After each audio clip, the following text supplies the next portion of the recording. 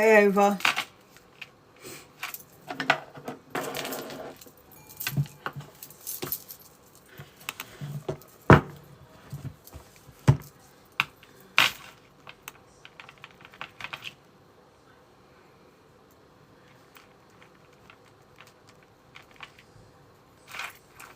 Hi guys, there was something going on with my internet. I had to turn it off and turn it on again because I didn't want to lose, because every time I try to post up this on my YouTube channel, there'll be like a delay with my talking and the conversation, and I don't like it when that happens, if there's a delay with my internet. So I always try to make sure my internet is working properly before I come on my live. Just leave this open.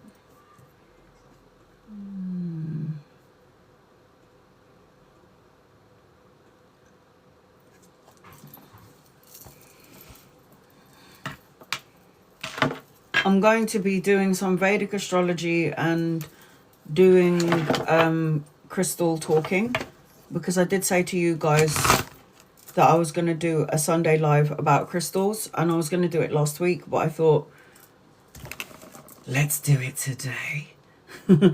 Today's the day. So I'll just wait for a few more people to come into the room.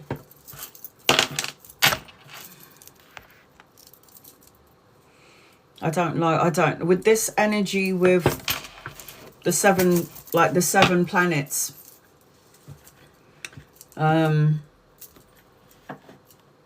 it's just a little bit intense at the minute.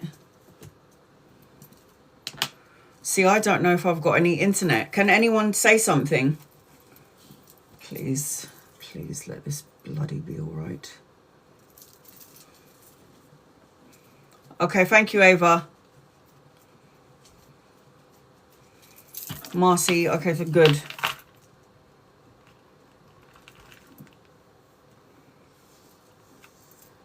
Hey, Fab. I'm just writing down everybody's name in order as I've received them, so later on, after I've done the crystal talking and Vedic astrology, I can do in order of everybody who's entered into the room.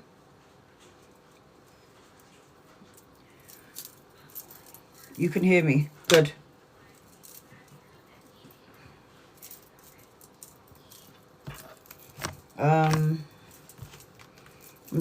I'm trying to write in order as everybody's come into the room.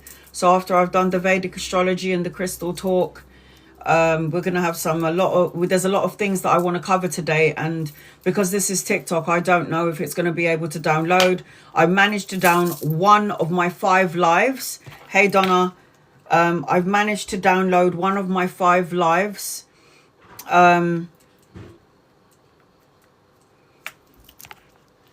On my YouTube, which is like, thank God for that. But again, it's taking its sweet time to download from TikTok, because it's always over 3 hours long. And when it's over 3 hours long, there's always something, you know. There's always like technical difficulties with it. I'm all right. I've been feeling... Red Dragon has left the building. Thank God. Thank God for that.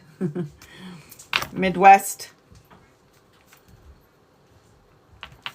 So I feel really good. Like, I've positioned my bed. I know I've spoken about this, Yvette. I know I've spoken about this before.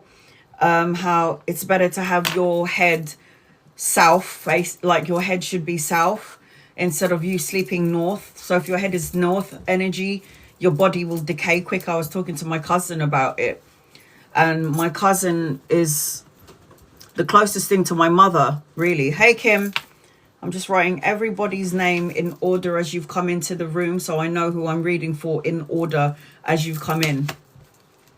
It's been more than 10 years since I've had the Red Dragon. So a lot of women have been saying to me, oh, I don't want to go through the Red Dragon because it means I'm old, going through menopause and all of this stuff. I don't want to have menopause.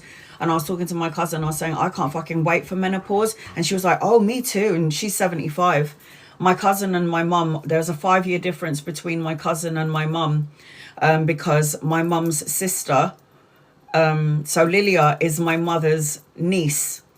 because her mother and my mother are sisters.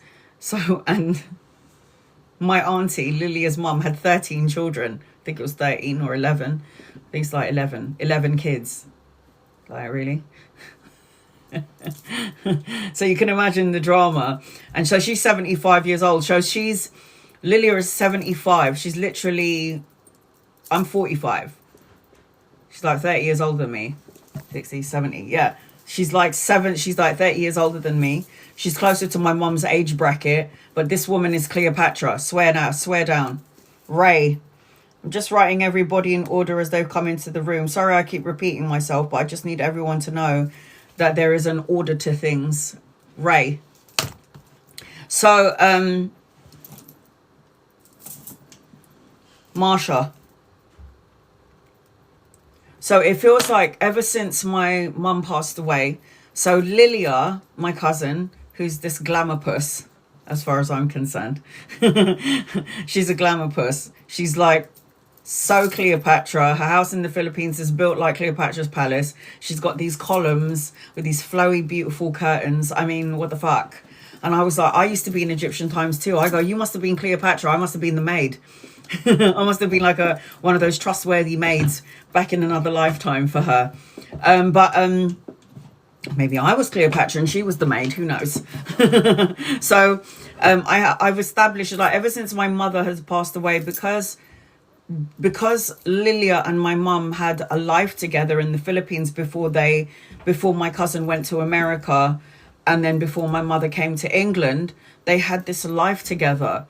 And I'm just getting a lot of validations from my cousin. I'm like, did mum do that? Did mum do that? And she's like, oh yes, that happened. And I'm like, okay. So I'm getting getting to know my mum all over again through somebody else's eyes, when my mum was a young woman in her 20s, and then my cousin in her 20s, or, you know, in her teens, because my mum was 5 years older than I think it was 5 years. Well, my mum died when she was 8. I don't even know the gap, to be honest. My mum died when she was 80. She's going to be 75. Maybe there's a 10-year gap. I'm not good with the maths. But anyway, she was around with my mum when my mum had her own restaurant in the Philippines. Yeah, it's not 5 years. It's much longer.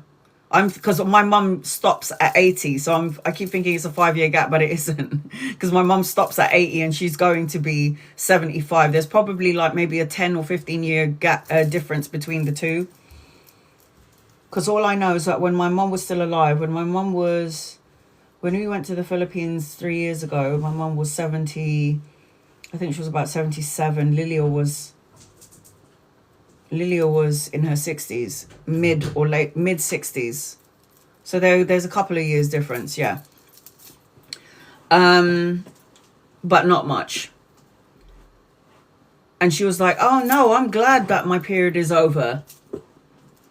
It's like my best friend dies, then my parents die, but the person that filled in those spaces was Lilia. It was so strange. Like, Lilia filled the gap of my best friend and my mum. So we're literally talking to each other every day. I mean, we're talking about, hey, Lady T, I'm just writing down in order of everyone who's coming into the room so I can read for you in that order. Christina. I'm going to do Vedic astrology. We're going to do crystal talk today because that's what I wanted to do. Nicole, you're on my... Nicole...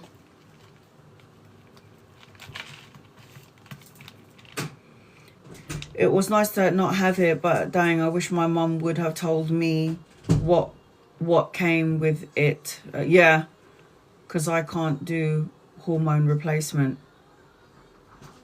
You enjoy listening to my stories. I'm so glad. Because sometimes I think, am I boring my family here on Instagram and on TikTok? But I just feel like it's so, like, my friends usually... It's going to sound absolutely crazy, but maybe not. But my friends are usually 50 upwards.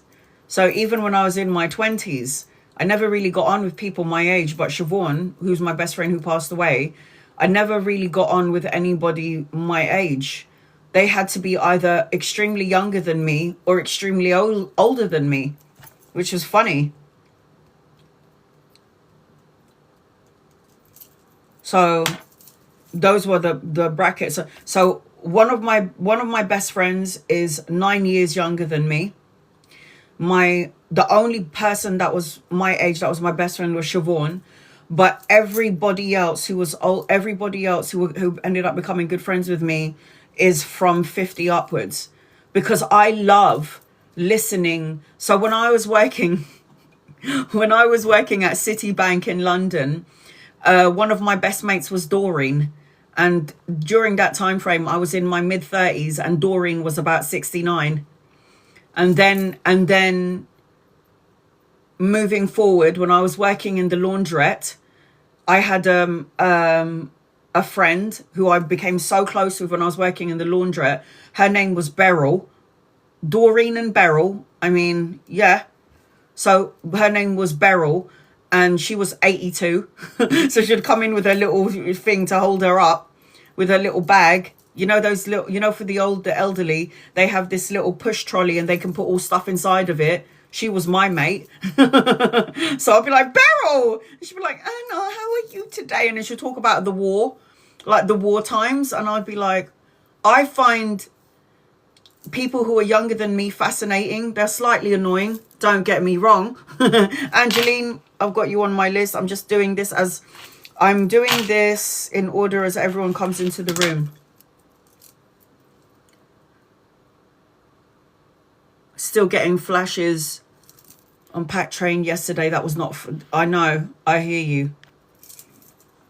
It's been 14 years. It's not been 14 years. So, you know, when Beryl would come into the laundrette and I'd get really excited. And then she would tell me stories and then I'd be like, I wonder what you look like when you were that age. And then she'll come back to the laundry and back it up with some pictures. Yeah. And I'm like, yeah, a hot piece of ass, Beryl, even though she's 82 now. You know what I mean? So my friends have always been either somewhat younger than me or extremely older than me. They have never been in my age bracket. I just find that people who are my age are just a bit dull. Not all of them. Not all of them, but some of them. Because when you are young, life is so exciting. So you like kind of live vicariously for the young ones when they talk about their stories and all their partners and where they go clubbing. And I'm like, oh my God, I'm eating popcorn. Tell me more. And then I'm listening to Beryl, who's 82, and she's talking about the war. I'm like, oh my God, tell me more. I want to know what happened. What did you see with your eyes? It's like crazy. So when I'm talking to my cousin Lilia and she's telling me about all of her lives, I'm sitting there going, I really have not lived. It's like my mum and my cousin Lilia have lived 1,000 lives in one life. It was absolutely amazing. I'm so happy to hear this. Next week I'm going to be 55 and feeling old. I can't wait to get to my 50s. Hopefully I still look like this. I mean, I know it's a filtered, but you know, without the filter, I think I look all right. There you go. So I still hope I look like this at 50, because people are mistaking me for me being in my 20s and 30s at 40. And I'm like, yes, I'm doing something right. So I'm hoping that when I look at I'm not a girly girl. All right. I know my room is pink and I've got butterflies and I've got like pink blossom cherry thing stuck on my wall. Yes, I know that. But ultimately, see, look, I'm 54. Half of you guys who's talking about you being 50, I'm like, you ain't 50, man. Show me some ID. This is bullshit. Look at Marcy. Stop lying. I need to see your passport, you liar. I'll be 54 Kim, another one lying. Stop lying, guys. This is what I mean. I'm 51. This is what I'm saying. I'll be 60 next month. Please. Donna, 62. Piss off. This is what I'm saying. We aged well, thanks to our parents. Thanks to our parents, we aged well. Because half of the people that I'm looking at, I know it's like, nah, these are my age. You guys are my age. I'm 63. This is madness. I reckon that everybody who is older have aged extremely well. Because have you noticed, and no, listen, each to their own, I am starting to see all of these young, beautiful women having plastic fucking surgery. There's a girl in England, she's got red hair, and she was like, I'm 28 years old or 27 years old, and I've just recently had plastic surgery. And I'm thinking to myself, are you out of your fucking mind? You're in your 20s. You haven't fully grown into your features, into your body, and you've already had plastic surgery. Honey, wait until something sags, man. Like, why would you do that? I'm 45, and the only thing that I've ever had done was my lips, because there was a time in my life when I had no lips and I look awful. It was awful. It was like, that's the only thing that I have ever had done to myself. I've never had any Botox, so you can still kind of see like my crow feet. You can see all of these things here. It's just, and then you, without the filter, you can see like all my blemishes and all that. And I'm all right with that. I'm okay with that. Because when I slap on a bit of makeup on, I think I look all right. But to go over there and have your face done, I've seen women beautiful before their surgery. I'm like, oh my God, she's hot. Like, sorry, Kim Kardashian. Do you know that you were hot back in the day? And I don't know what you've done to your nose, but she somehow raised it upwards now a little bit. So now her nose is like planted upwards. Her nostrils are all the way up. And I don't know what she did. And it was like, why did you mess up your face? You were fine before. I think my mum's very brutally honest, but she was like, what happened to the Kardashians? They look like a bunch of witches. And I'm like, plastic surgery, mum. That's what happened to them. Plastic surgeries. Just not good. Not good. Like, that's the only thing I'd ever done. I'd like to get breastfeeding lift. They're getting closer to my belly button. Oh, they're getting closer. Mine is already in my knickers. If they're getting close, if your boobs are getting close to, you know, your underpants, then you're still all right, sweetheart, because my boobs are already down there. So you're all right. You're good to go. Don't worry about it. Still got a couple of years left in you. You're good to go. I'm just trying to find a picture of me, no lips. It's just awful. When I was looking, like I was showing my picture. I was showing a picture to my daughter when me and my mum celebrated. I think I was celebrating my 28th birthday in the Philippines with my mum. And I'm wearing this beautiful like white dress with like a Del Monte sequin thing. I was so slim back then. And I had this really fucking weird haircut, which made me kind of look like Cleopatra in the wrong way. It was like my fringe was really puffy. And I don't know what I was thinking, but, you know, it happened. It happened, and it was what it was. But yeah, so back in the day, I'm trying to find this picture. I have to show it to you. This is like no lips. And I looked at myself one day. I look at myself back in the day, and I'm like, wow. Because my mum and my dad, they didn't have any lips. So I took it from them. And then when I finally got my lips blown up, I was like, oh my God, I look fabulous. Should have done this a long time ago. But that's the only thing that I've ever done to my face. I just put a little bit of lip fillers 4 times to get that.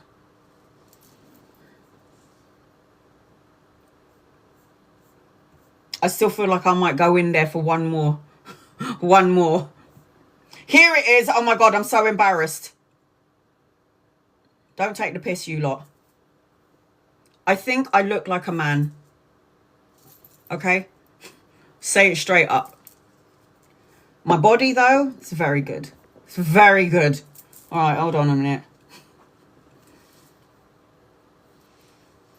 So me and my mum, during this time, we celebrated our birthday together. Because my mum was born in October and I was born in December. So we went to the Philippines. Oh, God. Are you ready? Okay. No lips. Look at that. When I smiled, my lips would disappear. And what is up with that fucking fringe? And this was in the Philippines. You know I was slim because I had a collarbone. Look at my collarbone. It was like, it's coming out. So I was really, really slim back then. And then I'm going to show you just really quickly. This is when me and my mother, we celebrated our birthday together. She was really fat back then. Sorry, Mum, but you were. It was very lavish. Warrior princess. And why was I standing like I had a penis? I mean, really, what is this? Could have put my legs together or something. So that was the day. So when I look at those pictures and I'm like, oh my God, literally no lips. Look at that. That is so crazy. I've got no lips. Look. It's disappeared into the background. Oh, to be young. And then when I was showing my daughter these pictures, she was laughing her head off, and I was like, "What are you laughing at?" And then she was like, "Well, you know, it's just that you've got no lips over there, Mum." And I was like, "Oh my God, it's so true." Keshni. Yeah, bad lips. I'm just putting everybody in order as I've received them. Keshni, you're on there. I am going to be doing first Vedic astrology, and I promised I was going to do crystal talk. So I'm going to talk about crystals today before I do Vedic astrology.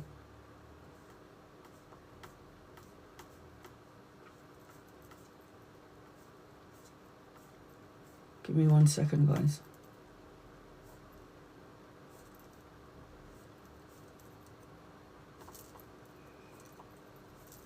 And I see, so what I was saying was I was seeing all of these girls, and all of these girls were in their 20s and they were having plastic surgery.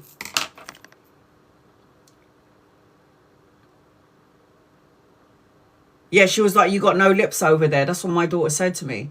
Now, my daughter's dad, her father is gorgeous, beautiful man. Asshole, but beautiful man. And he was gorgeous. I mean, like, beautiful eyes, lips. No, that's why I was so drawn to him. He was gorgeous, and he looks like my daughter. My daughter is stunning. And I know we always say this about our children, but my daughter is legitimately gorgeous. She's like really hot. And you know, our children, we give birth to our kids and they take all of our essence out of us, right? So she pulled all of the juices out of me, and she absorbed all of my juices and left me looking like crap.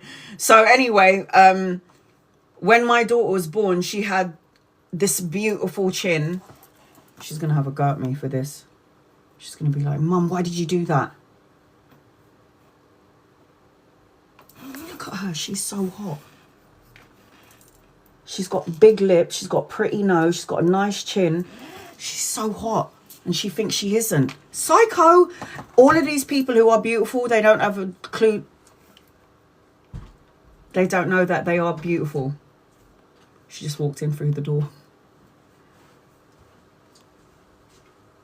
Hi.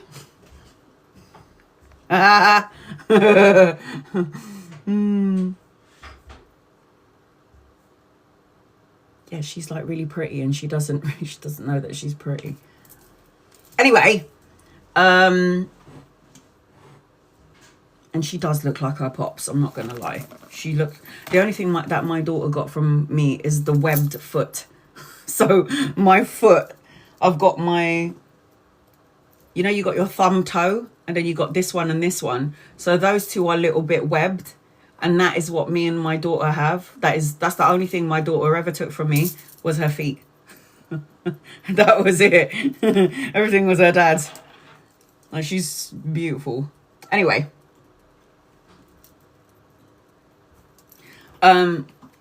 Yeah. How gross is that? I would show it to you guys, but I haven't painted my toenails. So forget it. Wait until I get my toes done, and then maybe I'll show you my feet.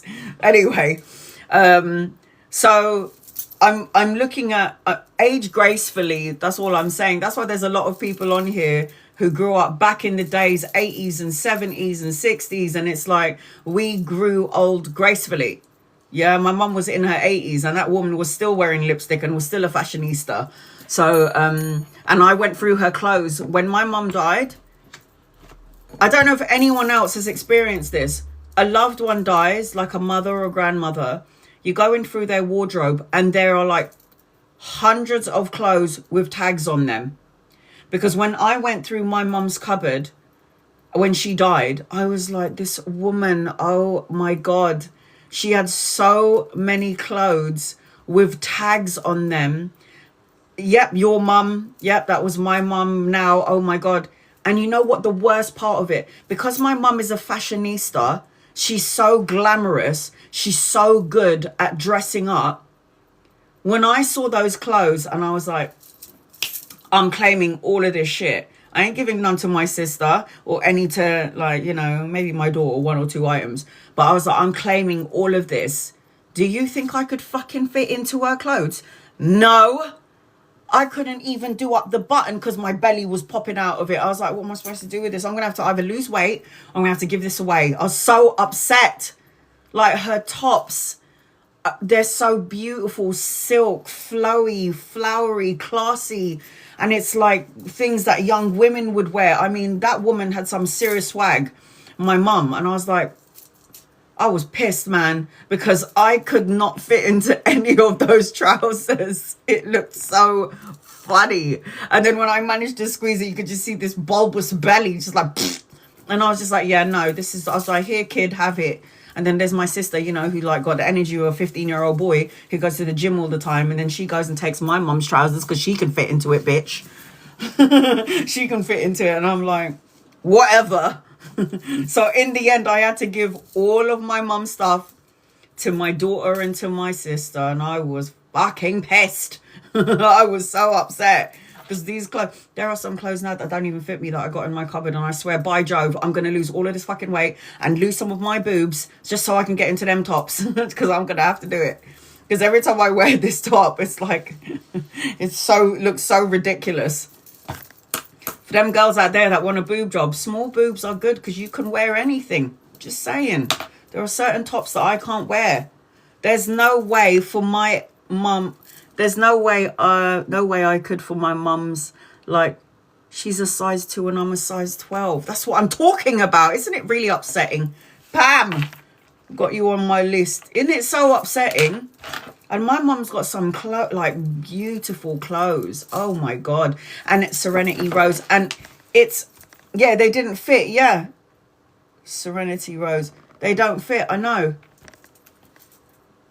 What, it fit or it didn't fit? Because for me, it didn't fit.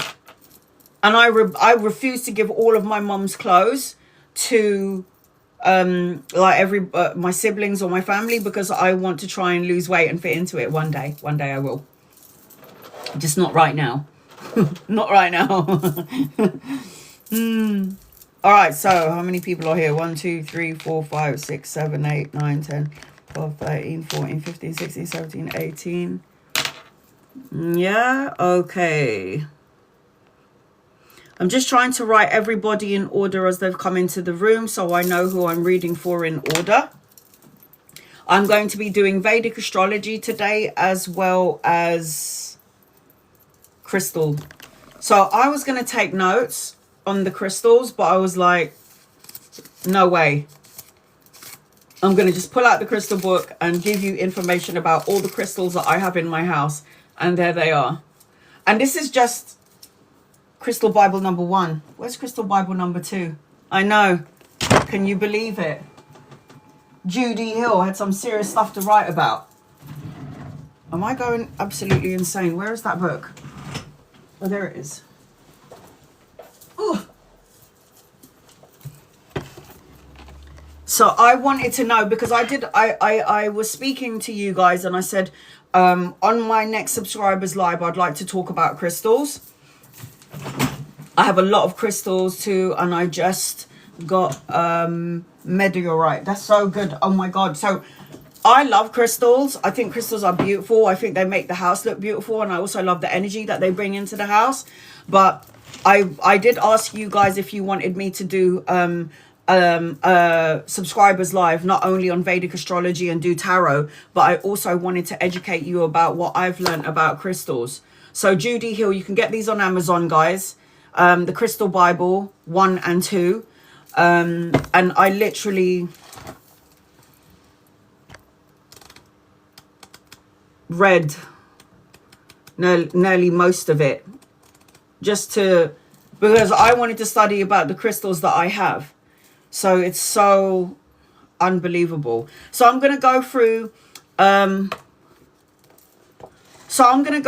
just really quickly, because I did ask you if you guys wanted to do a program, do a subscribers live. We'll talk about Uncanite. I'm going to go through all the crystals that I have, and then anything that you want to know about, just let me know. I am still doing readings if you want to do readings later on. Again, in-depth readings is the carousel. But today I want to do quickly Vedic astrology to let you know it's roughly the same sort of energy that it was when I was on here Sunday talking about the Vedic astrology. But just wanted to go over really quickly the energies that we're in, and then I wanted to get started on the crystals that I have, and then I'll do some readings later on. So I've got everybody in order as they've come into the room. I've already written it down because I want to make sure that I'm catching everybody. So please be patient with me, guys. Let's do the Vedic astrology really quickly, right? Because I know you guys. Hey, Sylvia. Let's just go through crystals really quickly. Now, this might entice you to buy some crystals. Is this recorded? Because I'm going to have to go to a wake. Oh, no. Look, I'm trying to still post up because this is TikTok. This live is probably going to be about 4.5 hours long.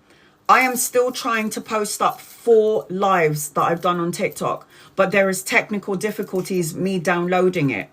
Now, TikTok always keeps the live for 30 days. So I'm still trying to download a live that I did on the 6th of April, and it's taking its sweet time. So I'm hitting that download button on all 4 of them. I managed to download, by the grace of God, one of my lives, one of the subscribers live on the 12th. You going now? Love you. Work it, baby. Work it. She's going gym. Make sure you work it so hard that I lose weight. Okay, thanks. Love you. Yes, girl. Go to the gym and work it out. She's like, Mummy should come to the gym. And I'm like, no, I'm not ready. Leave me alone.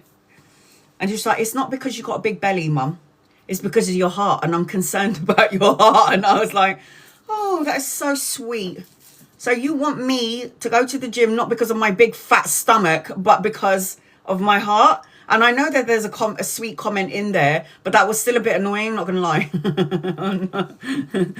If not, it's okay. Just wanted to pop in. Kim, I'm going to still do a reading for you, and hopefully it will download, and I'll get it up and running on my...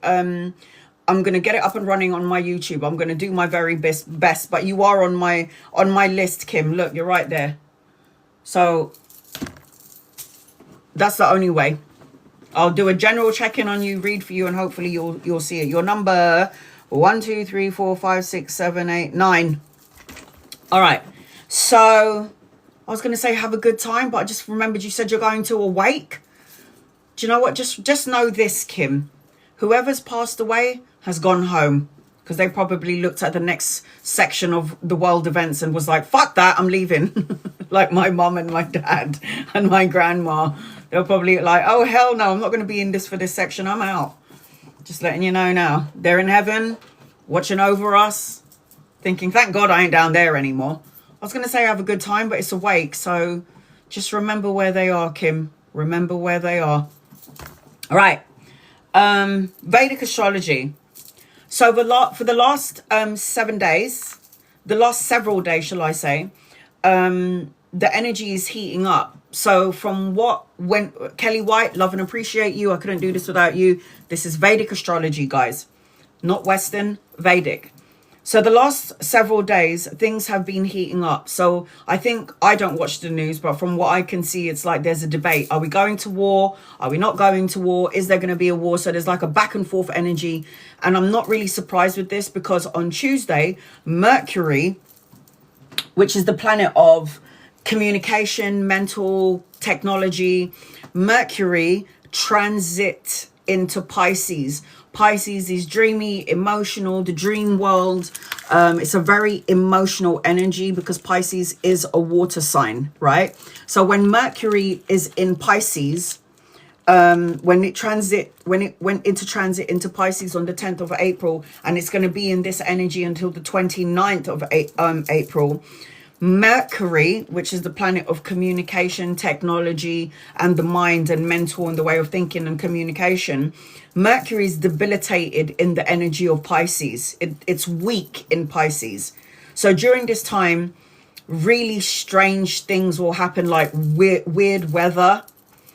This is a time also to watch out for like emailing and texting.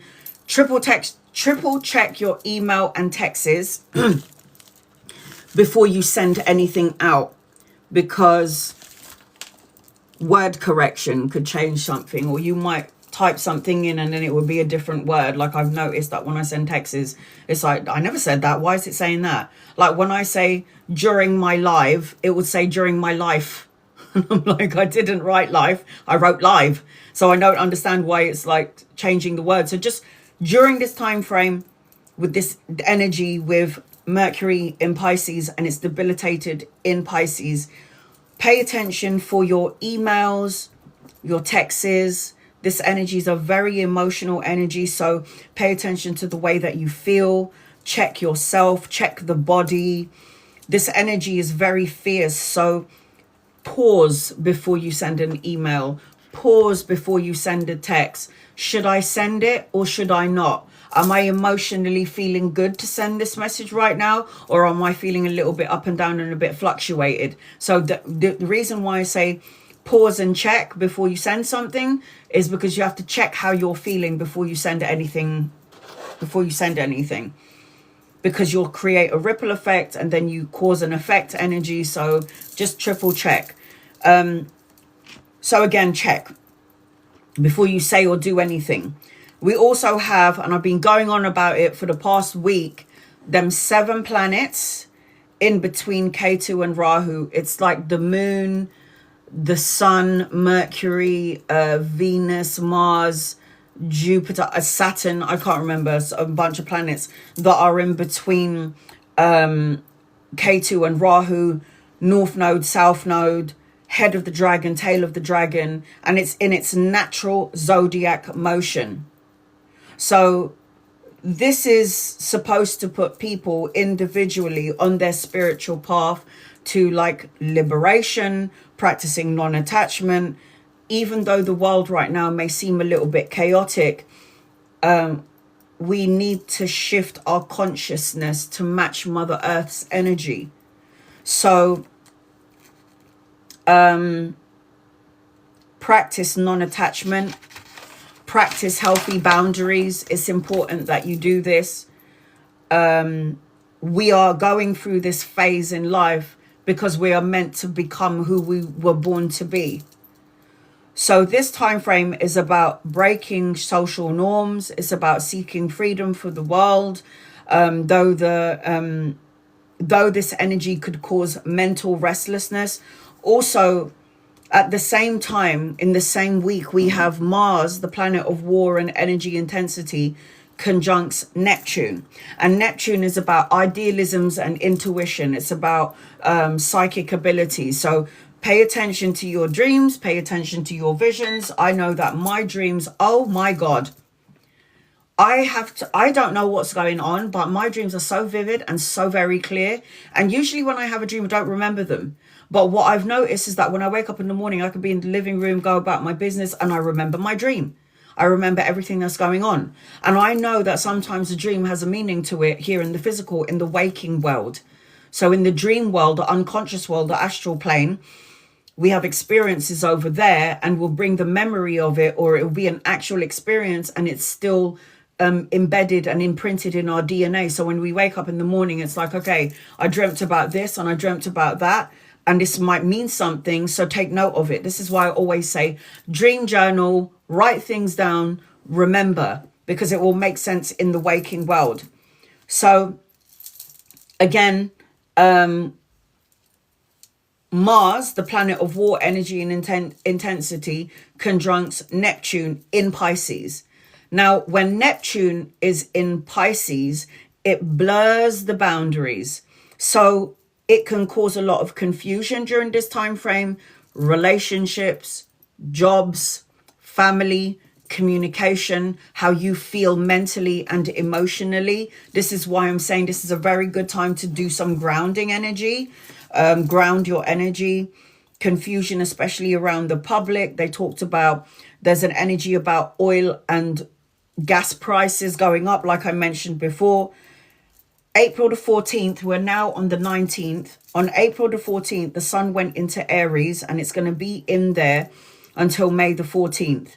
And this is going to bring a surge of vitality into our lives. So, you know, when we're feeling tired or drawn and we're just drained of everything going on in the world, this, with the sun going into Aries, Aries is fire. The sun is fire.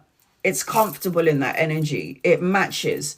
So when we've got this surge of energy with the sun in Aries, this will bring that energy, vitality back to our personal lives. So like I said, if you've been feeling tired and you need to become clear of things, this is what the sun in Aries is going to do. Shannon.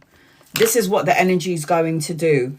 April the 17th, which was 2 days ago, we had that new moon. And this new moon was actually significant. Now, you asked me earlier, do you remember those past couple of days I was saying, is anyone else feeling drained? Is anyone else feeling drawn? Is anyone feeling like they're so tired? Is anyone having like bone problems, knee problems, back problems? And then I had a woman called Tina that was talking about her lower back and her hips. Hey, Shannon. Hey, Ivy. I've got you on my list. I'm doing it in order of as everyone come into the room. So I had problems with my knees. I had problems with my lower back. And I was like, thank God all of my brothers and sisters are going through it as well, because there's no way in hell that I could be suffering this on my own. So just to let you guys know, all of you guys who are feeling pains in your body, you're an empath. You are an empath on a very extreme and high level. Consequello.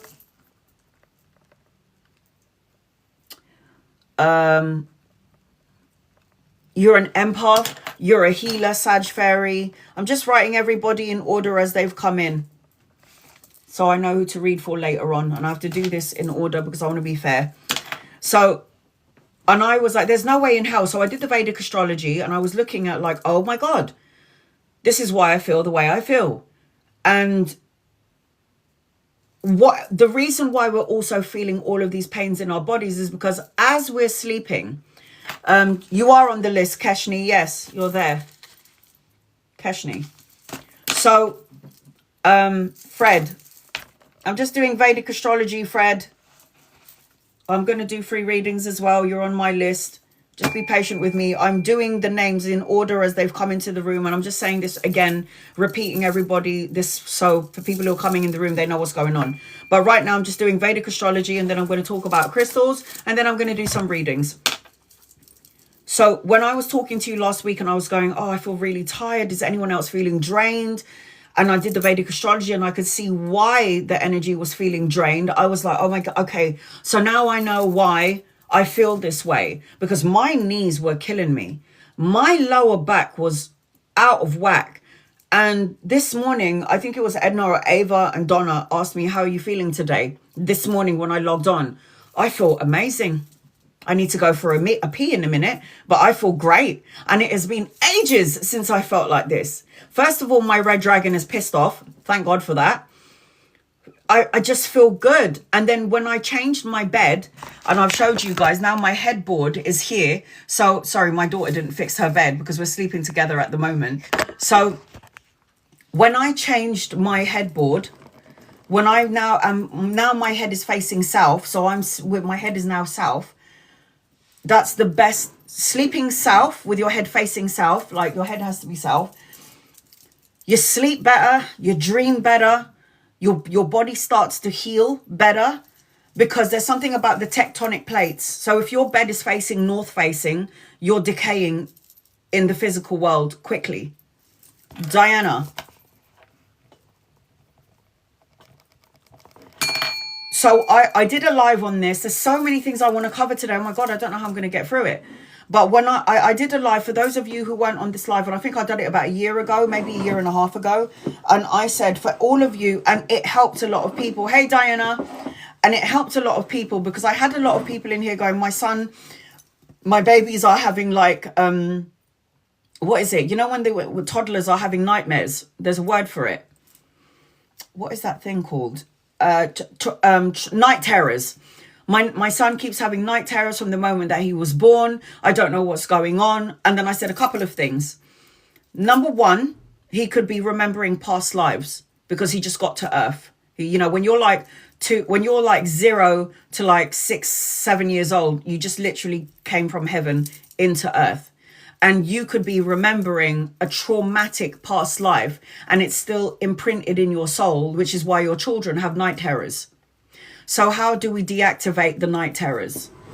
Crystals in the room will be amazing. And we're going to talk about crystals today and how they can help and heal you on many levels. And then we're going to talk about your bed and which way it should be facing, and how your bed should never ever be facing a point, which is what I've gone through. So if you guys want me to go through that again, I will. And the only reason why I know all of this is because of my grandmother. Passed it to my mum, passed it down to me, I passed it to my daughter, and now all of my family out there in the world. Because I feel like, listen to the elders, because they know what the fuck they're talking about. So ever since I put my bed facing south, so now I'm looking towards the north. My head is no longer north. Amethyst bracelet. I've got amethyst all over the place. I've got amethyst all over the place. So not only do I have... What about having bed facing the window? My bed is facing my window.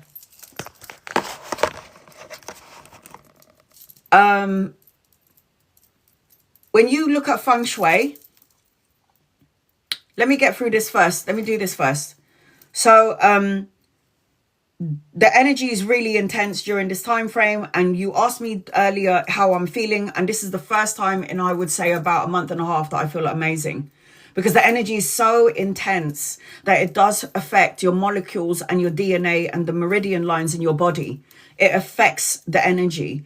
When you are evolved, so I believe that anyone who's interested in spirituality, not the religion part of things, religion is amazing, but it's not enough anymore, because religion puts people at war. Religion fights, my religion is right, your one is wrong. You know, I can't do religion. As all religion is supposed to be beautiful and it's all supposed to lead to God. But man has tainted religion for everyone to fight and argue with each other. I'm right, you're wrong, etc., etc. I have this debate with my own family. Jehovah's Witness, Catholics, Christians. These are all people, Muslims. I have all of these energies in my family. So I'm like, no, I'm not better than you, and you're not better than me. We are all the same in God's eyes, no matter what religious view you follow. So, with Neptune in Pisces, and that came in already, it blurs the lines, is what I was saying. So from the 14th of April to the 14th of May, there's going to be a surge of energy. So if anyone has been feeling tired, they've just been feeling like drained, I'm already feeling this surge of energy because it came in on the 14th of April, thank God. So this is the first day in about a month and a half that I feel amazing. I feel like I'm a teenager. I feel so good. And I'm so grateful for that, because anytime I don't have any pain in my knees or my lower back, I'm so good. I did a live yesterday and I was reading for Annalise. I was reading for a woman called Annalise. And as soon as I looked at her picture and as soon as I went into her question, I had this pain in my eyeball and my head was absolutely killing me. And I was like, do you get headaches? Are you feeling pains? Do you get migraines? And she was like, oh my God, I've got a headache right now. So when you're an empath, she could be across the globe. We are energy right now in motion. So you might be all over there in the world. And Nomsa, higher on my list. So even though you're across the globe from me, I will pick up on what you feel. This is like a medical intuitive. So when you are somebody, nothing but love. So when you are somebody, I'm just putting everybody in order as they've come into the room. Nothing but love. I believe that people who are interested in spirituality, not religion, well, you can have religion still in life because I still love religion. But when you're delving more into spiritual, like when you're listening to tarot, when you're listening to near-death experience, out-of-body experiences, learning about chakra, learning about meditation, learning about Reiki, when you are somebody that's on that path, you're a highly evolved soul. You're one of God's soldiers. So anyone that's listening to any tarot readers, anyone that's trying to investigate and find out more about life than what they're just seeing just now, you are a highly evolved soldier. You have chosen to be here during this time frame. What the fuck were we thinking? But we chose to come here. We are evolved on many levels. Whether your family, whatever religion your family may be, it doesn't matter. You are highly evolved. Cece, I got you, sweetheart. I'm just writing down everybody in order as they've come into the room. You are highly evolved souls, okay? The black sheep of the family, the one that's always taking the punches, the one that's always taking care of everybody, the one that's always, being there for people, and when you need them, where is everybody? The black sheep, the one who's got the medical condition, the one who nearly died, the one who's had traumatic experiences in their life and childhood. I don't know if it could be from molestation, it could be from abusive alcohol parents, whatever it may be. You are the savior of the family. Do you understand? You have come into this life in your family to take the brunt of the bullshit. Yeah. You have come in to take the brunt of the bullshit. Do you know why why you're going through all of this? Everybody in the room who's been through that kind of energy. I'll tell you why. Because you are going to break generational trauma. Because you don't want this energy to ripple down to your children and your grandchildren, your great-grandchildren, your children's children. We don't want that. So my bestie, Siobhan, she was the 3 of diamonds. She was born on the 12th of... She's going to kill me. She's a Cancerian. She was born on the 12th of something. Oh, fuck. Sorry, Shiv. July? 12th of July. Cancerian. Yes. She was born 12th of July. And she was a Cancerian. And that girl was a 3 of diamonds. So July, let me just check. Hold on. July 3rd. July 12th. Sorry, July 12th. 3 of diamonds. So she was the 3 of diamonds. The 3 of diamonds is the most hardest life path in the playing card deck. She had racism, bullied. She didn't have the love of her mum that she needed. At one point, she was saying to me, can we swap mums? And I was like, hell no. Love and light to her mum. Parents are doing the best that they can. I get it. Her father, it's like her parents always favored all of the other kids but her, which was so, I was wondering, that's mine. Is that so interesting? Yeah. So she always was like, my parents always favored my sisters. That's how she felt. That's what she told me how she felt. And she had a very strained relationship with her mum. And I've heard it. Look, I don't want to be disrespectful because my best friend is gone. Her mother is still here. Her children are my goddaughters. But she had such a strained relationship. And to the point that she literally was like, can we swap mums? And my reply would be like, hell no. Because I know what she had gone through. And her mum's mum also had a strained relationship with her. So her mum's mum never got on with her. So her grandmother never got on with her mum. Then her mum never got on with her. And Siobhan, before she died, she left this world breaking that generational trauma and letting her children know, I love you. And no matter what happens, I love you both equally. So she died happy because she fulfilled her mission on earth, which was to break the mother curse. The mother, it's not even a curse because I don't believe in curses, but it was breaking the generational trauma where this is why I say to you guys, watch what you say to your children. And I'm guilty. I've said things to my daughter and I look back and I know better. That's what sucks. It's like, I know better because of everything that I've seen, death, physical world, experiences. I know better. So when I said those words to my daughter, it wasn't even just to her. It was just saying these words because I was hurt. I was in pain. The loss of my mum, the loss of my father, when she pissed me off and upset me. I know better, but I still did wrong. Still human, but I'm still a soul.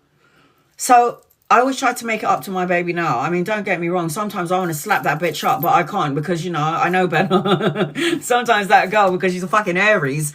And Aries and Capricorns are both titans of the zodiac, cardinal signs. And when they clash with each other, it's like kaboom. It's a big fucking shit of mess.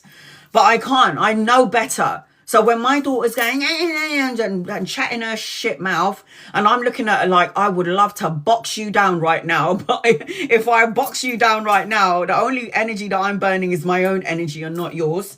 So it's like, I get it. Like, my daughter was my biggest teacher. She's a biggest teacher. Your family members are going to be your biggest teachers.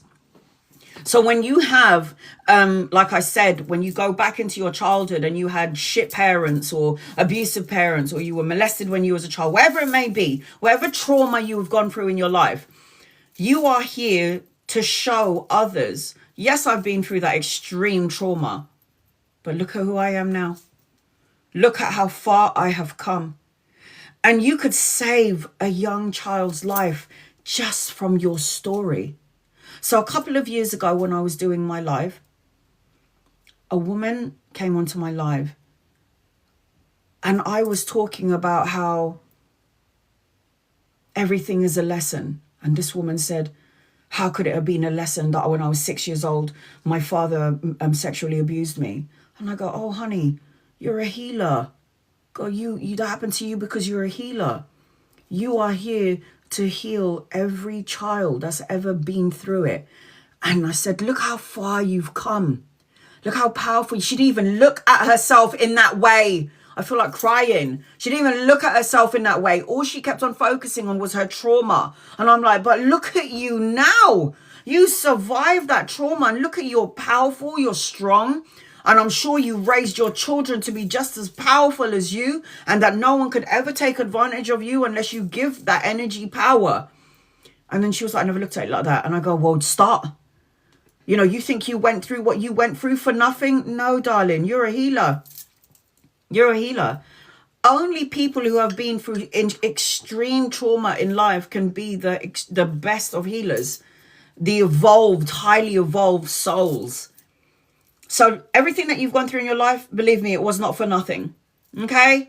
And we've all gone through something. It might not have been similar, but we've all been through something that was traumatic. All of us. And look at us now. Look back and we thought we're never going to survive it, but we did, didn't we? So we're good. And then we put those energies into our children. This is why I always say, be careful of what you say to your kids. I read for another woman the other day, and she was like, I don't know what to do about my partner. He's this, he's that, he's this, he's that. And then, you know, he's talking negatively. And then she started telling me about what he was saying to his 18-year-old son. And without even thinking about it, the words that came out of my mouth was, get rid of him. Why are you planting seeds in our children that's supposed to be the future? And you're planting shit seeds in their system, in their body, in their DNA. So this man was telling his son, you're not good enough. You're not going to ever amount to nothing. You're dumb. You're ugly. You're fat. And I'm like, get fucking rid of him. You are going to be his father and his mother. You don't need somebody. The world is already fucking hard as it is. The world is already hard as it is. And there's going to be somebody in the work arena that's going to try and take the piss. There's always one in the work arena. There's always a bully in the work arena. There's always a bully at school. There's always somebody that's going to try and put you down. So your safe haven has to be at home. And imagine where your safe haven is. Your own father is going, you'll never amount to nothing. You're a piece of shit. Get rid of him. My mom's telling people that she needs to get off the high horse because I'm independent. Stay on the high horse, man. Talking about. Just say, yo, mom, catch up, man. Get off the donkey and get on the horse. Catch up with me. Some mothers don't like that their children are so independent and that I don't actually need you. They don't like that. But when you put money in their account, they're going to love that. Hey, Weena. Lucy. My father and my mother say that to me all the time. And that's the reason why you're going to be a better parent to your children. So when our parents are assholes, okay, love and light them. But when our parents are assholes, all they're doing is being your teacher. So you say thank you, and they're going to go, for what? Thank you for teaching me not to be anything like you. And that I will never talk to my children the way you do and put them down the way that you've done to me. Because the world is going to put them down as it is. And there's no way in hell that that's going to come from the root. Because I am the root for my children. I have to prepare my children for the world. And if where they come from is evil and toxic and horrible and cruel, they're going to be very timid in the world. They're going to be afraid of everything. And I've raised a bad bitch. I'm going to write that down. Ivy, I'm going to write that down. Chris, you're on my list. So the only reason why I made this point was because if you guys were feeling tired, like I was saying with the Vedic astrology, if you were feeling tired and you were feeling like you don't have any more energy, there is going to be a burst of energy. And that is going to be from the 14th of April to the 14th of May. Also, on the 17th, which was 2 days ago, we had the new moon, which is what I was saying. And this is going to be significant speed of healing. No wonder I feel amazing. I lapped that energy up. I was like, you know what? I receive healing throughout my body, mind and soul. And amen. And I left it at that. I didn't carry on. I didn't do any more. I left it at that. And I feel amazing today. So this is going to bring forth some good energy. I was abused in every way. First, my husband, affair, then committed suicide. My kids are amazing. Do you see, Donna? Do you see why you're a soldier of God? Do you see why you are here? Do you understand that your job isn't done? Do you understand that everything that you ever been through is you survived it? And then that means that no matter what I feel sad that we have to go through this, but we're here temporarily. We're going to go back home. This is just a temporary suit that we're in. It's okay. So just remember that everything that you've ever been through, you had a soul contract with that person. They chose to come in to be the perpetrator and you the victim. And when you get back to heaven and you see your abuser, they're going to be like, whoa, that was intense. And you're going to be like, I know you're a proper asshole. Thank you. That was great. And then they're going to go, do you want to be the perpetrator the next time? And you'll be like, yeah, okay, sure. Yeah, I'll do that. This is the beauty about the other side. Is that no matter who abused you, you are soulmates. I know it sounds fucking crazy, but it's absolutely true.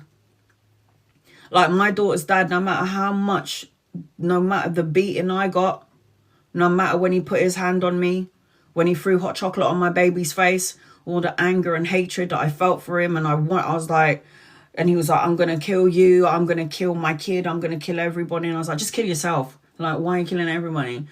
And I look back at that and I'm thinking to myself, why do I have to go on the level that he's on? That's not love. How are we supposed to teach?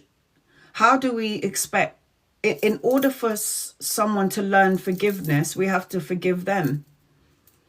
So how do we teach forgiveness and how do we teach love? we have to forgive those who done us wrong.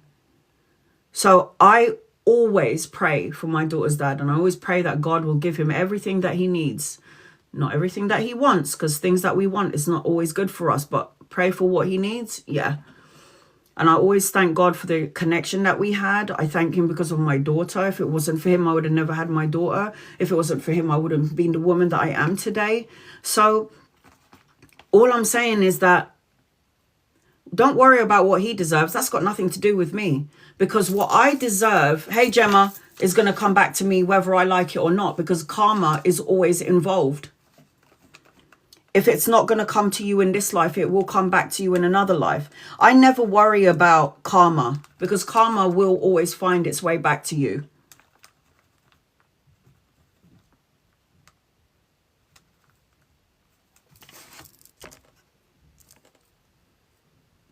I don't ever look at somebody and say that. What I will never say to somebody, I hope you get what you deserve, because that's not a frequency of love. That is a frequency of anger, and there's no forgiveness in that statement. There's no, where's the love in that? And think about the deity that you pray to, whatever religion you are. You believe in Jesus, Muhammad, Krishna, Shiva. Do you think that they would say that about somebody else? No. I love Jesus. I have Jesus on my wall. And I always say, what would Jesus do? Oh, 100%. Serenity Rose takes time, man. Believe me, I've looked at a shopkeeper like, you cunt. You're going to get what you deserve. Believe me, it takes time. But you're not supposed to get there straight away. You have to go through the motions. You have to go through the feelings. You have to go through the energy. You have to go through forgiveness. You have to look at forgiveness. Because if you're going to teach somebody forgiveness, you have to learn to forgive. It is absolutely a process. And don't think that I'm perfect, because my neighbours upstairs are still fucking pissing me off. And I'm like, love thy neighbour, love thy neighbour, love thy neighbour. Tracker. So all I'm saying to you is the fucking process, man. I am not perfect. I'm a Capricorn. I can be a big asshole.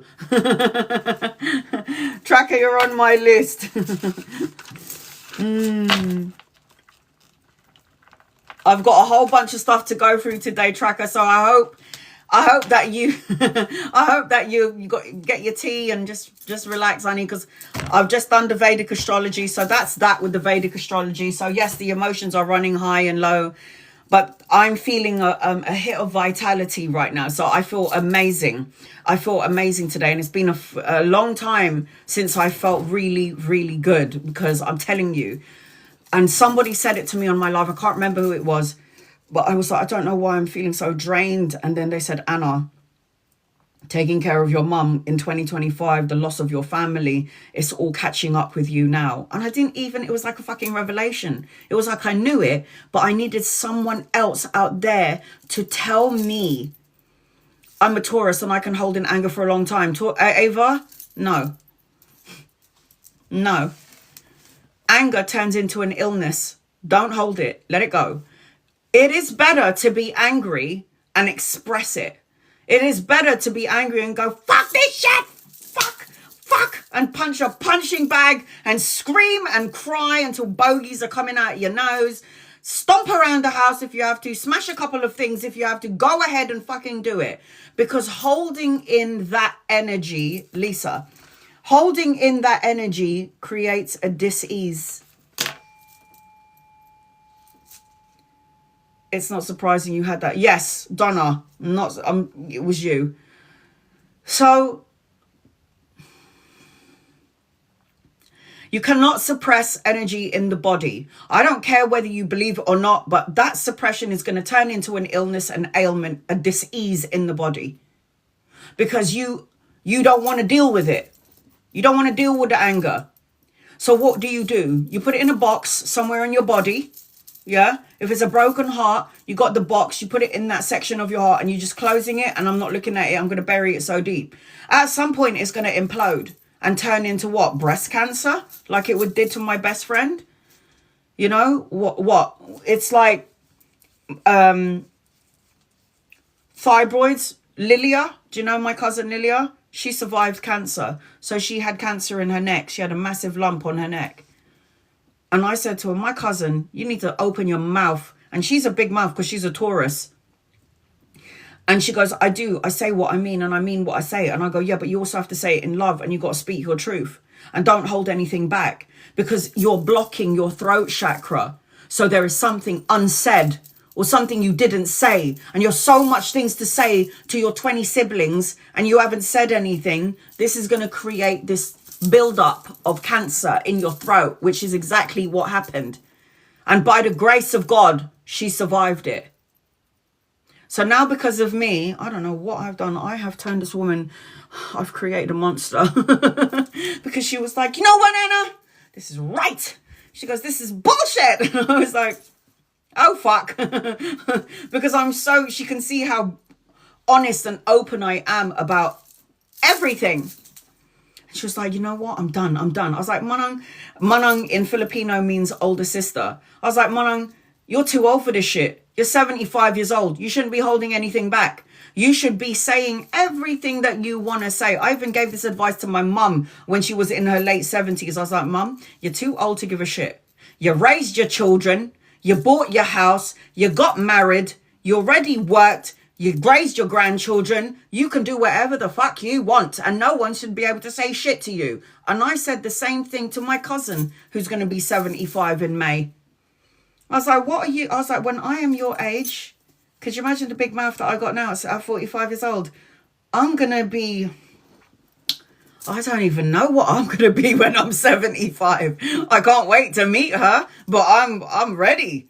So this is what I'm saying. When you get to a certain age, I'm 45. Who gives a shit? So when you're in your 60s and your 70s and your 80s, you definitely shouldn't give a shit. My mum is so outspoken. Good. Put it in the bin bag, in your mind. Let it go. Chuck the bag out there. Watch it. That's what I'm saying. So anytime that I don't ever think you should hold it in pain, sadness, anger. Like with me, if my siblings upset me and they're like, oh, can I come to your house? I'm like, no, you can't come here today. I need to be on my own. And they're like, did I do something wrong? I'm like, well, yeah, you pissed me off the other day when you said da, da, da, da, da. And it's like, get it out. Get it over with. Don't hold it in. It creates cancer, a disease in the body. You know, can I come over today? No, I'm sorry. I'm still not over it. Sorry. Just, I'll call you when I'm ready for you to come to my house.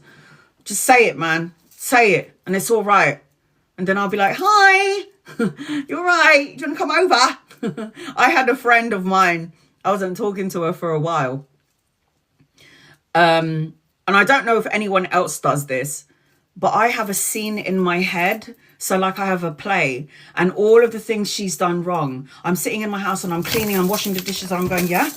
And when you fucking did that, and do you remember when you did this? Yeah. And this is how I feel about you. And I'm in the kitchen all on my own, washing the dishes while I'm having a conversation with my friend when I see her, because this is everything that I'm going to say to her for all the things she did and didn't do in our friendship.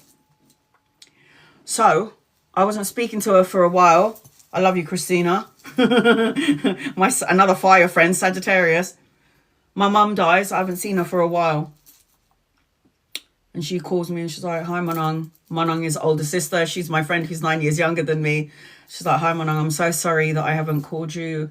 I'm so sorry about the loss of your mum. I love her. She was like, I talked to her about sex advice. I couldn't even ever go to my mum for sex advice. I could go to your mum, though. And I'm like, And I could feel this feeling rumbling up inside of me. And I'm going, And I'm going, so, is that it? Is that what you have to say? And then she's like, yeah, I'm just sorry for your loss. And I'm like, yeah.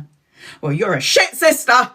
You're shit. You're a shit sister. You weren't here for me when I needed you. And all that time, you did this and you did that and you did all of this. I don't want nothing to do with you. I don't like you. I think you're a fucking fake friend. And I think that this relationship is absolutely bullshit. I think this is bullshit. Thank you for calling me and wishing me well. And I know you had a relationship with my mum. Thank you. Thank you for your call and your concern. But this is bullshit. I don't want nothing to do with you. And she's sobbing on the phone. And she's like, you're right. I'm sorry, Mana. I'm so sorry for what I did. And I'm so sorry for what I didn't do. And I'm like, yeah, whatever. Okay, take care of yourself and the kids. Bye. I put down the phone. I was like, I called her back and I was like, so when can you come over? I'm all right now. And then she starts laughing her head off. It was so good. Express, don't express, just don't hold on to it. Just express it and then let it go. And then everything is fine. Stephanie, hey, hon. I mean, and I told my siblings about this and they were like, whoa, did you say all of that to her? And I was like, you fucking right I did. I told her about herself. And then I called her back 5 minutes later, less than 5 minutes. I think it was like 2 seconds later. And I was like, hi, I'm all right now. When are you coming to my house? And then she was like, huh? And I was like, when are you coming to the house? I'm all right now. I've expressed it. You heard what I said. This is how I felt. You accepted it. You still apologize. I'm going to cook something for dinner. Do you want to come to the house today? And then she was like, it was a bit short notice, but yeah, sure, I'll come over. And then she came over. We hugged. It was like nothing ever happened. Told her everything that happened when my mom died in 2025. It was amazing. It was a build up. This is what I'm saying. Don't hold it in. Let it out. Because once it goes, you can start a new chapter. It's like, we're good. We're good now. So I always say, express it, don't suppress it. Express, don't suppress. Express, don't suppress. Gia. I'm just writing everybody in order as I've received their names. So that is my advice to you. Don't create dis-ease. Emotion. Yes, emotion. Yes, Shannon. I got you on my list, sweetheart. I saw you earlier. Where are you, Shannon? There you are. Right. So you guys might have missed a little bit of the beginning. I'm going to do my very best to try and post this up on my YouTube, but I am still trying to post up 4 lives. I managed to post up 1, thank God. It was actually a subscribers live, but today we're talking crystals before we even think about any readings. So I did promise to you lot that I was going to talk about crystals, because obviously I'm crystal crazy, and people who don't believe in crystals, it doesn't matter. To have them in your domain or to have them in your house, they have a job to do, and they're going to do the job anyway. So whether you like them, you don't believe in them, have them in your house anyway, because I'm telling you, it is so beneficial. I have seen and felt the magic of crystals. If there was no such thing as magic of crystals, there would not be the crystal Bible books. There's so many crystals out there. There's like maybe 100 million crystals out there. And you can get these books on Amazon. Oh my God, today I'm so excited. We will do some readings today. The first person that I'm going to do an in-depth reading before I get to everyone on my list is Tracker. So you are the first gifter on my list, Tracker. So once I'm done with the crystals, I am going to read for everyone in order as I've received them. Okay, so please be patient with me. I'm going to go to the loo really quickly because I'm going to wet myself. Give me 1 second, guys. I will be back in 2 seconds. And I think the last time I went for a pee, you lot heard it, so I've got to close the door.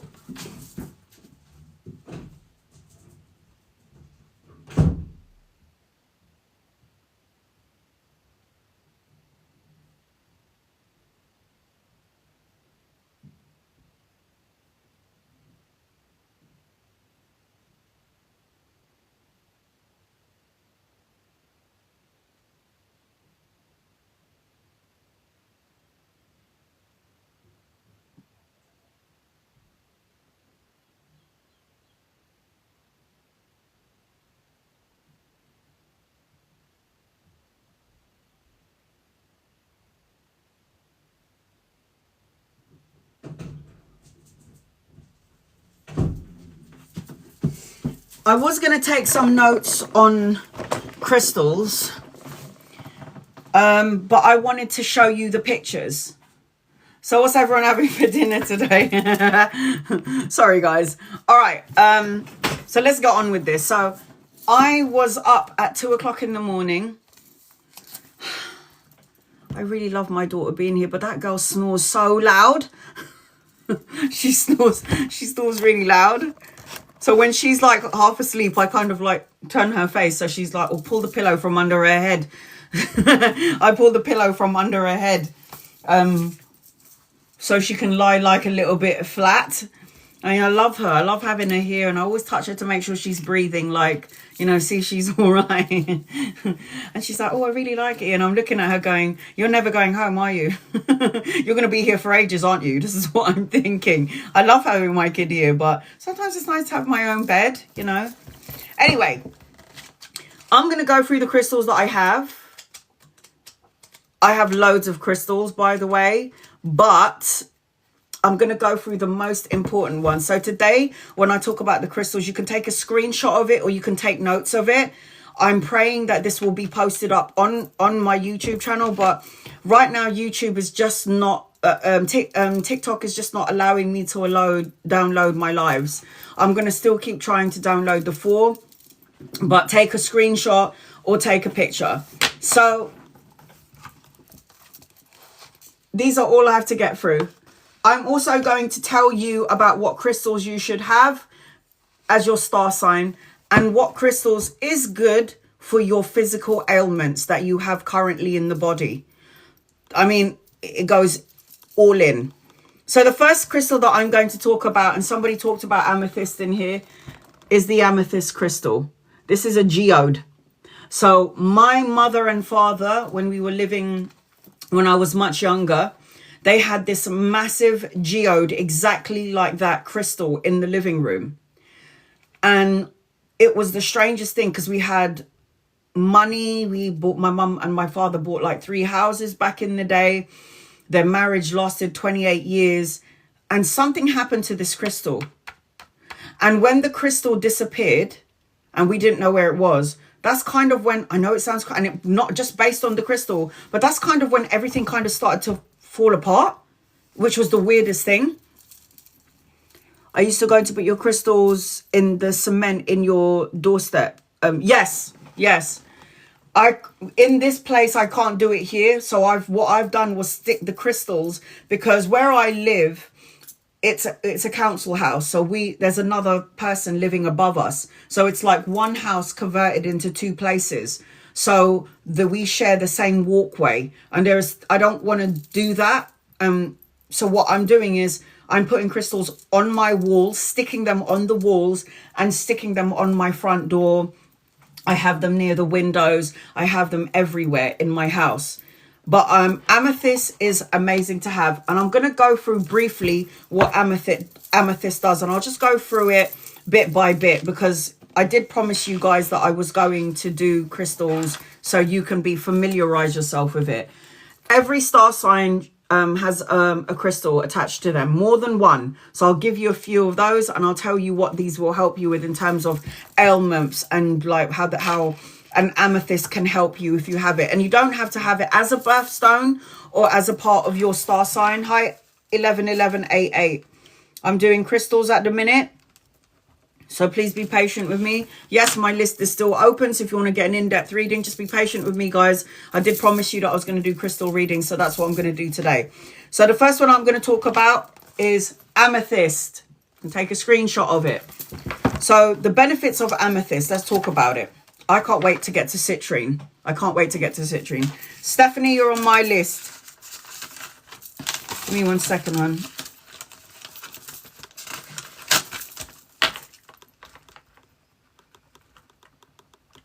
All right, you're on my list, Stephanie. I got you. So, attributes for the crystal. Amazon, by the way, guys, if you really want to go into it, Amazon. I'm going to talk about citrine. I can't wait to get to that page, but I'm going to just do it in order of the crystals that I have. We got the book. It's so good. So the attributes of of the amethyst. It's extremely powerful, and it's a protective stone with high spiritual vibration. I got all 3. I still got to get the 3rd one. It's a natural tranquilizer, and it blocks geopathic stress. So basically, having a crystal by your computer, under your pillow, even under your pillow, is good for sleeping. it will negate, or shall I say, it will block out negative frequencies from your computer, from your phone to your energy. So that's why it says it blocks out geopathic stress, negative environmental energies. It will enhance, it's a healing stone. It has a cleansing power, and it enhances your spiritual awareness. It removes, it can overcome any addictions and blocks of all kinds. When you meditate with the amethyst, it will turn your energy. So somebody was talking about having issues with meditation. So when you have an amethyst crystal and you meditate with it, what it does is it turns away from the mundane into tranquility and deep understanding, especially in the mental. It gives you spiritual insight. It will help you when amethyst crystal is in your presence. It will help you to make better decisions. It helps against insomnia. So for those of you who've got insomnia and you're all up all night, amethyst crystal, why do you think I placed it in my bedroom? Amethyst, I've got 2 amethyst crystals in my bedroom, one on the window and one, they're both opposite my bed. So it helps with, it's helpful where insomnia is caused by the overactive mind, and it protects against reoccurring nightmares. Yeah, like nightmares. It can also help you to remember and understand dreams and facilitate the visualization process. Amethyst is one of the most spiritual stones, and it promotes love of the divine, and it gives insight into its true nature, and it also encourages selflessness and spiritual wisdom. Now, on a healing note, so have amethyst in the bedroom. I have 2 in mine. On a healing note, amethyst is a good cleanser for the blood. So when you meditate, or when you put an amethyst on your chest, or you put it on a part of your body, it will cleanse. It's a good cleanser for the blood, the energy. Amethyst reveals physical, emotional, and physical pain or stress that blocks the geopathic stress. It eases headaches and releases tension. It reduces bruising, injuries, and swelling, and hearing disorders. It heals disease of the lungs, skin condition, and cellular disorder. Good for digestive disease in the digestive tract. And amethyst is also treats, like I said, insomnia and brings in restful sleep. Okay. So those are the qualities of an amethyst. Amethyst comes in many different colors, but you can get amethyst bracelets. You can get the geode. You can get a tumbled stone, which is more like a more smoother setting. So I should have brought some crystals here. So there's some, okay, so give me 1 second, guys. I just want to show you an example. So you will always have the kind of crystals that you will have. You'll have rough, and then you'll have tumbled. And the tumbled or raw, so this is raw. Can you see? It's still got the earth energy attached to it. This is the crystal. This is my amethyst that I placed on the window. I've got 2. So I got amethyst bracelet. So placing the amethyst in your room, under your pillow, in the room somehow. And this is rough. Rough texture. If you wanted a crystal amethyst that is tumbled, it's more smoother. I have it on my nightstand. Yep. Where can I get crystals? Everyone in the USA, you lot are so lucky. You got the biggest, baddest crystals out there. Crystals in the UK are quite piddly and small. And if I wanted to buy a massive crystal, probably about this big, it'll probably cost me maybe £800. It's crazy. It's from Europe, shipped to UK. Yes. So amethyst crystal give me 1 second. Amethyst crystals, United States, Britain, Canada, Brazil, Mexico, Sri Lanka, East Africa, Siberia, India. That's where they originated from. Yes, we've got amethyst crystals here in the UK. And yes, we can. But I had a friend called Kim, who's from the USA, and she was like, Anna, I'm going to send you a whole bunch of crystals. I mean, this woman went all out for me. She went all out. Kim, I love you. God bless you. She sent me a massive geode. Oh my God. I have to show it. I should have brought it. Sorry, guys. Hold on.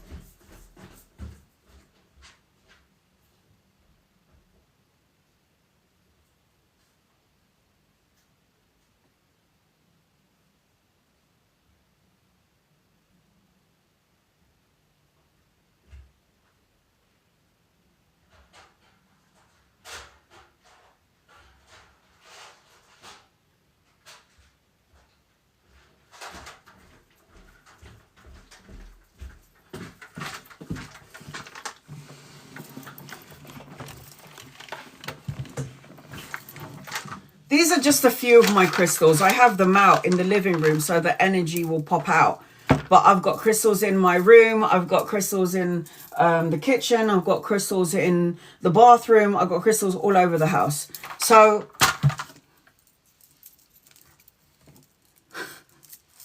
and then my mum took the rest of them to the Philippines. I was really pissed off about that. She sent me a selenite, a kanzanite. Look at that. She sent me a whole box of tarot, and this is all shipped from the USA. She sent me tarot decks. She sent me, because I gave her a reading and her daughter a reading. I mean, I love you guys. So she sent me, and I knew that crystals in the USA are amazing. They're huge. So she sent me, I'm going to say about maybe £500 worth of crystals and tarot cards. Thought this woman was crazy, but she was like, I love you, and you saved me in many ways, and this is the least I can do for you. And I was like, this is too much. So she sent me, this is rough. These are the crystals that are rough. Yeah, this is the rough crystal. So these are the ones that's rough. Tumbled are more smoother in texture. There's no rough edges. Look at this.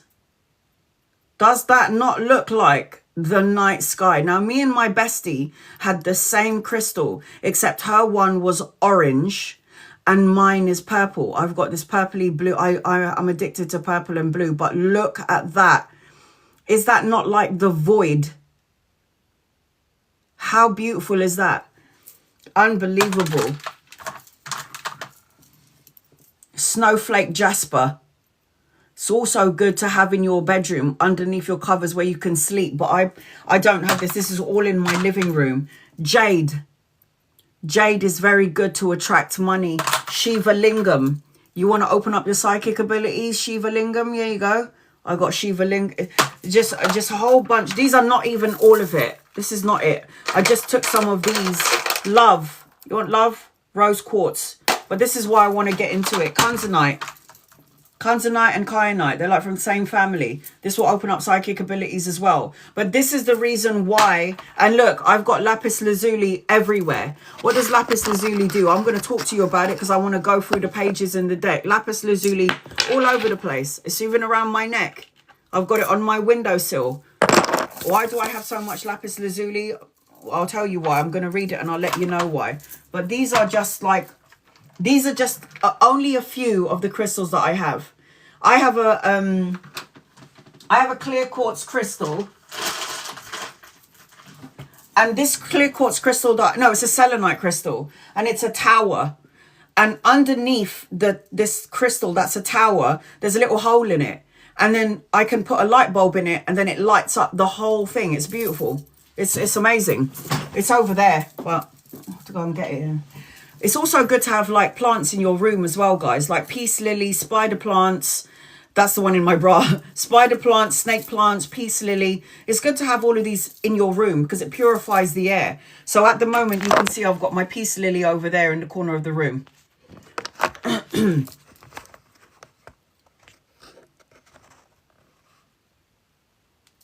Oh, I love you too, Fred. Sorry, hon. I did say I was going to read this. I'm going to read for you anyway. I have all three in my room. Okay, so amethyst, great to have in your room. amazing for healing, right? Amazing for healing. Who said it? Was it 1111? Somebody said I put amethyst under my pillow. Great crystal to have. Amethyst is always going to be the first one that I would have in my house. Geode, tumbled, huge crystals. Do it. It brings in money, healing, protection. The other one that I wanted to talk about was aquamarine. So I do have an aquamarine, but it's in my living room. I do have an aquamarine. So aquamarine stone. It's for courage, calming energy, reduces stress, and it quiets the mind for aquamarine. So you can write that down or you can take a picture of it. I'll put it up in a minute. It's also connected to ancient times. And in ancient times, it was believed to counteract darkness from like the negative energy spirits to the positive light spiritual energy. So aquamarine will do that. And also back in the days, it was used as a dowsing rod or a talisman. Aquamarine. I'm going to just give you a little bit. I'm here, man. I ain't going anywhere. Aquamarine has infinity with sensitive people. Hypersensitive over here. I can be very strong, powerful, but I'm so sensitive that I pick up on everyone's energy. It has the power to invoke tolerance of others. It overcomes judgmentalism and gives support to anyone who's overwhelmed by responsibilities and encourages taking responsibility for oneself. Aquamarine calms the mind, removes extraneous thoughts, and it basically is the cleanup crystal. So it's good to have an aquamarine in your energy field, your house, your bedroom, anywhere in your energy. This is good to have an aquamarine. Aquamarine is useful for closure on all levels.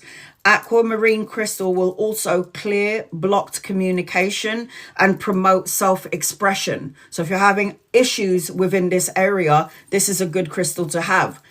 Aquamarine will also sharpen your intuition and open up your clairvoyant. Clairvoyant is the third eye, seeing, will open up your clairvoyant abilities. So it's a wonderful stone to meditate with, and it will invoke high states of consciousness and awareness to the higher realms.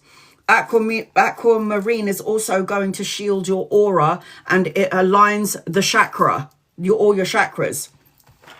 The healing element attached to the aquamarine. It's useful for sore throat, swollen glands, thyroid problems, thyroids problems. The stone is very gentle. It's a very gentle cleansing energy. Did you know that you can put crystals in water?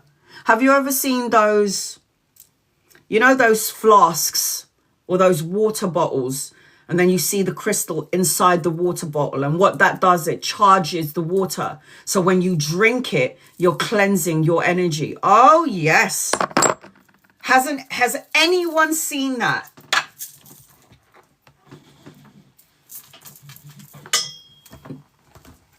Oh, yeah. I've seen it. Good. Good. Sharing is caring. You guys, you're my brothers and sisters, and I'm sharing it with you because I need you to know what can heal your mind, body, and soul. Here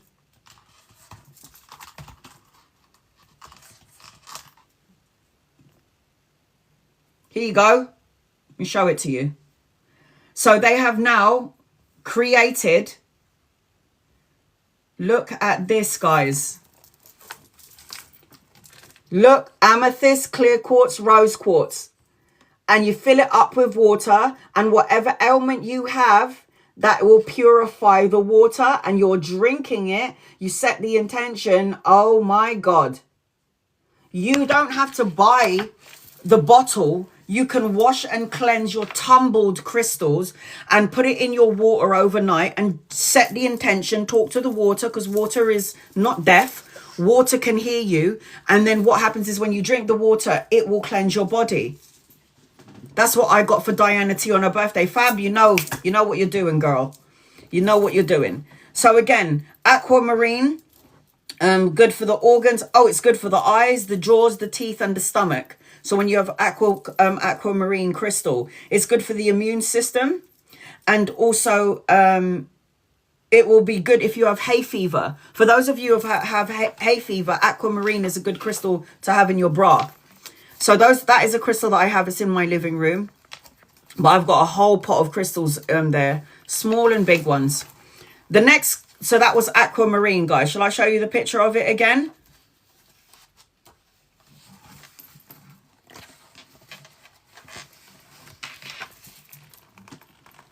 Aquamarine. Then take a screenshot of it.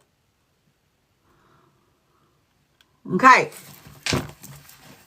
The next crystal that I would like to talk about, because these are crystals that help me, adventurine. So I'm going to put it up. If you want to take a picture of it, go ahead. Adventurine. Adventurine comes in many colors though. But this one is a blue raw, because you can see it's got the rough edges. It's raw crystal. I just put all my crystals on my window. Still in gorgeous sunlight. Yes, you can do that. Crystal Bible Judy Hall, yeah. Okay. So why did I pick the adventurine? Adventurine is a very positive stone of prosperity. Duh. Everyone needs a bit of prosperity. It's connected to the Divic kingdom, and they use it in the grid. So it'd be good for the garden. So for those of you who are gardeners out there, believe me, when I start taking care of my garden, because I'm only doing the house at the minute, once I'm going into the garden, I'm burying crystals on my soil. I'm going to put crystals in my soil. So my soil will always be forever fruitful. So to have an aquamarine in the garden or in the house is very good to deal with geopathic stress. So it protects your energy in that way. This crystal diffuses negative situations and turns them around into something more positive. This also reaffirms leadership qualities and decisiveness. Okay. It promotes compassion and empathy, encourages perseverance. It takes you back into the past to find out the source of disease. The stone will relieve stammers and several, like if you're feeling sick or nausea, this will help you as well. And it stabilizes the mind. So when you have aquamarine, it stabilizes the mind. Aquamarine calms anger, irritation. It stimulates emotions, and it recovers and enables living within your own heart. It is great for well-being and guards against psychic vampires. So you know we got energy vampires. There are people out there who knows about psychic stuff that can attack you psychically, so from a thought to a person. So this is a great crystal to have for that. So we've got energy vampires, but you've also got psychic vampires. So those are who does like black magic, you know, who practices black magic, who works with the dark arts. I'm not about that life. I know what that entails, and that's not in my energy field. No way, no how. So again, adventurine is a good crystal to have to protect you from psychic vampires. On a healing note, it's beneficial for the thymus gland, nervous system. It balances out the blood pressure and stimulates the metabolism. It lowers the cholesterol, and it also is preventative. It can help with like heart attacks. What was the last one, please? Adventurine. Is that the one? I'm on adventurine at the minute. Sharon. The last one was aquamarine. So aquamarine and adventurine. Aquamarine and adventurine.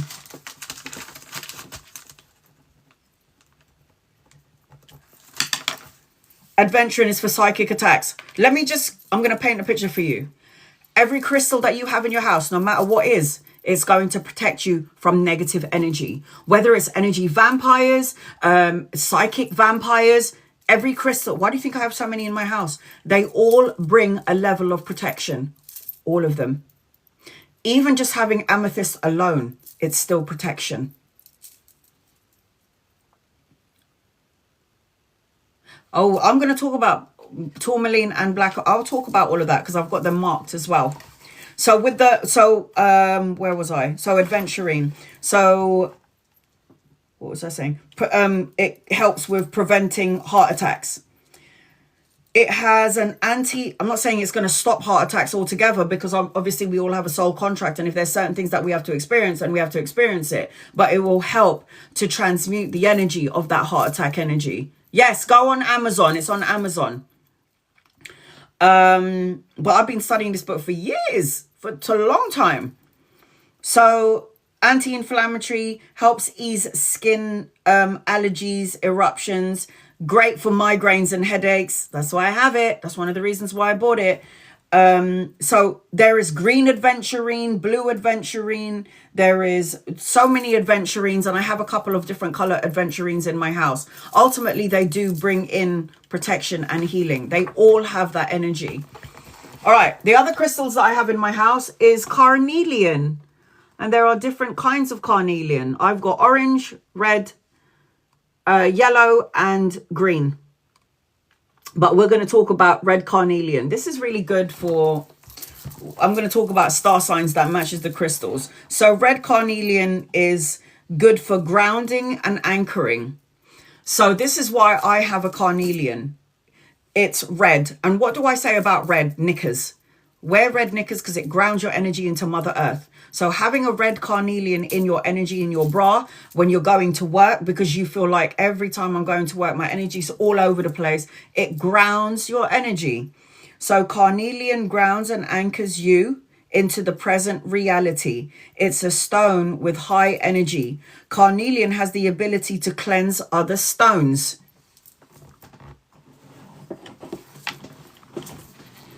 Oh, for God's sake, Hannah.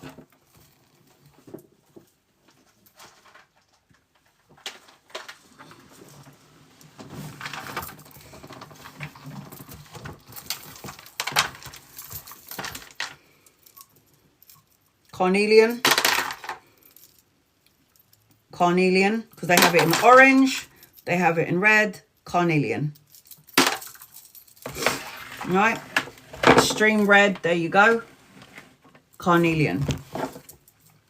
Has the ability to clean other stones, removes fear of death, used to protect the dead on their journey to the afterlife. It gives you courage and it promotes positive life choices, dispels apathy and motivates for success.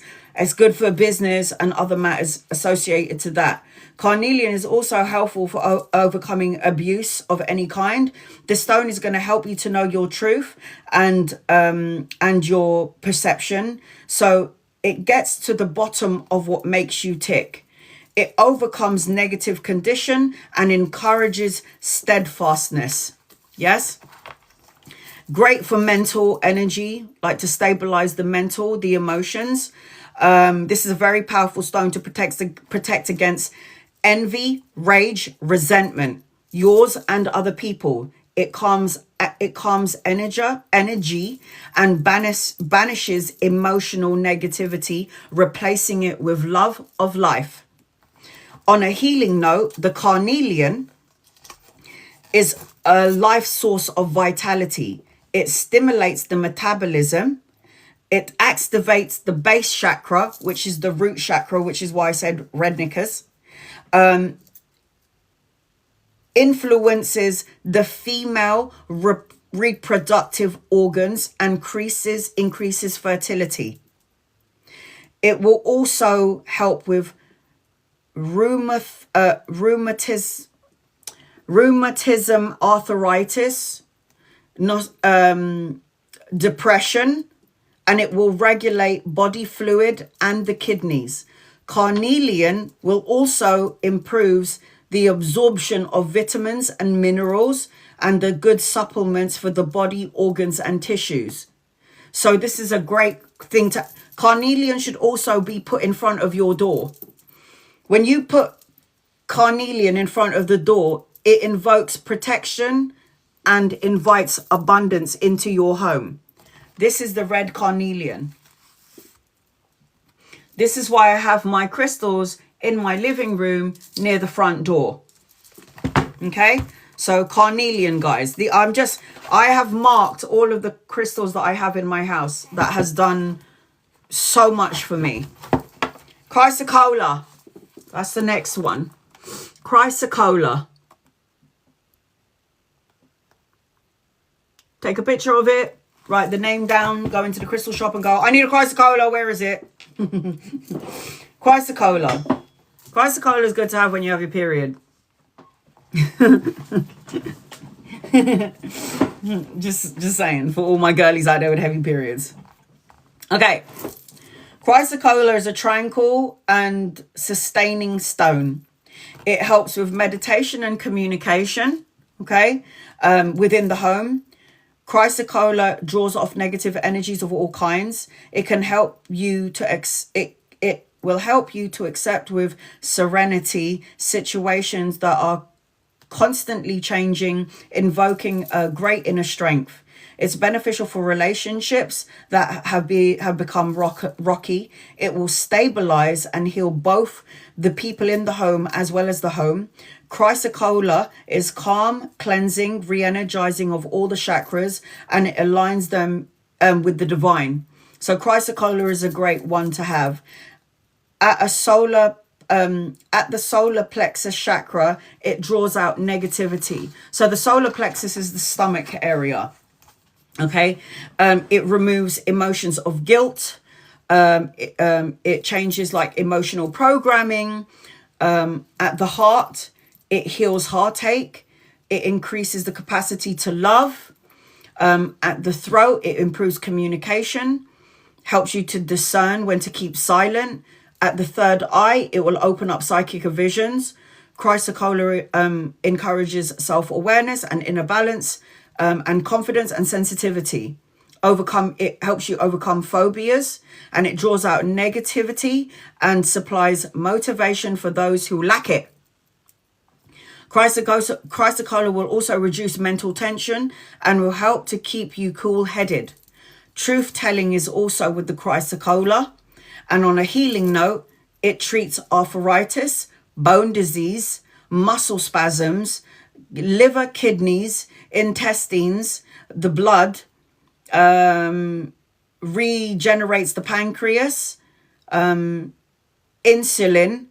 balancing of the blood, muscles, can heal infections and throat, lower back pressure, soothes burns, pains, strengthens the thyroids, and is beneficial again for the metabolism.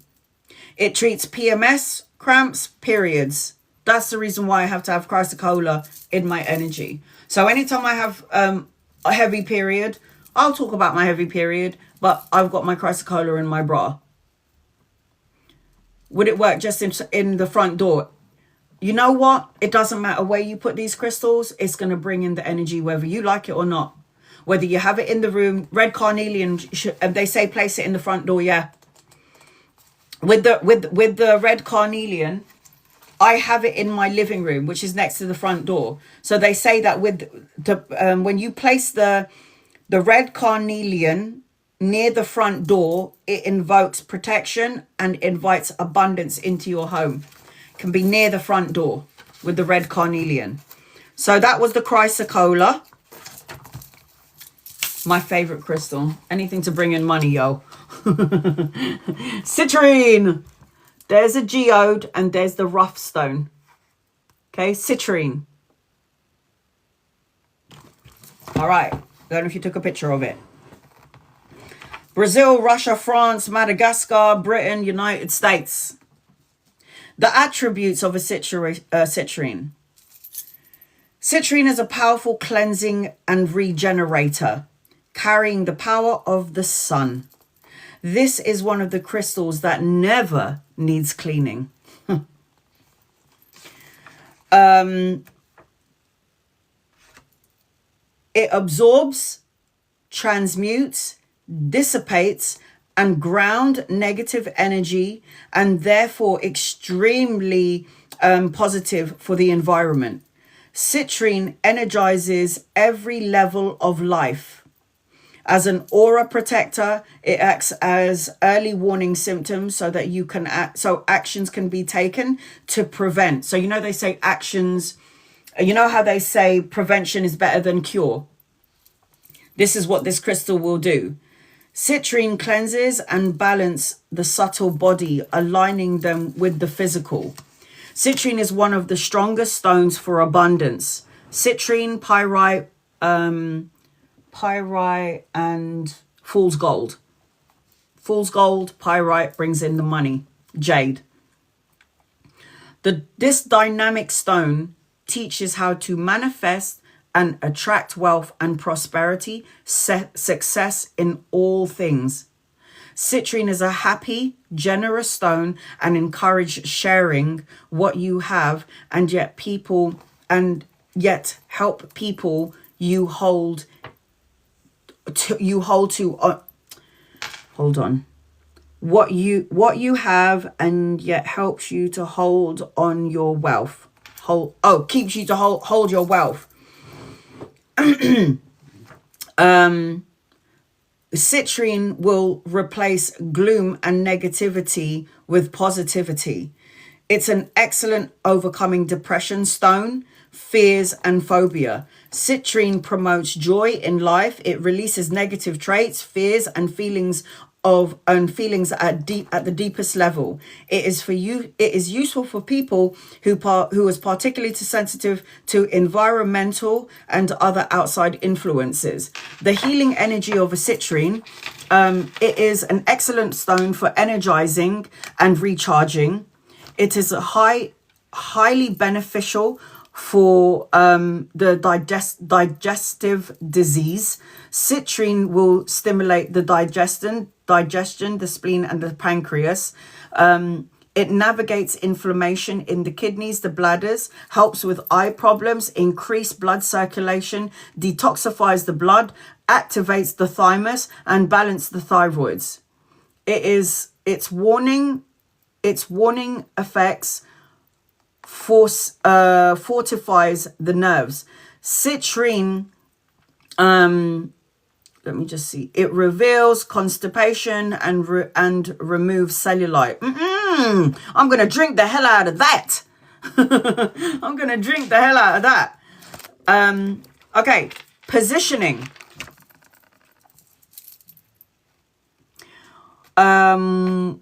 Wearing citrine on your fingers or your throat has to be in contact with the skin. Wearing citrine pointing downward brings a golden ray of spirit into the physical realm.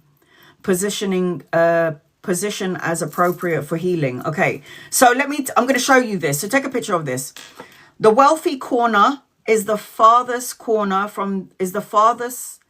back left point from the front of the door. Into the individual. Okay, so let me just show it to you.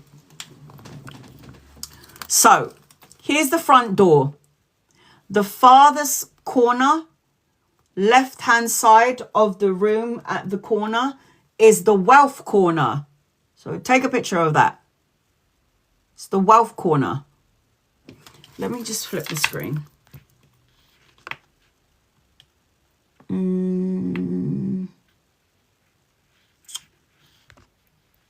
No, that's not it.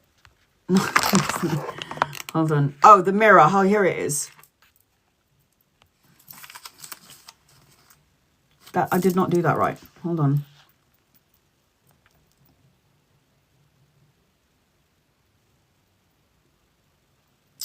Where the hell did that button go?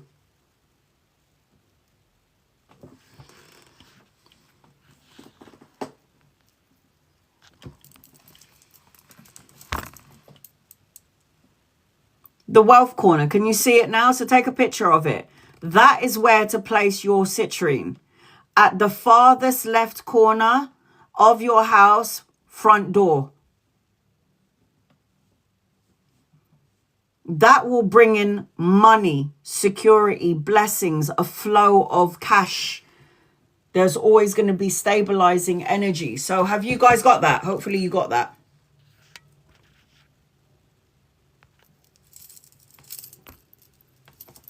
So remember, you got it. So this is my front door. My front door is there. So the farthest left corner of my house is the corner of my bedroom over there. So that is where I would have to place my crystal, right there. But I've got all my citrines in the room, but I want to get a massive geode one and I want to put it there. That's the corner that I set my money. No way! No way! Edna set up my money corner. Perfect. Perfect. So wherever your front door is, make sure that your citrine stone, big or small, is at the farthest left corner of the house. So if your front door is over there, this is the left corner of your house here. Love citrine. Love it.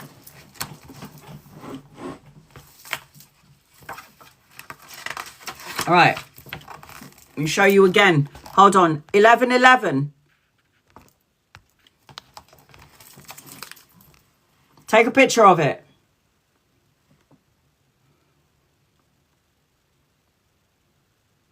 Screenshot. The farthest left corner of your house from your front door. Farthest back left point from your front door. Yeah, left. Wherever your front door is, put it on the farthest left, because that will bring, and guys, do you have anything to lose by buying a crystal? That's my bathroom. Do you have anything to lose by getting yourself a citrine and then putting it in the far corner of your house? Not really. Nothing to lose, everything to gain. So even if you put it there and you forgot about it, let it do its job. Let it do its job. The next crystal that I want to talk about is emerald. Emerald. So there's the raw and tumbled stone, emerald. So I love emerald crystal. For me, citrine topaz is my birthstone. It's amazing crystals to have in the house. Amazing crystals to have on you. So the emerald is a stone of inspiration and infinite patience.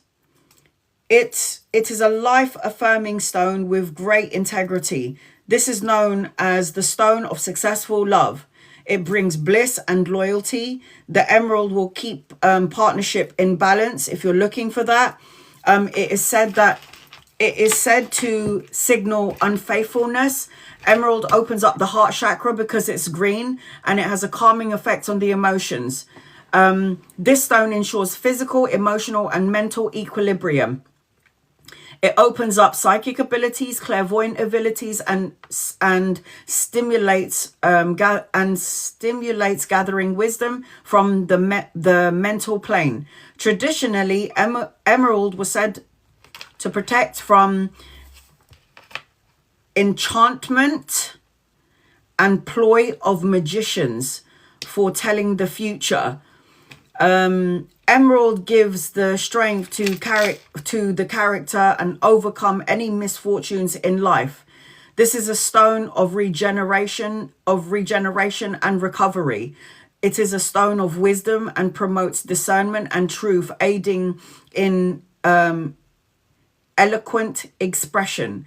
The healing energy of the emerald recovers inflammation and illness, treats sinuses, lungs, heart, spine, muscles, and soothes the eyes, helps with your vision and helps with the liver. Emerald will alleviate rheumatism and diabetes, and it is being used as an antidote in potions to worn around the neck. Emerald was believed to ward off epilepsy.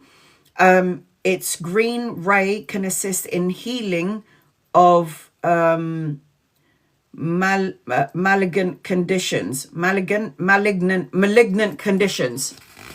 malignant conditions. So that's another crystal that I love. Another crystal that I have to have. So there's still quite a few, guys. Fluorite. I've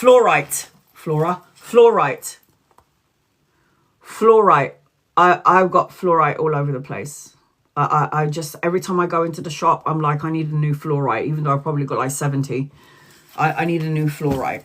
So do I have one in here? Probably not. No. All right. So fluorite is highly protective, especially on a psychic level. It will help you to discern when outside influences are in work within yourself and shots of psychic manipulation and undue mental influences. This stone cleanses and stabilizes your aura. It's extremely effective against computer and electromagnetic stress.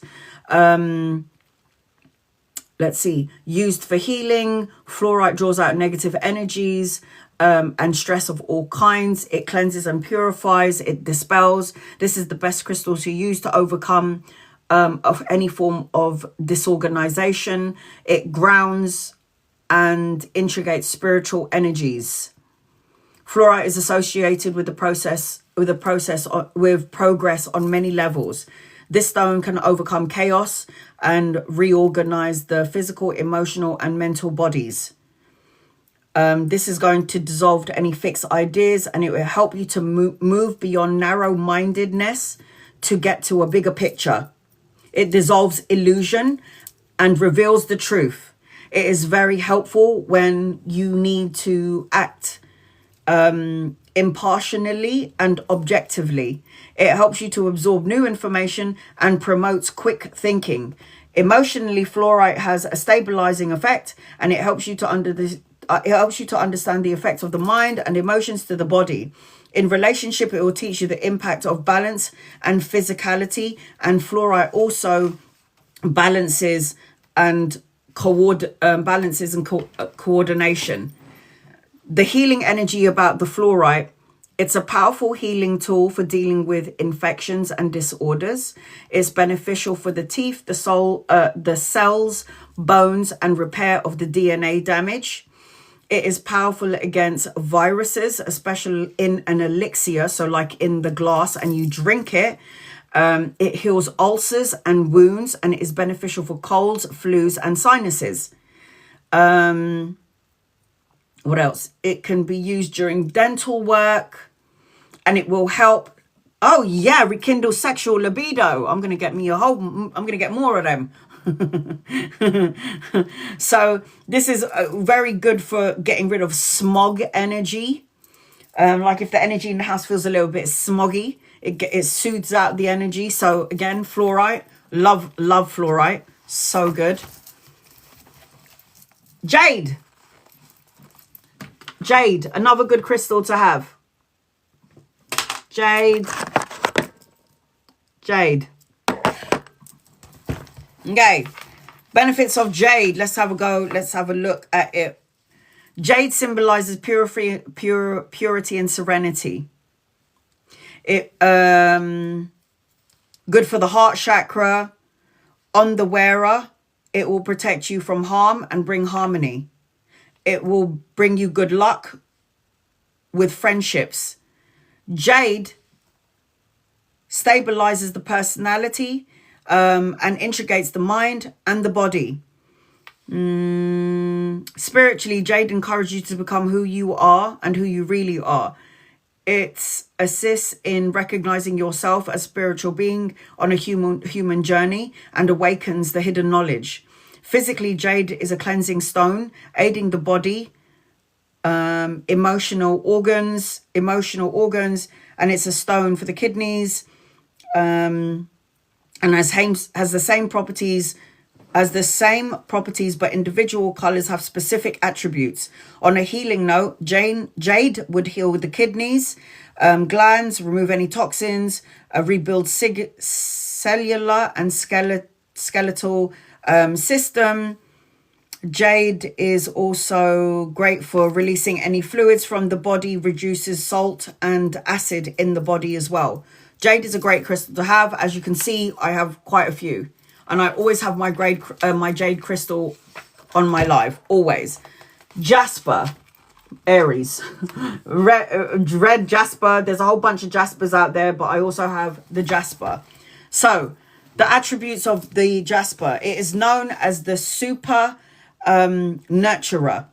It sustains and supports during time of stress and brings tranquility and wholeness.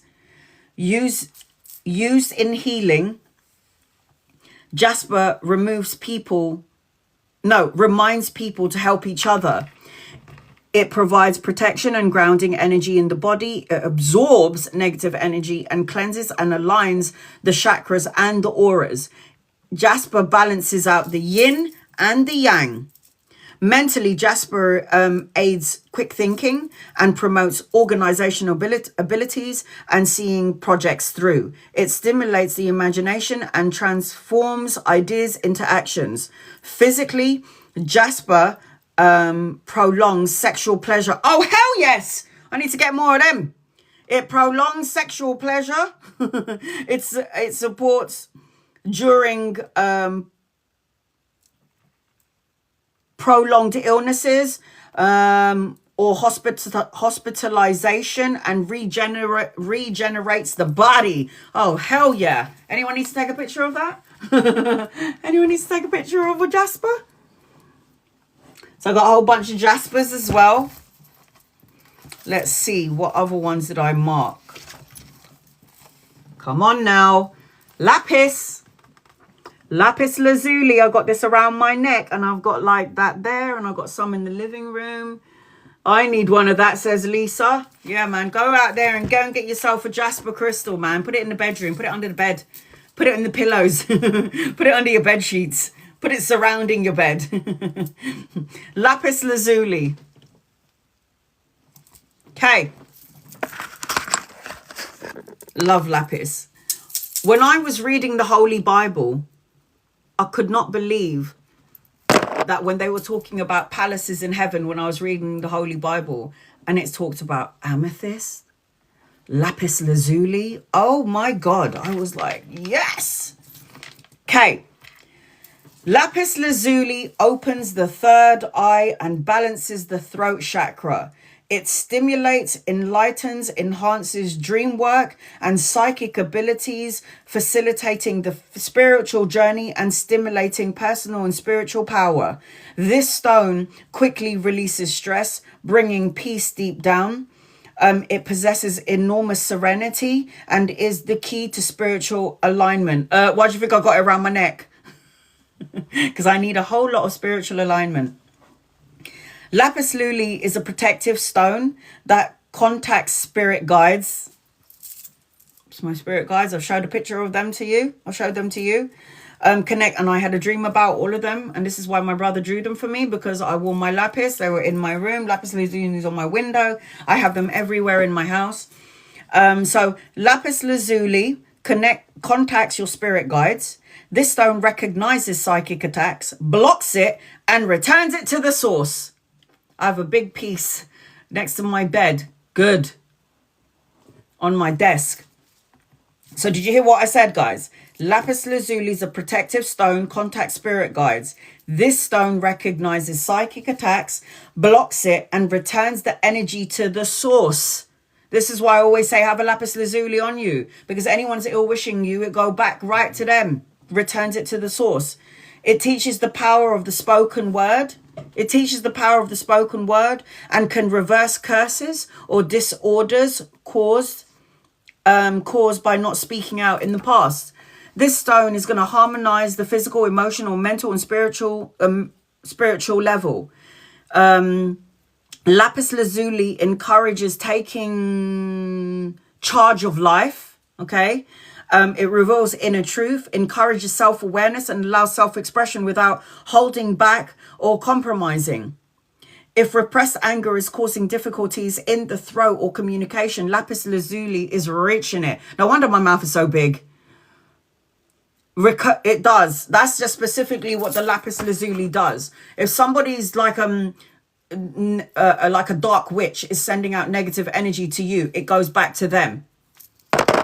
It's got it in the Bible. It says an undeserved curse will not fall onto its intended victims, but will fall back to the sender. This is why I don't ever send out negative energy to anyone. You don't have to be a dark witch or have a cauldron to make, to cast the spell. Your words alone is enough. This is why I watch what I think, what I feel, and what I say. So lapis lazuli is thought to be a very a powerful amplifier. I'm getting some crystals for my kids. Every crystal I gave my daughter, she always leaves it. I wear black opal, black tourmaline. We're going to talk about those. I'm going to get to those in a second. This is my black tourmaline and it's tumbled. It's tumbled. Okay. So lapis lazuli is a powerful thought amplifier. Lapis lazuli helps you to confront the truth. Lapis lazuli bonds relationship and love and friendship and aids expression, feelings and emotions. On a healing level, lapis lazuli alleviates pain, especially migraines and headaches, depression, benefits for the nervous system, the throat, the larynx, the thyroid, cleanses organs, bone marrow, and the immune system. Lapis lazuli overcomes hair loss, purifies the blood, boosts the immune system, and alleviates insomnia and vertigo and low blood pressure. If you ever did a meditation, if you ever was to lie down and do like a healing session with somebody who's a healer or a Reiki practitioner, and they put like lapis lazuli or they lay out crystals on your body, you will feel the energy frequency and you'll start to feel your third eye opening. Lapis. I love lapis. I love lapis lazuli. Love it. When I bought this for my mum, I put it around her neck. When she was in the Philippines for like 2 years, she never got sick. She never got sick. She's had a chronic kidney disease since 2016, but it never took her out until she was 80. That's a good life, right? A good life to live. When she died, I took it off her neck. I gave it to her as a gift. She wore it for 8 years. She died when she was 80, and then I took it from her because I wanted a peace of mind. I know her soul energy is in this, so I've taken that. And there's a blanket as well that my daughter gave to my mum. So when it was my mum's, I think 75th birthday, my daughter gave my mum this blanket. And when my mum was in the hospice, this is the blanket that my mother had over her body when she was dying. I hug it. This is mine now. So my daughter gave it to my mum. That's my mum and my sister on her wedding day. That's me. That's my mum and my daughter. And this is like our whole family. So my mum's energy is in that. My mum's energy is in the crystal. This is why I always say, from your loved ones, get something, a piece of jewelry, because their energy is attached to it. You know how they say energy is attached to certain items? Like if you go to a haunted house, or if you buy a new cupboard, like at a sale, and then you get like this vintage, you buy a vintage cabinet, and then all of a sudden there start to be activities in your house. It's probably because that object has a soul attached to it. That's why I don't really like buying vintage things. I think they're beautiful, but I don't know what energy is attached to it. So I'm really careful about what I buy. Very careful. All right, so that's lapis. Moldavite. The alien crystal, the alien stone. I've got a moldavite in my home. I sage things before I set them in my house. You need to. Sage, crystal bowl, singing bowl. Yes. I have it on my neck. My whole house has antiques and pieces that are recycled and reused. Yeah, but you're a healer. But Shannon, you do healing energy. So you know how to get rid of that. There are some people that have no clue. They will buy a cabinet that's haunted with a negative entity and they want to know why their clothes is all over the floor. But because you do the work, you know how to cleanse energy of items. Just your energy alone, Shannon. Your energy alone. I will buy, I don't get me wrong, I do buy some stuff. But once I go next to an object, I can feel the energy. I am the entity. 100%. 100%. So I've got moldavite crystal. I have a moldavite and it's somewhere in my other crystal bowl. My moldavite was the most expensive crystal I ever bought. How do I find it? I've been thinking about getting some. Where is the closest crystal shop to you? I lost my moldavite crystal a year ago when I moved. No, you didn't, Edna. Wherever the crystal ended up was where it needed to be. Because what I've learned from my guides is Mother Earth needs stabilization. I have a moldavite and tektite on my neck with citrine quartz, black opal. That's a lot of stuff that you've got, but it's good. It's what you need. It's probably what you need. And whatever work you're doing, it's going to align your energy and protect you from sources around you. 11, 11, 8, 8. So what I learned, people will say to me, oh my God, Anna, I broke my crystal. Have I got bad luck? And I'm like, no. If a crystal breaks at a specific place, Mother Earth needs that crystal there. The loss of crystals, misplacing a crystal was because it was your job as a soul to misplace, lose, or break that crystal, because Mother Earth needs healing from all direction. It means it did its job with you. Yes. And you give it back to Earth. Yes. Yes. So Edna, no, you didn't lose it or misplace it. Your moldavite did its job with you. You can get a new one, but you were meant to be where you were meant to be when you thought you lost it, because moldavite needed to be in that section of the world. I can hear my daughter. Let me just open the door because she hasn't got a key. Hold on a second.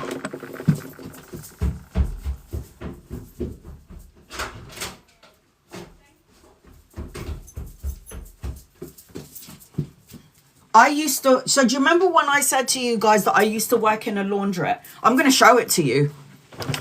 Sorry, guys, I'm just coming and going.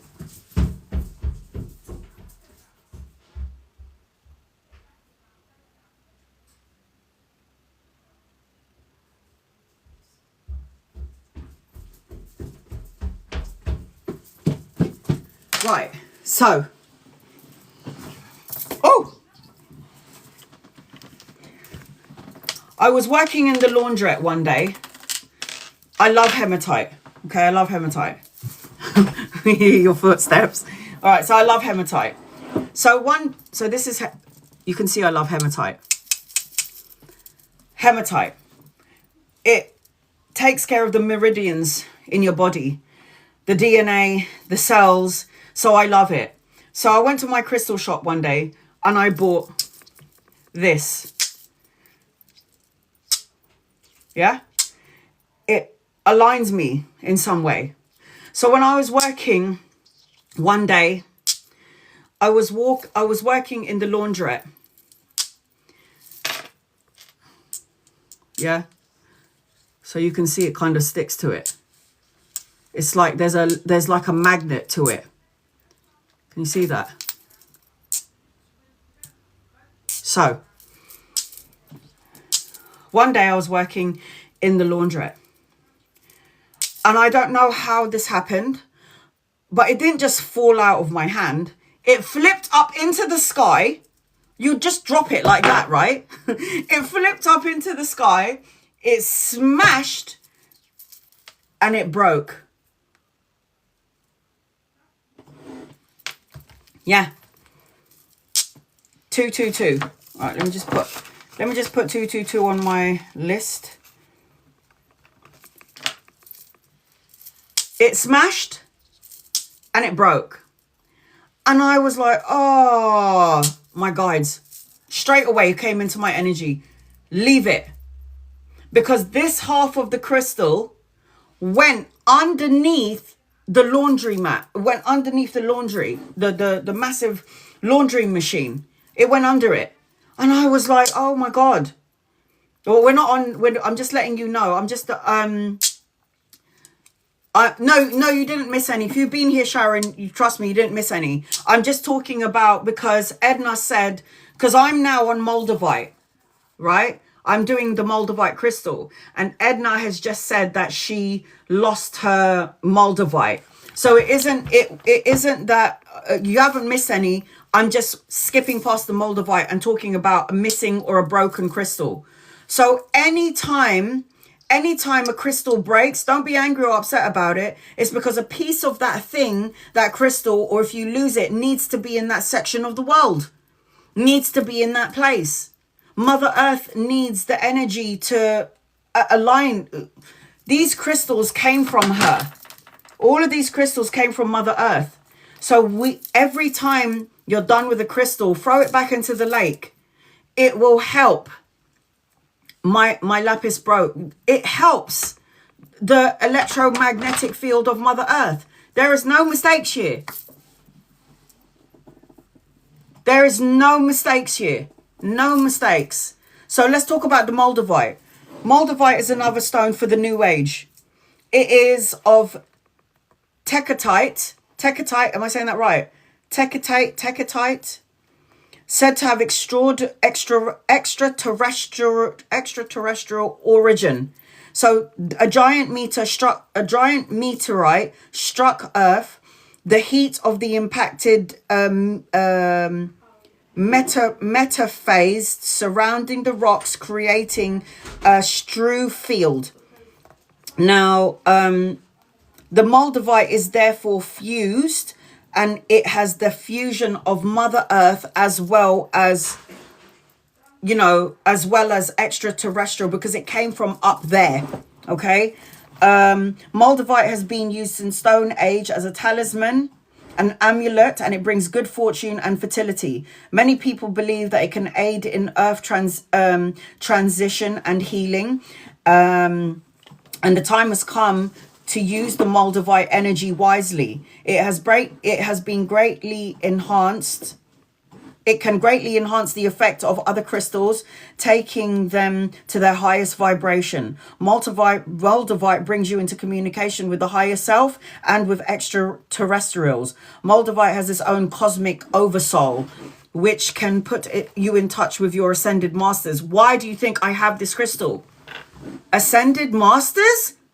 Jesus, Muhammad, Krishna, Buddha, Shiva. Oh my God. It connects you to the ascended masters. Moldavite can enable you to go forward into the future and back into the past. Some people can't even touch Moldavite because yes, my Moldavite was so expensive. It's like this puny. It's like this puny tiny little thing with my Moldavite. And it's so expensive because they're running out of Moldavite because it's so expensive. And I bought it, and then when I went to the counter and I'm looking at this tiny piddly little thing that's probably about this small, and I'm like, okay, how much is that, please? And it's like really fucking small. And then she's like, oh, it's like £50. And I was like, excuse me? This is not even the size of my fingernail. And she's like, honey, this is a very extinct crystal. And I'm like, if I find out I paid $200 for what size is it? If I was to go and find my Moldavite now, you'd be like, is this some sort of a joke? Well, I mean, I really want to find it. Do you lot want to see it, or shall we just skip past it? Just imagine my Moldavite being... So imagine my Moldavite is that, but smaller than... Oh, look at that. It's probably a bit smaller than that. Look at that. So I've got my Moldavite, but it's in my crystal pot. And it's somewhere in there. In all of the sand. It's somewhere in the sand. But yeah, it's so expensive. And it was so...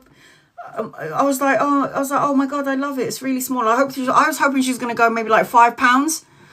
I thought she was going to say, right, that's about £5.50. I was like all up for it. And as soon as I went to the counter and I was like, here you go. And she's like, yeah, that's 50 quid. And I was like, huh? What do you mean? I keep it in sand.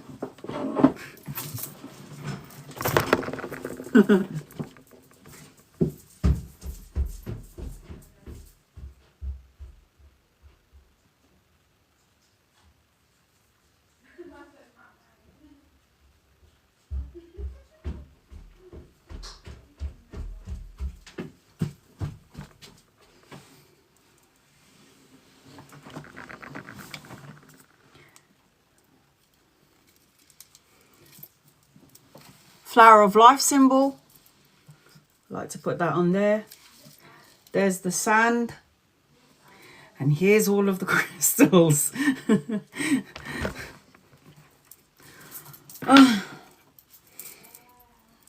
Don't know if any of you ever heard of... anyone have one of these? So you can ask a question. Program your... God, what is it called again? Pendulum. I think it looks pretty.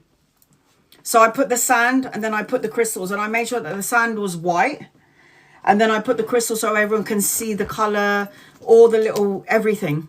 So that's the reason why I put it in the sand. So that's, this is like, yeah.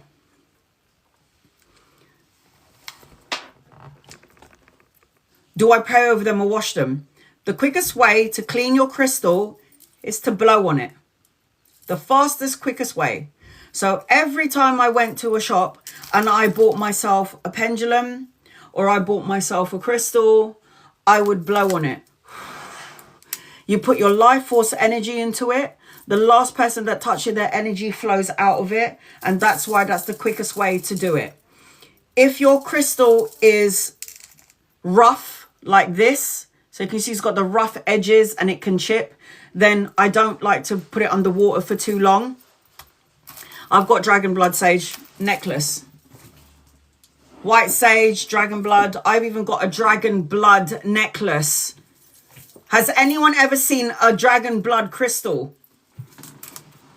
So this is great. Ask a question, program it, say to your pendulum, because your angels and your guides and your loved ones, they're the ones that's going to program. They're the ones that's going to use the pendulum to communicate with you. So anytime you buy yourself a pendulum, you hold it close to your heart and you say, every time you turn right, it means yes. If you turn left, if you go clockwise, it's yes. If you go anti-clockwise, it's no. If you go up or down, if it goes up or down, it's yes. If you go left and right, it's no. So always program it. I have 2 pendulums.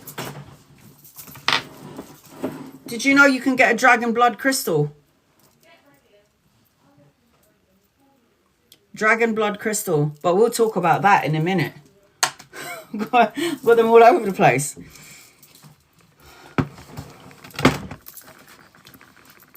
My daughter got me this geode from Italy. Can you see that? She got that for when she went to, I think she went to Spain. Yeah. Okay. My best friend bought me this one. Look at this. Can you see that? It's like the blue one that I had. Because my best friend had this one and I had this one. Moldavite. So the healing energy for the Moldavite. There's a lot of people that can't touch a Moldavite because the power is extreme. The energy in the Moldavite is extremely powerful. It's extremely intense. So the Moldavite, rather than healing the individual, Moldavite can make one aware of the cause of the source of dis-ease. This is going to help you to release and start the healing process. It brings the gift. It brings the gift that contained with it the illness or the. It will bring to your attention the illness. Moldavite can be used as a tool to for diagnosis. People who dislike it, its deep green color, often have an aversion to admit and need to experience unconditional love and wholeness. They may also have hidden emotional trauma that needs to come to the surface, and the Moldavite will heal this energy. So Moldavite is going to be very, very good for healing trauma, childhood trauma. Moldavite will be a trigger. This is a trigger crystal, but it's a beautiful crystal. I love it. I don't have any issues when I hold the Moldavite, but I do have the Moldavite crystal. It is in It's somewhere in here amongst the... Oh, Moldavite, I need you. Where are you? If I find it in and amongst all of this crap, I will be absolutely surprised and shocked. Where are you? So some of these crystals that I've stuck on my wall, I bought them in these little tiny pots. And what I've done with the ones that I bought that are stuck in the little tiny pots, what I've done was I stuck them on my wall. All right, I'm going to be here forever looking for this Moldavite crystal, so I'm going to put that aside. In a minute. In a minute. Oh, where are you? Come on, don't hide from me when I need you the most. Anyway, it's somewhere in here, guys. I didn't pay £50 for nothing, you know. Anytime, like, my bracelet breaks, anytime I have bracelets that are broken, like, for example, this one, I always put it in my stash. I always put it in my stash. I never throw it away. Moldavite. All right. So, Moldavite, great crystal to have. Next one. Oh, I have to talk about a moonstone. So, moonstone comes in many colors.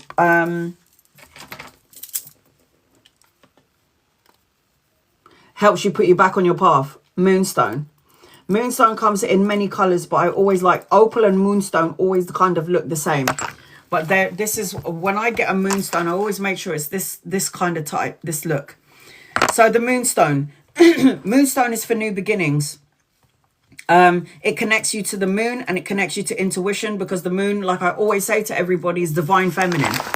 So for my girlies out there, I highly recommend that my girlies out there always have... you should have a moonstone as well next to you, because moonstone is also going to bring you a certain amount of luck, but it makes you hypersensitive, so you'll be able to pick up on energies around you. So I love my moonstone, but I will not wear it for a long period of time, because it makes you so sensitive to the energies, and it makes me like I'm crying all the time because I'm so sensitive to it. It brings you luck. So it brings you luck, but it also makes you you're sensitive to energies around you. So the moonstone is reflective and reminds us that the moon goes in cycles, right? There's always phases to the moon cycle. It's very powerful for calming the emotions. Moonstone makes the conscious unconscious and promotes intuition and empathy. It encourages lucid dreaming, especially at a time of the full moon. The moonstone traditionally has been used for psychic abilities and to develop the clairvoyant. You can wear it as a pendant to encourage and accept your psychic gifts. Physically, moonstone calms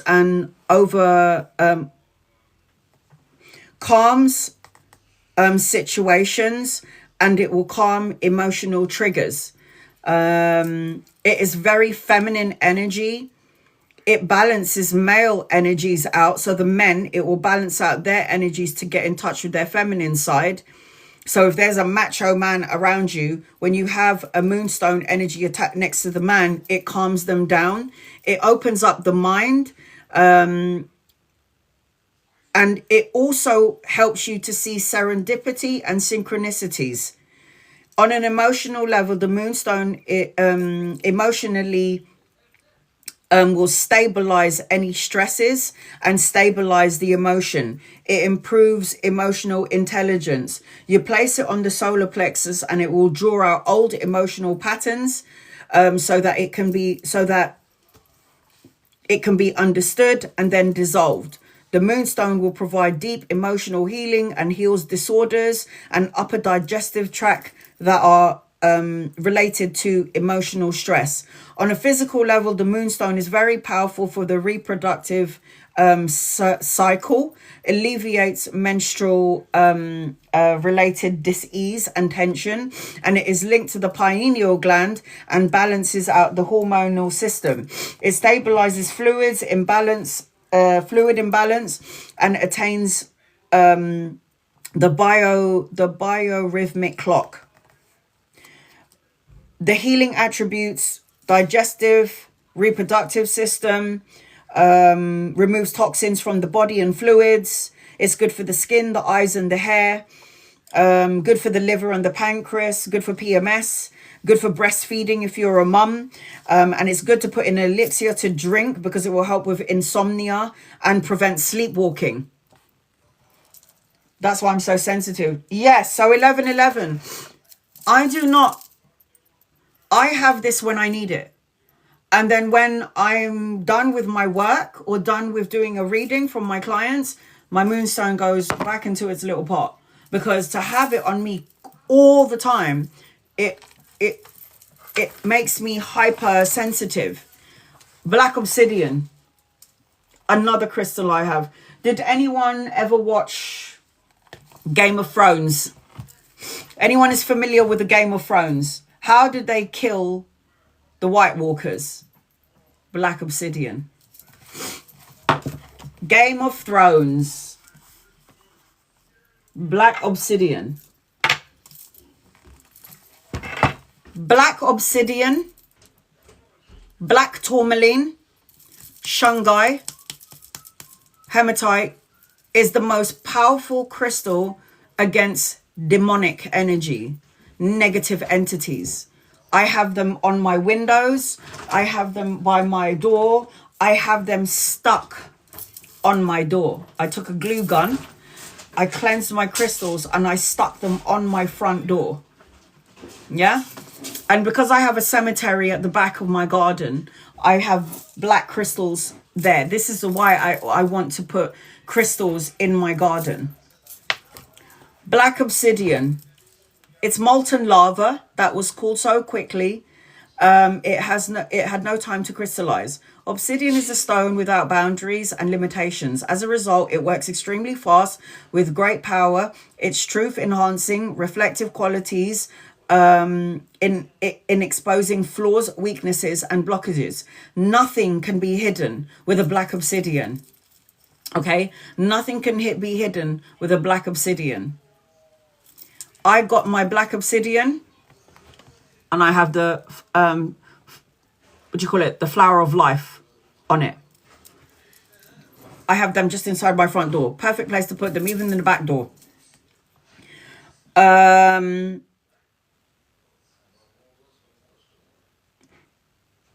Obsidian impels us to grow and lead solid support while we need it, when we need it.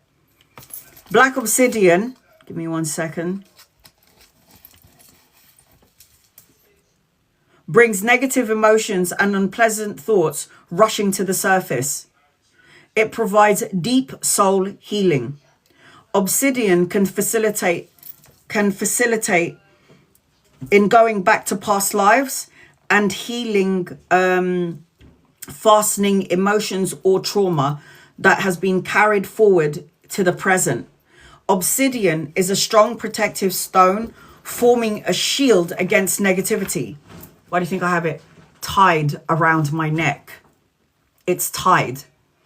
I took a lighter and I burnt this, so I fused it together so it will never break. Yes, I sewed this so it will never come off. So you can imagine when I go to an airport and this is magnetized and then they're going, Kee! And I'm like, I'm not taking it off. It's sewn to my neck. Sorry. Of course I shower with it. Cleanse your crystals. Cleanse, cleanse, cleanse. If it is on metal or jewelry, I get itchy when I wear silver or gold. It has to be cloth material, because I can have a shower with it. It will dry. Yeah. I shower with my, it's a way of cleansing it, right? You can run crystals under the water, so that's a way of cleansing it. So black obsidian is strongly protective stone, forming a shield against negativity. It provides a grounding cord from the base chakra to the center of the earth. It absorbs negative energy from the environment and then strengthens it in time of need. It helps for highly sensitive people. It blocks psychic attacks and removes negative spiritual influences. A large piece of obsidian can be extremely effective at blocking out geomagnetic stress or soaking the environment pollution. Many people find its powerful effects overwhelming and prefer to choose a gentler stone for the task, but is extremely helpful for therapists, counselors, and it will facilitate getting to the core problem, but it also mops up energy released as a result. So black obsidian is suitable for all types of people. Place obsidian under the pillow and it can draw out mental stress and tension. It has many calming effects, and it will also bring up reasons for stress.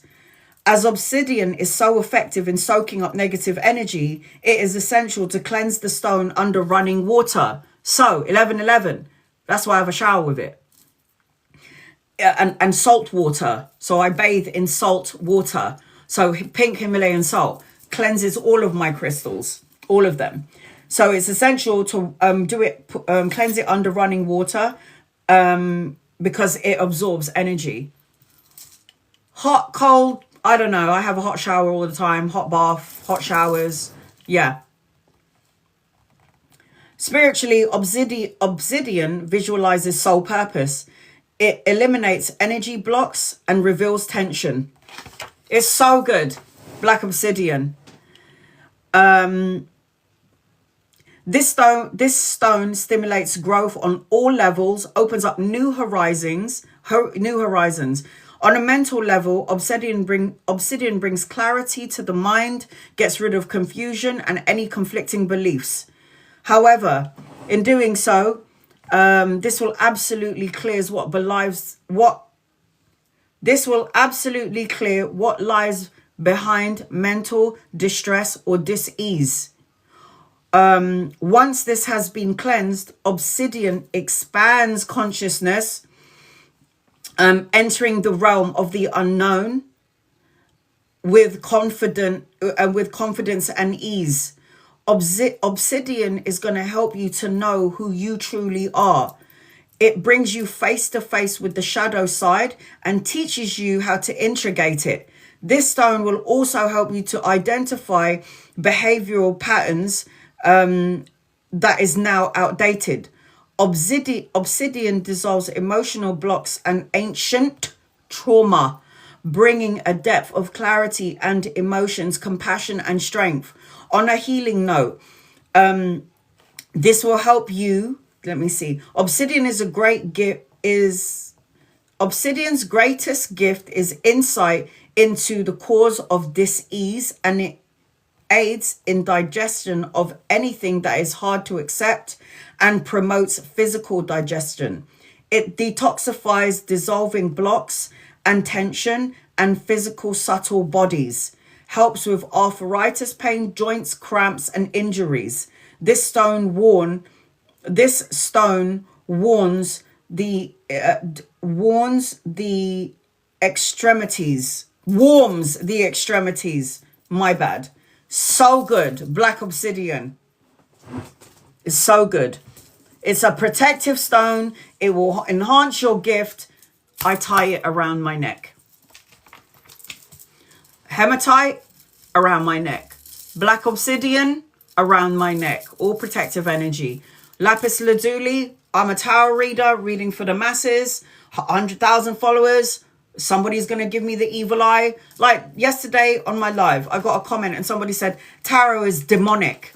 And I was like, I rebuked that sister. I didn't even say anything to her. I blocked her, love and light her energy. And my daughter said, I saw somebody saying that on your live, mum. And I was so pissed off. And I went, don't be angry and don't be upset. Just send them love and light and block and delete them. We don't need to give them what they give us. Life doesn't work that way. Clear quartz. Everyone has to have a clear quartz next to their amethyst. Important. Clear quartz amplifies all energies. Cleanses energies. Clear quartz is the most powerful healing and energy amplifier on the planet. Clear quartz crystal. When my daughter moved out, I gave her my best clear quartz crystal. Clear quartz. Clear quartz crystal is the most powerful healing and energy amplifier on the planet because it's unique, holistic, spiral, crystalline form. Found worldwide, it absorbs, stores, releases, and regulates energy, and it is excellent for unblocking. Any quartz crystals they're amazing crystals. This crystal works at a vibrational level and it attunes specific energies, requirements of the person needing healing and undertaking spiritual work. At a spiritual level, this crystal raises the energy to the highest possible level, contains every color possible. Clear quartz crystal works on levels of being. It dissolves any karmic seeds that was planted within your DNA. Use it in meditation and it will filter out distractions. Clear quartz is a great energizer, energy saver. So I love to have it. It's good to have in your car. It reduces fume consumption. Healing with the clear quartz crystal stimulates the immune system and brings the body back into balance. There's a whole bunch of quartz family though. There's so much. Hey Ophelia, there is so much. There's so much a clear quartz crystal can do. So what do I have? What would I highly recommend in my house? Hold on.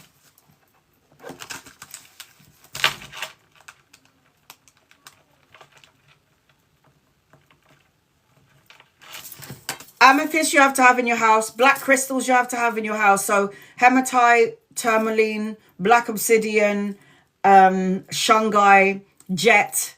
These are the crystals that you should have in your house. Rose quartz you should have in your house. Rose quartz promotes love. That's the next crystal I wanted to talk about. Rose quartz. You just bought some. Rose quartz is the stone of unconditional love. This is why I painted my room pink as well. Pink is love energy. So rose quartz is about love. It teaches us the true essence of love. It purifies and opens the heart at all levels and brings deep inner healing to the self. It is a calming, reassuring, and excellent for trauma or crisis. If you want to attract love, look for future romance. Rose quartz placed by your bed in the relationship corner of the house.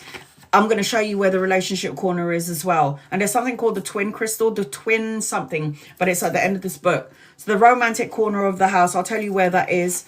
And it will help to bring in romance and draw in love and relationship towards you. Let's see. Rose quartz generally draws off negative energy and replaces it with loving vibration. It strengthens empathy and sensitivity and aids in acceptance and necessary change. It's an excellent stone for midlife crisis. Holding rose quartz crystal will enhance positive affirmations. I didn't know that. Oh, look at that. Get my rose quartz crystal and I'm going to be like talking into it like a microphone. If it's going to amplify that, thank you for that. I didn't know that. Okay, so where was that? Enhances manifestations. Hell yes. Excuse me guys while I just go off and manifest. So it enhances manifestations and affirmations. Rose quartz is the finest of healers. Rose quartz opens up the heart so you become receptive. If you have loved and lost, it comforts you in grief. Rose quartz teaches you about how to love yourself, and it's vital. It is vital if you have thoughts of unlovable thoughts. Healing energy. It strengthens the physical heart, circulatory system, releases impurities of the body and fluids. Good for the chest and lungs. Good for the kidneys, adrenal, and good for vertigo. It increases fertility, and this stone in an elixir will soothe and boost your complexion. It's helpful for Alzheimer's and Parkinson's, dementia. Rose quartz. Good crystal to have. Selenite. Everyone needs a selenite. Got a selenite tower over there. I want to bring it here, but it's just too far away. It's just over there. Selenite. This is an angel crystal. You want to call your angels, your archangels, and your guardian angels? Selenite crystal is the angel crystal. So I have crystal. I might as well. I brought everything else. All right, here we go.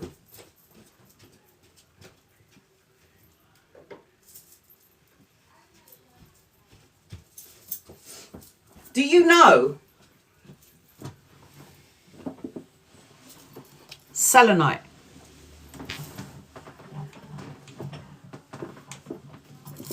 There's a little hole in there. So when there's a light that goes in there, this whole thing lights up.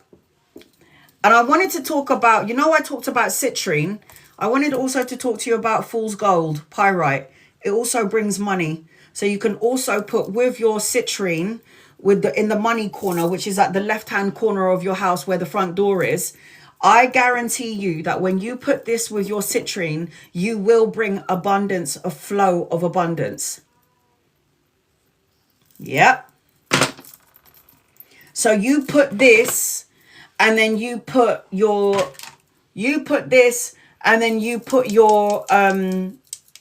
citrine. I've got many citrines together in the wealth corner of your house. You'll see. But this is my crystal. I don't have just this. I have a wand. I have a crystal selenite wand.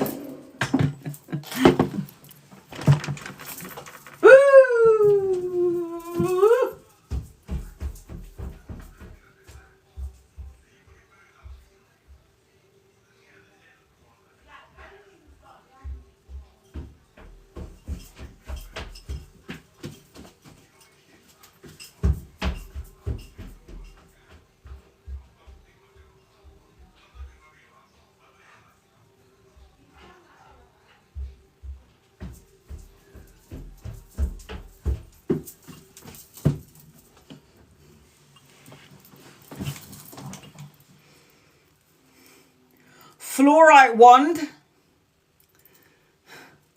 and my selenite wand. So my bestie got that for me. I'm doing cardio today, serious. So this is my selenite wand, and this is my tower selenite, and then my fluorite. Guess who gave this to me? Kim from America. Do you see the crystals that you guys have in the USA? Look at that.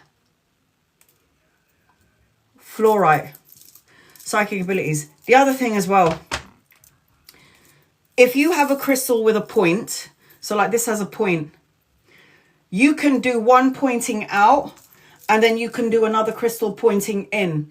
So when you meditate and then you visualize healing energy, it will go in through this point, yeah? And then it will come in through, it's like it's going to come in through this way. So it comes in this way, it goes into the body, and then anything, it will expel it out with the other crystal. So as long as you have a point. Do you think I'm over here doing the abracadabra stuff? You're damn right I am. Abracadabra, make me better. I cut all cords that no longer serve me. I use my selenite crystals to cut cords. So if I'm going out during the course of the day and then I'm around an asshole, I'm like, I cut the cord, selenite, I cut the cord, cut the cord, cut the cord, and get my other fluorite crystal. I cut the cord, cut this energy from me under my feet, between my legs, cutting cords. Selenite. Everyone needs a selenite. Everyone. Okay. Selenite. Translucent selenite has a very fine vibration and brings clarity of mind, opening the crown and higher crown chakras. It is I lost my place. Accessing angelic consciousness. I need to do that just for my boss, says Donna. I need to do that just for my boss. Do it, honey. Anna, can you show the cover again, please? Oh, let me flip the screen. Hold on. You can get this on Amazon, guys. Take a screenshot.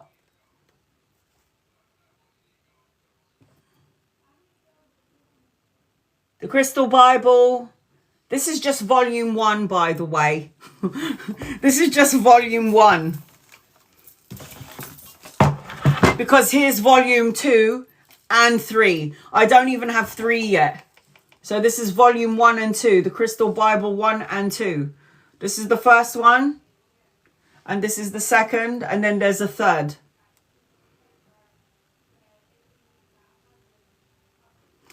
Oh, so the other stone that you put on the left side of your house, citrine, pyrite, fool's gold.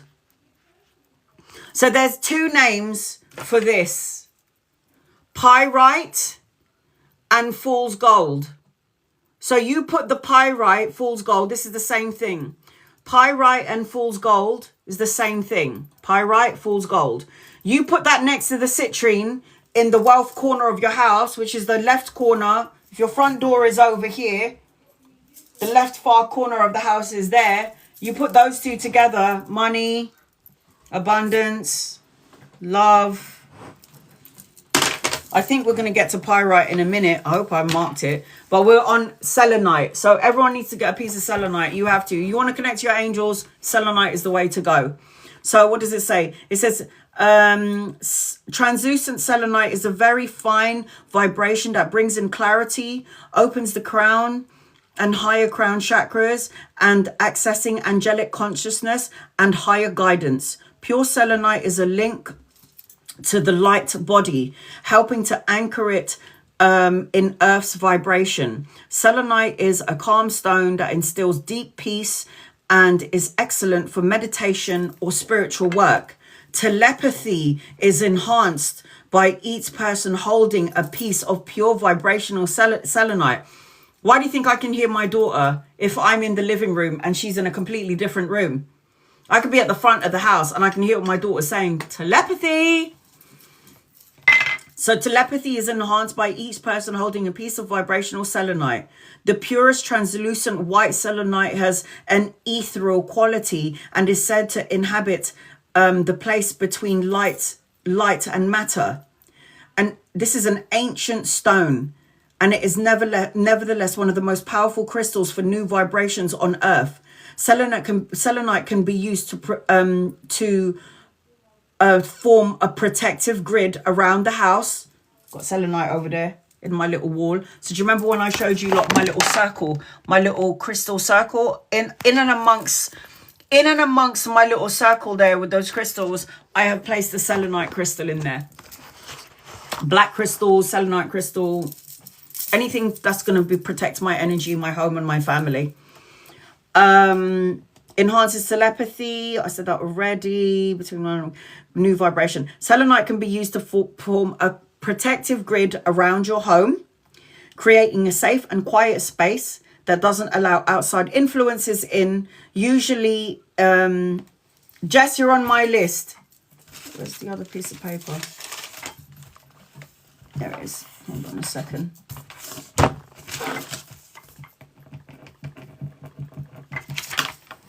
Jess, I got you. initially in the corner of the houses. A large piece of selenite placed in the house ensures a peaceful atmosphere. Selenite wands. Selenite wands can be used to detach, and look at that, entities from your aura. That's what I just did. It can detach entities from the aura, or for preventing anything external from influencing the mind. Cutting cords, people, cutting cords. Carrying the imprint of it, of all that has happened in the world. Selenite reaches other lives and is very useful for checking on progress made and assessing plans and for the present life and between live states. Wow! Selenite aligns the spinal column, promotes flexibility, guard against epileptic seizures. The stone neutralizes mercury poisoning from dental amalgam and reverses the effect of free radicals. It is excellent crystal for breastfeeding, nurturing a child. Its finest healing occurs at the energetic level. It is a crystal. It is a crystal to call in the angelic realm. So that's why I marked one of these pages for my selenite, because I love my selenite crystal. Tiger's eye. That's a very popular one. There's my tiger's eye pendulum.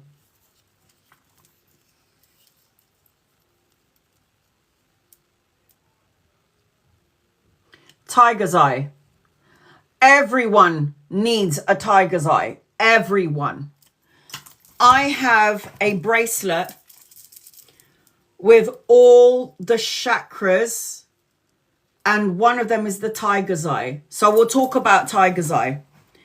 Tiger's eye combines the earth energy with the energies of the sun, creating a high vibrational state that is nevertheless grounded, drawing the spiritual energies from earth.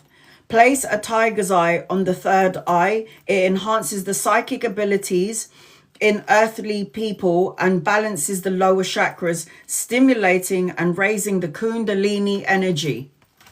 Okay, tiger's eye is a protective stone that was traditionally carried as a talisman against ill wishing and curses. I have to have tiger's eye. I have loads. I have many tiger's eye. So I showed you my talisman. I have them big. I have them small. I have a yellow bracelet in my bra by my bed. I have so many tiger's eye in my bowl. It's unbelievable. And I've given out tiger's eye to family members because strength and protection. So it's used as a talisman against ill wishing and curses. Tiger's eye is excellent for people who are spaced out or uncommitted, against curses. Yeah, I don't believe in curses, but you know, we live in a world of polarities, good and bad, evil and light. So yeah, so tiger's eye is a great crystal to have as well. So I used to have tiger's eye rings, you name it. So the stone is useful for recognizing both your needs and those of others. The difference between wishing and thinking about what you want and what you really need, tiger's eye will give that to you. Tiger's eye is particularly useful for healing mental dis-ease, personality disorder. Psychologically, tiger's eye will heal issues with self-worth, self-criticism, any blocks, and creativity. It's going to aid in recognizing one's talent and abilities. It supports addictive personalities in making choices. Emotionally, tiger's eye is going to balance the yin and yang energies and the emotional bodies and alleviates depression and lifts the moods. So, and on a healing level, tiger's eye will take care of the eyes, aids in night vision. Huh? I need night vision, and helps the throat, the reproductive organs, and dissolve constrictions, and it's also helpful to replace, oh, it repairing broken bones. Oh my God, so that's amazing. I'm not doing any readings yet, Miss Lotus. Am I going to die?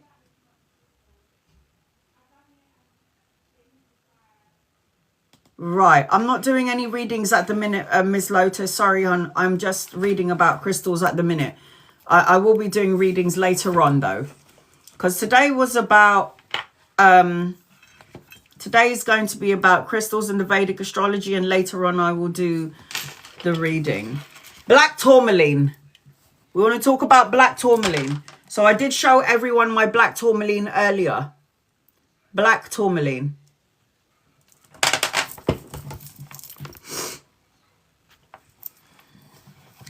Black tourmaline, and I love black tourmaline. I have them all over my windows, have them in the front, all over my doors, stuck on my doors, on my windows. Black tourmaline protects against cell phone electromagnetic smog, eradication of psychic attacks, spells, ill-wishing, negative entities of all kinds.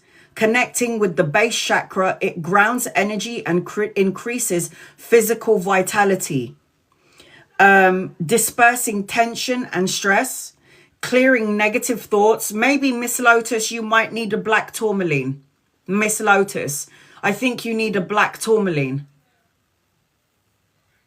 Yeah, you need a black tourmaline. Because if you're like scared of death, or you think you're going to die, and you're talking about, am I going to die? You've got fear of everything. So black tourmaline, because fear of death is fear of everything in life. It means you're not grounded. So black tourmaline would be good for someone like Miss Lotus. It clears out negative thoughts. It will promote feeling more laid back, have a more positive attitude, and it will give more positive attitude no matter what the circumstances. It stimulates creativity. In healing, black tourmaline placed on one's body will draw out negative energies. Okay, black tourmaline defends us against debilitating disease, strengthens the immune system, helps with arthritis, and provides pain relief. So black tourmaline, amazing. Just like, so if you put black tourmaline and tiger's eye together, that is a power combo. It's a powerful combination. Black tourmaline, and where did my thing go? Oh, for the love of God. So black tourmaline, if you put black tourmaline with tiger's eye, that's a power couple right there.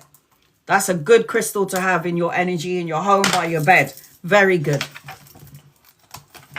Let me see. Oh my God, we're nearly there, guys. Nearly there, nearly there. This is the one that I wanted to talk about. Soulmate Tantric Twin Crystal. Soulmate Tantric Twin. Soulmate Tantric Twin. Yes, black tourmaline, tiger's eye together. Great combination. When I was reading about this, so I don't have this crystal, but I was like, I need to mark this. The Soulmate Tantric Twin Crystal, the name suggests that it will draw your soulmate to your side. It is literally called that. Soulmate Tantric Twin.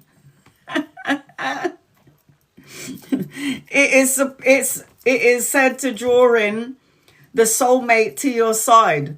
Although this soulmate not be a sexual partner, soulmate crystals and tantric twin are a pair of crystals approximately the same size, growing from common base, joined together alongside, and is also used what's it called, for union of energies. Soulmate crystals are beneficial for all kinds of relationship. The closer they are in size, the more harmonious the partnership will be. These stones have a powerful message concerning the bond of two people in close and intimate relationships. They teach us how to be unique and separate while united in equal partnership. There is literally, I need that too. What are you talking about, Sharon? Oh my God. There's a relationships corner. Are you joking? So if you ever find yourself getting a tantric twin crystal, so there is the tantric twin on its own, but then there's the tantric twin where there is 2 points, right? 2 points. Give me 10, please. Yeah, you're damn right. But look at where you're supposed to put it. I'm going to flip this camera. The relationships corner. So there's the front door. Take a screenshot of it. So from me, have you got a screenshot of it, guys? Just in case you lot are trying to get your love connection. Take a screenshot so I can flip the screen again. So this is the relationships corner. All right, let's talk about this. So let me just figure out where the hell my relationships corner, because I fucking need 10 of them crystals on that side as well. Ow! All right, so my front door is there. So I need to place my money crystals on the left-hand corner of my house. And then I need to place my tantric twin crystal over there. So right where my peace lily is, right in that corner there. When my man gets to my house, I'm telling you, he's never going to want to leave. Yeah, not only am I going to place it in that corner, I'm going to put it under his pillow, under the bed, under where he sleeps, so he can't get enough of me.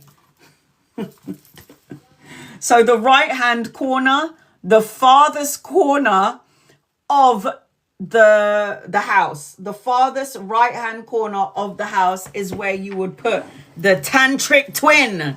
Ooh, yeah, lots of sex for me. Right, here we go. Okay, I'm just going to go really quickly because we're nearly done now, and then I'm going to get to the readings. Look at, guys, you can get this on Amazon. I do say this already. We're all in agreement with this one. Sharon, let me go buy these crystals.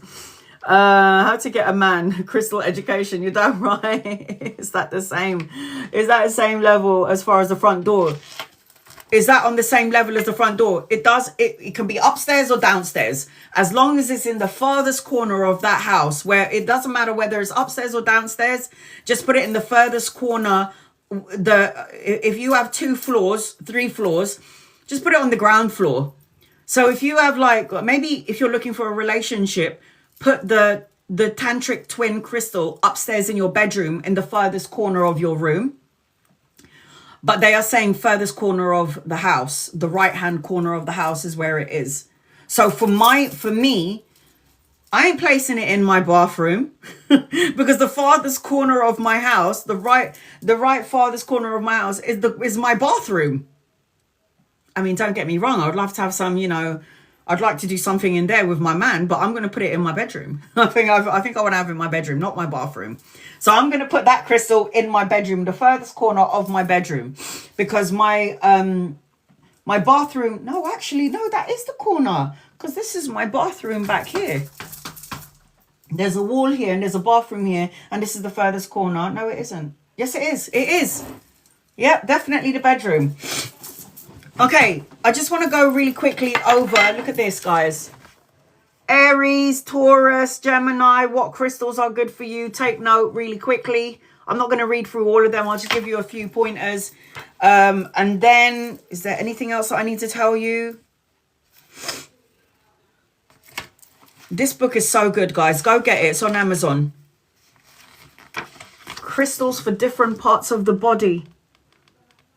The brain. Look at that. Amber. Oh my God. So I actually marked this place. All right. Aries.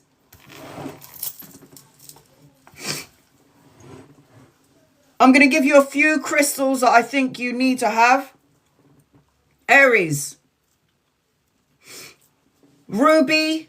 Diamond. Topaz. Jasper. Bloodstone. Carnelian, citrine, Aries, okay? These are good crystals to have for you.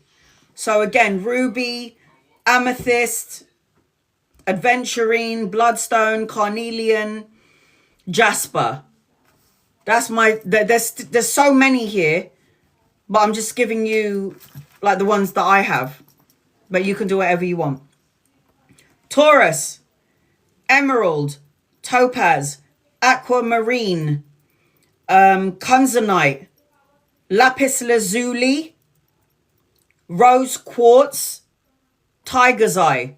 Taurus, emerald, topaz, aquamarine, emerald, kunzite, lapis lazuli, rose quartz, tiger's eye. Taurus. Gemini, tourmaline, agate, chrysocolla, selenite, green obsidian, tiger's eye, topaz. Gemini. So tourmaline, agate, chrysocolla, green obsidian, tiger's eye, topaz. Cancerian, moonstone, pearl, carnelian, emerald, opal, fire, agate, pink tourmaline. Cancerian, moonstone, pearl, carnelian, opal, pink tourmaline, fire agate. Those would be good for you. Even ruby. Leo, cat's eye or tiger's eye. Amber, carnelian, chrysocolla, onyx. All my onyxes out there. That's a brilliant crystal to have. It's black. Onyx, topaz, red obsidian. So Leo, cat's eye, tiger's eye, chrysocolla, fire agate. I've got Kanzanite, onyx, topaz, red obsidian. Virgo, peridot, amazonite,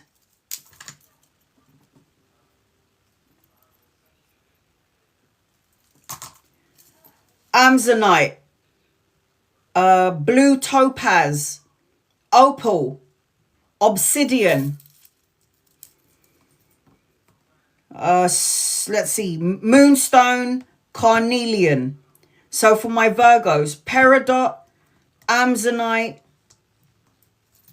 chrysocolla, citrine, what did I say? Moonstone, peridot, and what else? I got blue topaz as well, Virgo. Libra, opal, aquamarine, bloodstone, emerald, green tourmaline, jade, lapis lazuli. So I gave it to my mum. I didn't even know. My mum's a Libra. I didn't even know that it lapis lazuli, it would be great for Libras. And I gave this to her, just, it was an instinct to give her lapis lazuli. Lapis lazuli, peridot, topaz, sunstone, Libra. So opal, bloodstone,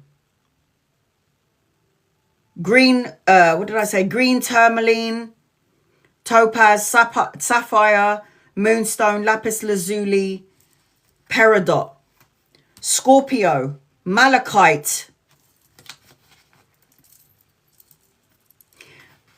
green tourmaline, moonstone, kunzite, topaz, obsidian. So Scorpio, topaz, malachite, green tourmaline, moonstone, obsidian, topaz. Sagittarius, topaz, amethyst, blue lace agate, obsidian, lapis lazuli, snowflake obsidian. Scorpio, snowflake obsidian, ruby, topaz, and turquoise. So Scorpio, topaz, what did they write that twice? topaz, malachite, aquamarine, green tourmaline, agate, kunzite, turquoise, obsidian. Sagittarius. Was I on Sagittarius? I was, sorry. Okay, so Sagittarius. Topaz, amethyst, blue lace agate, obsidian, lapis lazuli, snowflake obsidian, ruby, smoky quartz. So Sagittarius, topaz, blue lace agate, obsidian, lapis lazuli, snowflake obsidian, smoky quartz. Capricorn, jet. I got jet, but they're outside on my by my door. Onyx. Onyx is a crystal for old souls. Carnelian, fluorite. Fluorite. This is my fluorite. Black tourmaline, jet, malachite, onyx, smoky quartz, peridot. That's Capricorn. Jet, onyx, fluorite, black tourmaline, jet, malachite, onyx, smoky quartz. Aquarius, aquamarine, amethyst, blue obsidian, fluorite, labradorite, moonstone. Aquarius, aquamarine, amethyst, blue obsidian, fluorite, labradorite, moonstone. Pisces, moonstone, amethyst, aquamarine, bloodstone, blue lace agate, turquoise, fluorite. Moonstone, Pisces. So moonstone, amethyst, aquamarine, blue lace agate, fluorite, labradorite, moonstone. These are great for you guys. You just need to get the book. Just get the book, guys. Get the book. If you're having brain problem, like if you've got issues with the brain, the great thing to have, what did I say about the brain? Blue lace agate. You've got problems with your ears. Amber.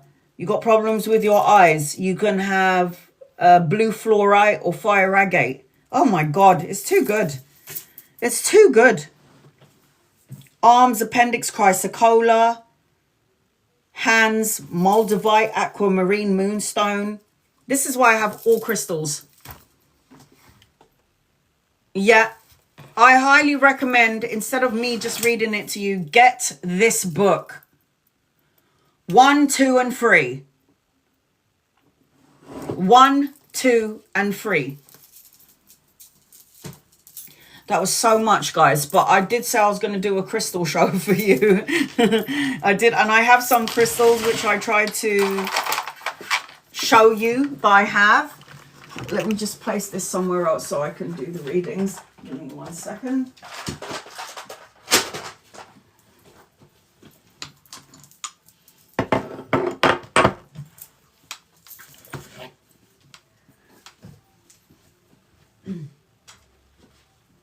It's a lot of information. I've got Gemini placements in my chart. So Gemini's is always wanting to know everything about everything. Gemini's always wants to know everything about everything. Education, study, learning, information. So I like to know everything about everything. And I don't mean just like other people's business. I'm talking about I like education. I like to educate myself. I like to educate myself so I can share what I've learned with everybody that with everyone that I know. So I do that. I do that. All right. So I've got all of these people on my list. I'm reading for in order as they've come in. However, I do have a list of people that I need to read for. Where the hell is that list gone? Oh, God. I've got, how many people did I have in here? It was 3. Sorry, guys. I know it took so long, but I wanted to do this for you lot.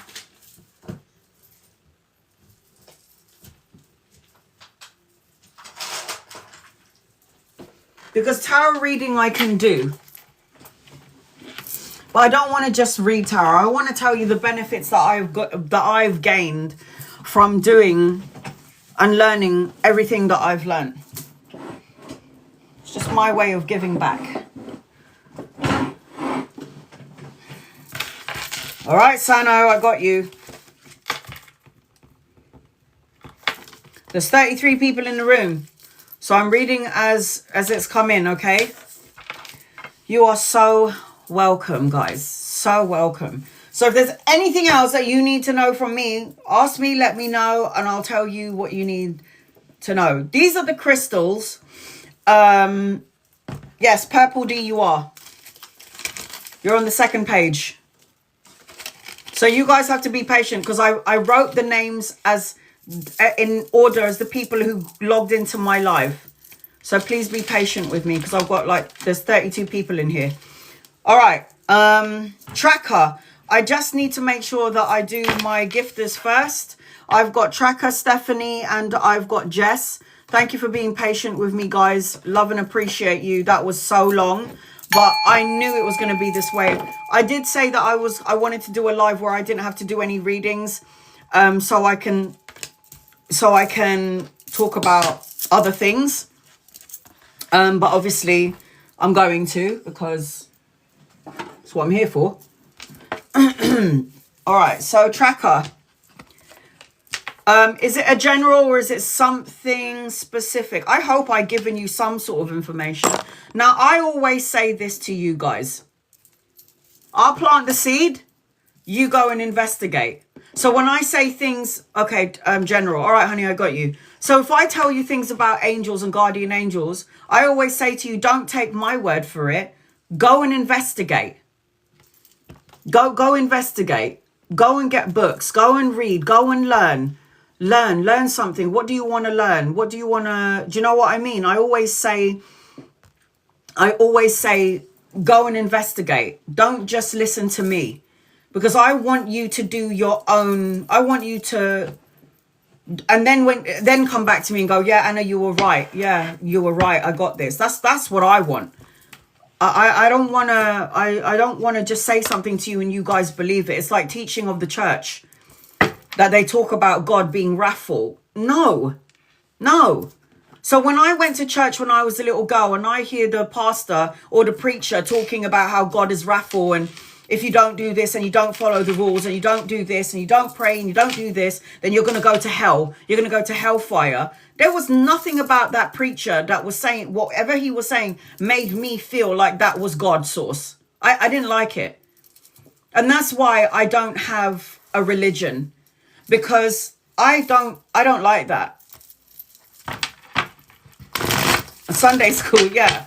But I always say to you, you have to feel it. So when I was listening to the pastor talking and he was going on about God will punish you if you do not do this. God is a God of wrath and God is a God of hate. And if you do not fear God, then God will put you in hellfire. This is what my brother believes. He's a Muslim. And I love my brother with every part of my body and my soul and my heart. And I love I love the Muslim religion. But they believe an eye for an eye. In the Bible, what the saying is, if somebody steals your shoe, give them the other one. If somebody will smack you on the right cheek, give them the left cheek. Is it going to make them feel better? So be it.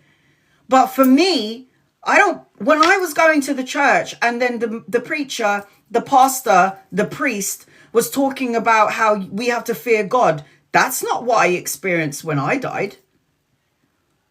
The all-encompassing energy, King James, yeah.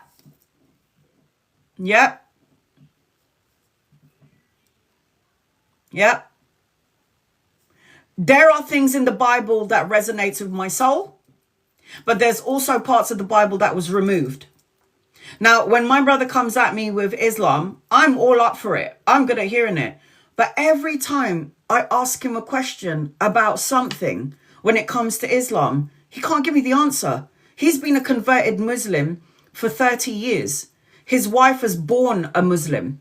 And what happened was, when I was talking to her and I would ask her questions about a religion that she was born into, she couldn't give me an answer. She can ask me a question though, and I'll give her an answer. Do they like it? No. Like my dad, Jehovah's Witness. Did you know that there's going to be 144,000 entering the kingdom of heaven? I was like, huh? Because I don't exactly remember the number. But according to my father, and the Jehovah's Witness beliefs, there's like 174,000 people will enter the kingdom of heaven. And I'm like, well, that's not true, because when I died, I saw everyone there. I saw billions of people there. I saw everyone there of all religions. It doesn't make any sense. That's why I said religion is not going to be enough anymore. I think all religions are right. Yes. But man has tainted it all, ruined everything. Yeah, I love my daddy-o, man. I do. And I'm really glad he found God. And if he found God for being a Jehovah's Witness, Godspeed to you. If my brother had found God through Islam, good for you, bro. Love it. Let's talk about God and love energy. Not your one is better than mine or my one is better than yours. No. Not in that context. Let's just agree to disagree. You believe in God? I believe in God. Let's keep it like that. Let's just keep it at that. Whatever other things goes on in the in-between is none of my business, none of your business. As long as you believe in God and I believe in God, that's all God wants. And he doesn't want you to be afraid of him. This is absolute bullshit. And when you die, everybody in the room, whatever religion you have, you're going to see that religion has just tainted everything. There's a rule. Did you know that there's like 4,000 religions out there?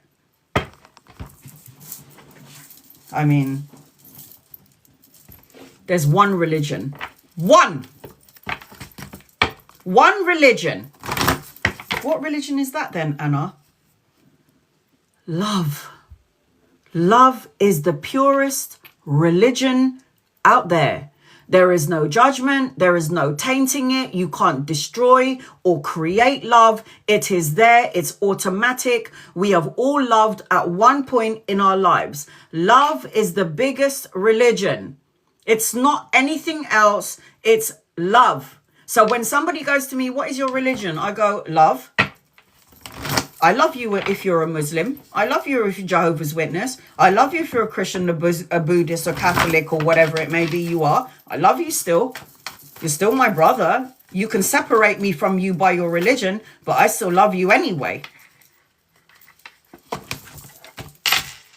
So for me, that's my religion. Love.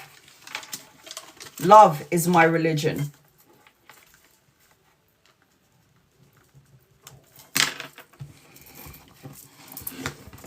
God is not raffle. I need everybody. You don't have to believe me. Hell, have a near-death experience. Have an out-of-body experience to know that God is not raffle.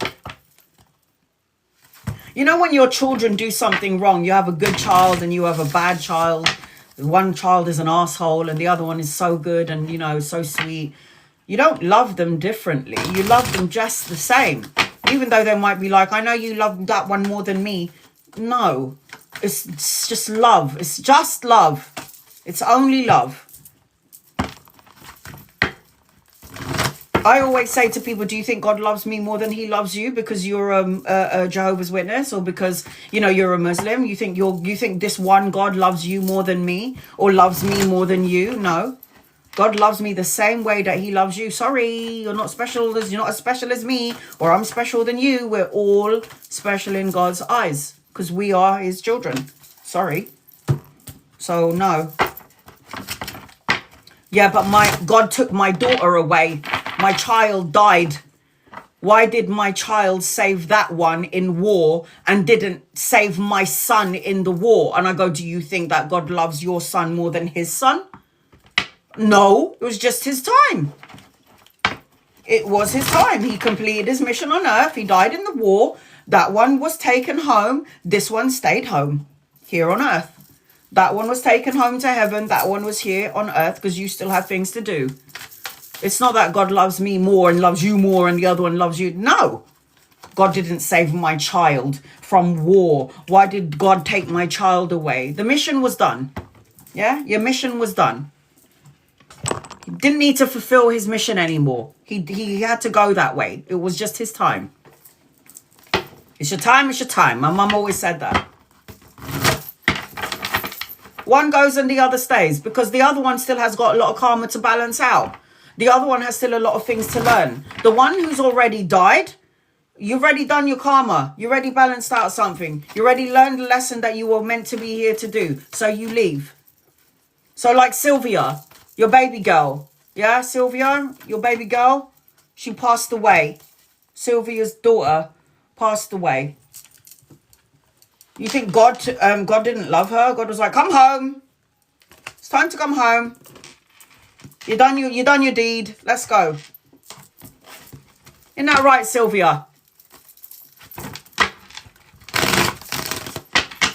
I lost 3 children. Lost 3 kids. And it doesn't matter how your child goes. It doesn't matter how, whether it's good or bad, peacefully or intense or crazy. No matter how they go, we go home. We go home. We just go home. We go home. She told me she's good.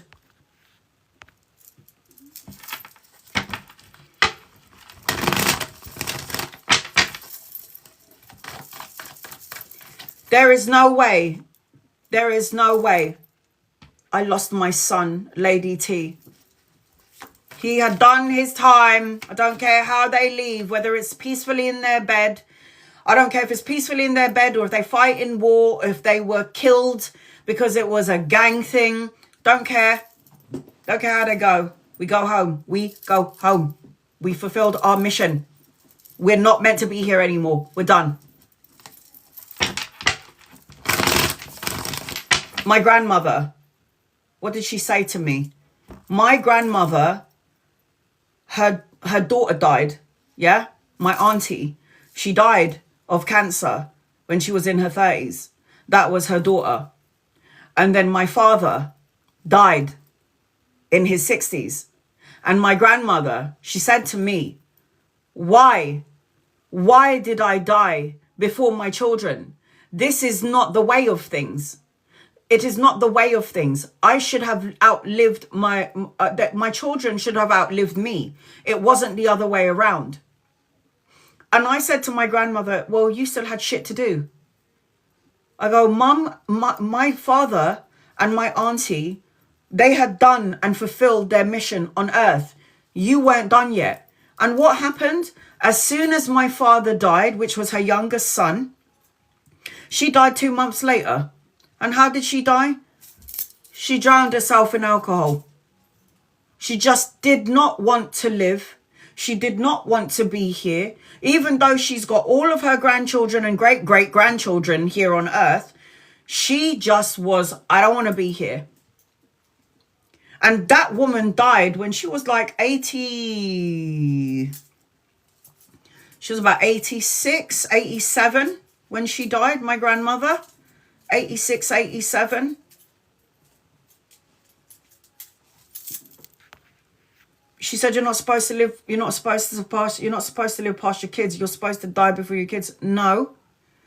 That's what we believe in the physical world. That's what we believe in the physical world. But in the spiritual world, you have to understand. You have to understand that we all have something to fulfill. And until that time is done, some people go through a near-death experience and they're like, I'm ready to go. And then they were like, you ain't going nowhere. You're going back down there because you got shit to do. And I was telling you, I was fighting God. And I was like, I don't need to be down on earth. I can be more of assistance from up here. And he was like, this wasn't a part of you. This is not what you agreed. You and I agreed to it. And you were supposed to go back down there. You were supposed to have this experience. You say it all the time. Every time you come back down to earth, you say, oh, God, you never told us how hard it was. You already knew. You say it all the time. You died many times. You've had many lives. You say this all the time. Dying is easy. Living is hard. I was just like, no. I'm arguing with the creator of all things, like I know better than the creator. And then I was like, oh shit, I know my contract. Mum had a near-death experience too. She tried to avoid. She tries to avoid what she sees. You can't do that. It will come for you. You'll keep seeing what you need to see. Tracker, angels, guides, loved ones. This is for tracker. What does tracker need to know? It cannot be avoided. Don't. You can grieve your loved one. Of course you can. You are on the list 222. Yes. You can grieve your loved one. Of course you can. Why? Because we've lost the physical connection. The physical connection is no longer there. But your spirit to that spirit, my spirit to my mum and dad's spirit and my grandmother's spirit and my cat's spirit is still there. There is no disconnect. Love is love. It's a spiritual connection. It's a love connection that's never lost. It's not lost through time. It's not lost through time. It still exists in this moment. All right, tracker. What does tracker need to know, please? Love and light.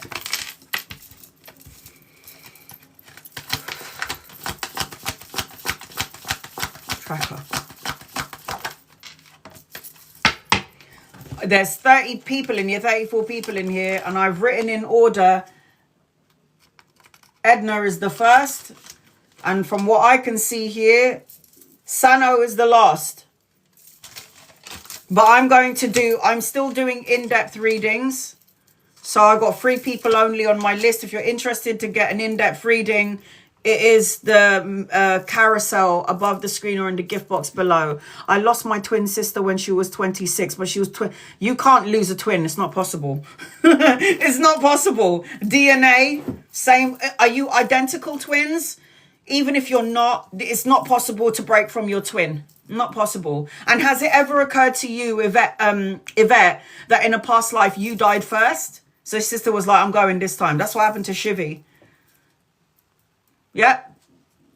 Yeah, she's still you. You're damn right. But now you're going to be even more potent and powerful because she's assisting you from the other side.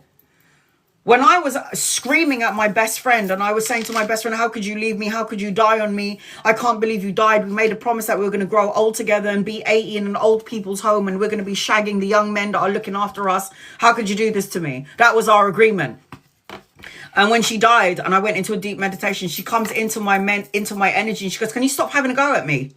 And I was like, no, well, you fucking left me. Why did you do that? We made an agreement. She goes, because Anna, you might not remember, but in our past lives, we had an agreement that that you were going to die back then.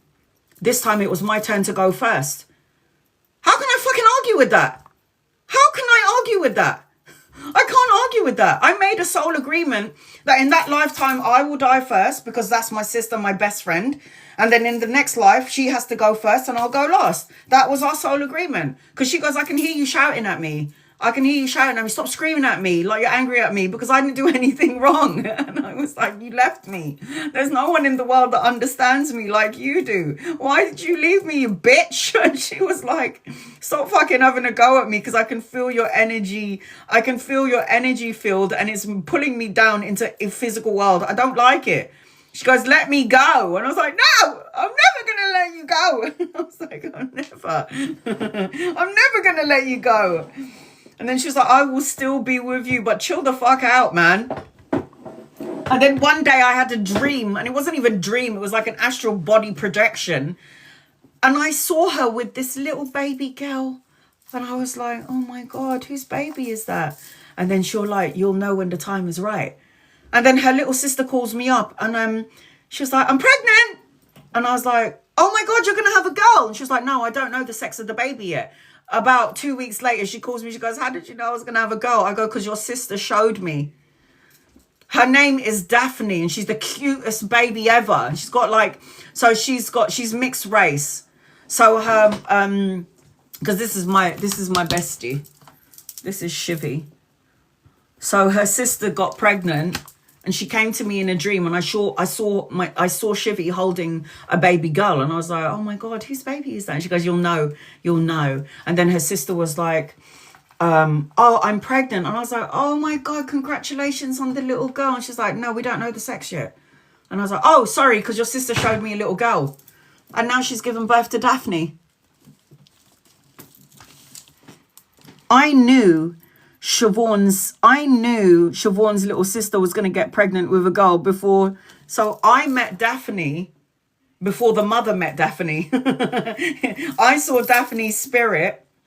I saw her soul in the arms of my best friend in heaven. And I met Daphne before the mother met her. How crazy is that? So I haven't met her yet.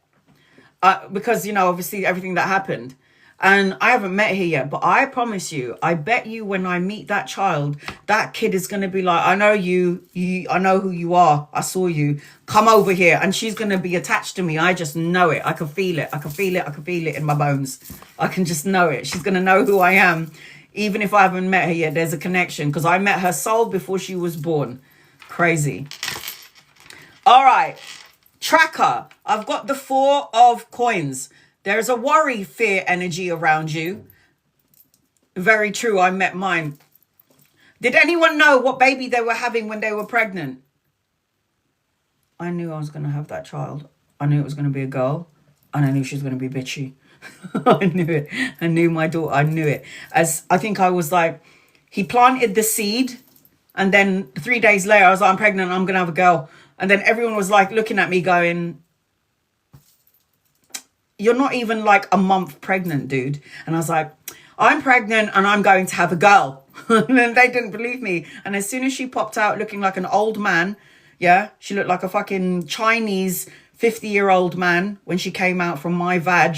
And I was like, oh no. And then she turned into this beautiful, it was like an ugly duckling into a swan. I was pregnant for less than three weeks.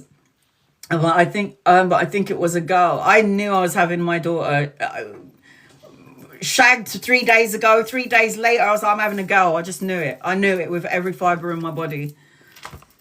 Mum said I looked like an alien. One day I'm going to find a picture of Eliza and I'm going to show her to you. I'm going to show my daughter to you. And she looked like a fucking Chinese old man with absolutely straight hair. And now she looks like a Chinese doll with afro hair. I mean, this girl's hair is like afro big. Like big afro. All right. Tracker. There is some sort of a fear energy attached to you, okay? I think I'll have a boy. I met him 4 years ago, but he hasn't come. I'm supposed to have a little boy. I was supposed to have a little boy. I saw him in my belly, but you know what? I was like, fuck that. I'm too old for this. I mean, don't get me wrong. I could still have a baby right now. If I show you a picture of my daughter, I tell you, you're going to see a Chinese old man with straight jet black hair. Now her hair's got blonde bits in it. It's curly afro as hell. I had to learn how to crochet cornrow and plait because my daughter's hair was so afro. It's crazy. Back to Tracker. So the 4 of coins represents that you're holding on to something or there's a fear of something. Tracker. I need you to release this energy to God, universe, and source, especially if it's around stability, money, finances. Renault.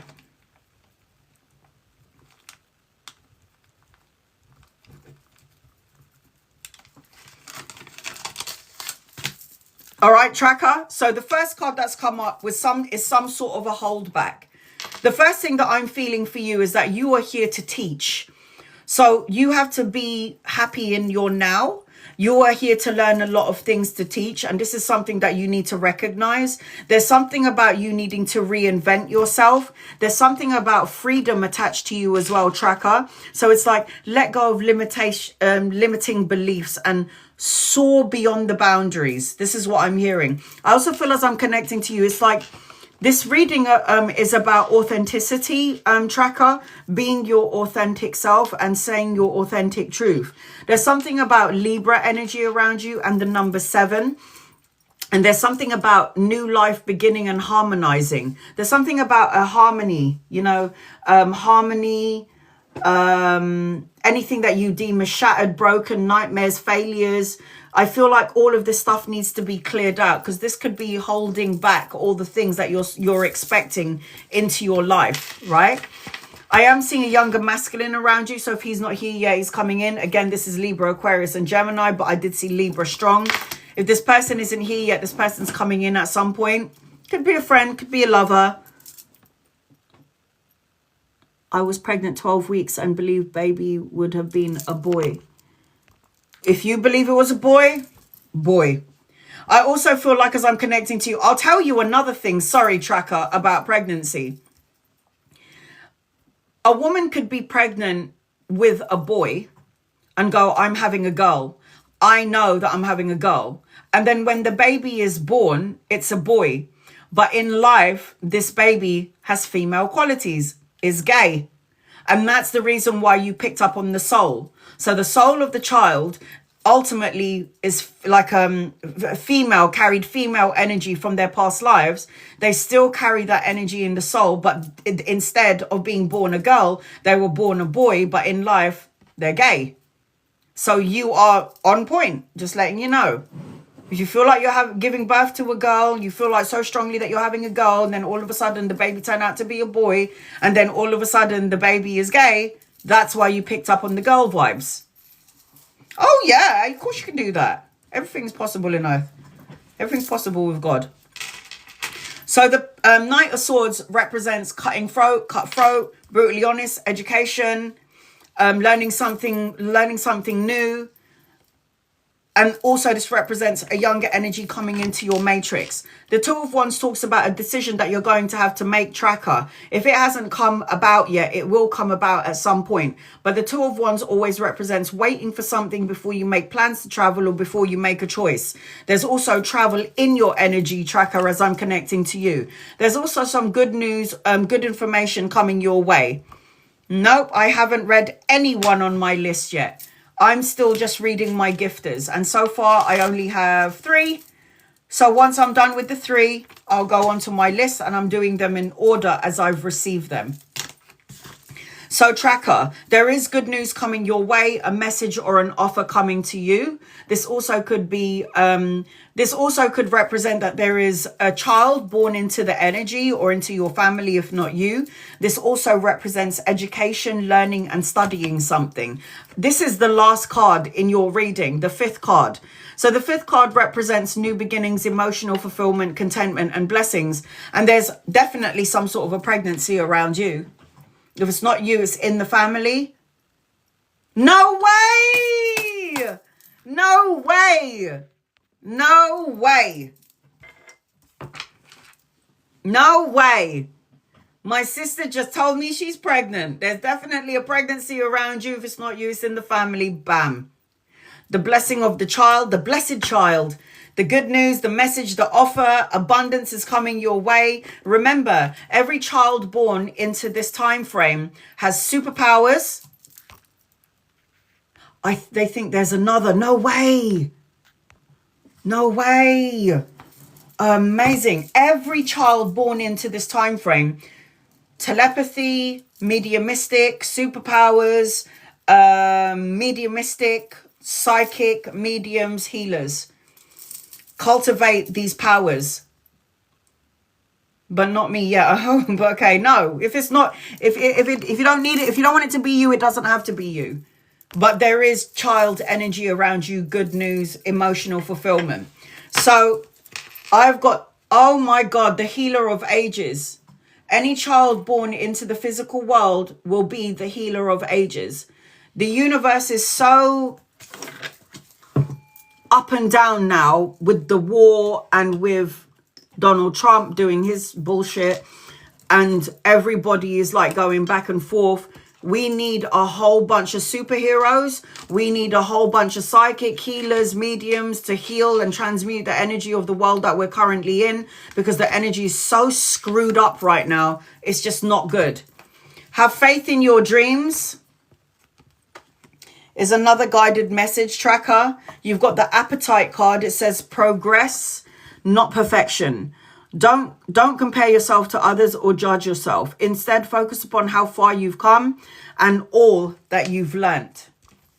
And then you've also got the strength card. It says power, courage, resilience. I'm anxious to see what April the 20th is going to be like. You told me that was one of my important dates. Wait and see. Until then, relax. Or even then, relax. So I've got give yourself a break, believe in the divine, trust the process, believe, ask, receive, and relax. Let the current take you. You are exactly where you need to be right now. So relax, honey. That is your guided message. Okay, Stephanie, you're going to be next. Tracker, I've got Cancer, Pisces, Scorpio, Libra, Aquarius, Gemini, Taurus in your energy. In your energy. You're so welcome, honey. All right, so Stephanie and Jess, these are the only people on my list. Once I'm done with my list, I'm going to get started with the other list. And this is in order of everybody that came into the room. So as everybody was coming into the room, I was writing their names down so I can read for you in order. Please listen out for your name, guys. I'm going to do my best to try and pin you up. But if it doesn't, I'm going to call your name several times. All right. General. Stephanie, I've got Leo energy around you. Divine inspiration, good luck, success, and strength. There's somebody that's going to come into your matrix that's going to be trustworthy. So whoever this person is, if they're not here yet, they're coming in at some point. There's something about networking. There's something about transformation. There's something about compassionate energy. I've got Leo energy around you. Stop asking yourself what if is what I just heard. Healthy boundaries needs to be implemented is what I'm hearing as well. Secure wealth and establishing yourself is also what I'm hearing as I'm connecting to you. What if about kids?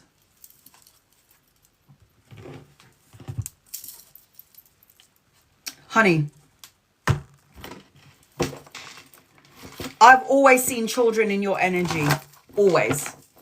If you doubt it, you push the energy further away from you. If you question it and go, I'm too old, it will always be away from you. I have a friend of mine who got pregnant when she was 45 years old. Are you close to that age? Are you older? If you're still on the red dragon, you can still get pregnant. My cousin Lilia, oh, you're still young. My cousin Lilia had twins. She couldn't, she had menopause already. She already had menopause. So she stopped the red dragon. She had, is it in vitro? You know, where they put the sperm and the egg in the stomach? She ended up having twins. She gave birth to the twins. Whether or not you can produce eggs or not, you can still have children. Crazy, huh? All right. Stephanie, angels, guides, loved ones. This is for Stephanie. What does Stephanie need to know, please, in love and light? She was comfortable in the notion that she was never, ever going to have kids. She ended up getting pregnant. I think she was 45 years old. That's the age that I am now. And I'm like, oh, hell no. I'm like, hell no to having more kids. And she had kids at 45. But she had one hell of a life, man. I asked her today, would it be all right if I interviewed you in front of the crowd? She went, yeah. And I go, because I didn't get to interview my mum. Would it be all right if I interviewed Cleopatra? And she was like, yeah. She goes, that would be fine with me. I'm all right with that. She goes, I'm all right with that. All right. So, Stephanie. You got to get rid of, I'm telling you that there is going to be success. There's luck on your side. You're stronger than you think you are. There's a transformational energy in your energy. You have to have healthy boundaries. You're going to establish some wealth, but you do need to cleanse and clear out any negativity. The toxic thoughts and feelings and words and emotions that you're sending out into the universe is going to counteract the luck and everything. And it's like you're going to have it, but it will just come at a later date. You have to open yourself up to divine inspiration. You have to go with the flow because your energy is already touching the higher realm. But there's a lot of, it's like You have to be divinely inspired to cut out these negative emotions, thoughts. Look, the cards are saying to you that you have to walk away from these negative thoughts, emotions, feelings, problems. Don't call in the spirit of problem. Walk away from that. This is a walk away card. Walk away from something that doesn't emotionally fulfill you. Abandon, retreat, move on, let go. Turn your back on it. Turn your back on something that doesn't emotionally fulfill you. That's what the cards are telling you to do. You could be feeling great, but if your emotions are not lined up to your thoughts, your words, and what you're saying, then how are you going to have the things that you need? You've already been through a lot of things already from what I can see. Don't cultivate more problems. Don't focus on the problem and then thus creating turmoil and chaos in your life. Don't walk away from toxic energy into chaos, to negative ways of thinking, emotions, thoughts. I'm telling you right now, in all that is said and done with the cards that have fallen out for you, you have luck on your side. You're stronger than you think you are. There's a transformation around you, a sense of compassion. Stop talking about what ifs. Draw a line under it. Enough's enough talking about problems. Start talking about possibilities. And I'm telling you, you're going to end up changing the energy of your life. It always happens that way. There is going to be something to celebrate in the long run. The Three of Cups is always about surrounding yourself with people that love and support you. Be around friends. And I told you about networking. So be around friends and people that love and support you. There is going to be a celebration in your energy. The grandparents on the other side will always be there to watch over you too. That's not even a question. That's not even, there's no doubt about that. There's no doubt in that. But sometimes toxicity comes into our lives because you're still lingering in that energy and the universe is still trying to teach you a lesson. So how does the universe teach you a lesson? By sending you people that are not right, work people that you don't like. It could represent that you're dealing with people who are low vibrational and you're absorbing their energy. So you have to learn discernment, what is mine and what isn't mine. You're looking for the happy family and the happy home, emotional contentment, the love and support that you want. It's your fifth card. Love and support. Anchoring your reading. Children.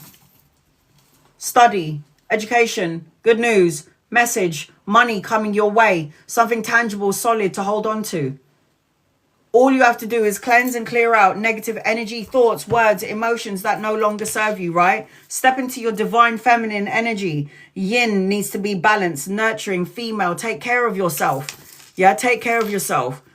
Work through your fears. Fears are not real. It's just the mind. It's the mind that creates the fear, and it's not real. It's not true. If you believe it so, then it will. The man holding a heart. So a love connection around you, a relationship. You can't have the happy family and the children without the man, right? So there's the man. Love, support that you felt that you didn't have. You got a solidite crystal. The solidite crystal says, socialize or join in. And I did say to you about networking, making healthy and supportive new friends and connections by getting involved in groups of like-minded people. Be around people that love and support you, your soul tribe.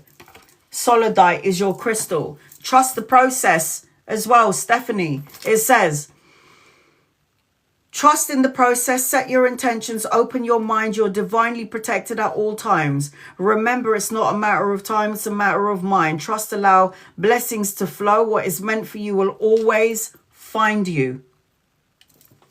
So, honey, you've got blessings in your energy. We all do.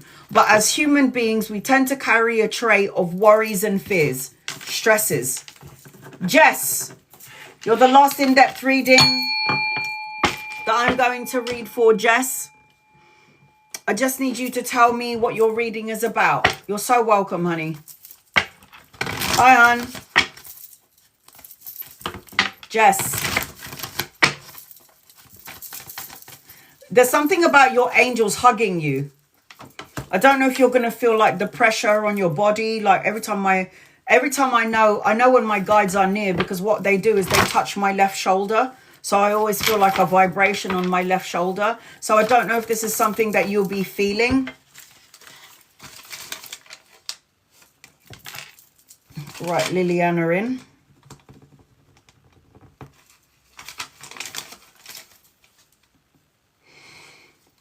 Ooh. Anything I need to know? I've been stressing out about you. Your stress is just adding to problems, by the way. You're putting stress. So you've called in the spirit of stress and you've attached the spirit of stress to your medical biopsy.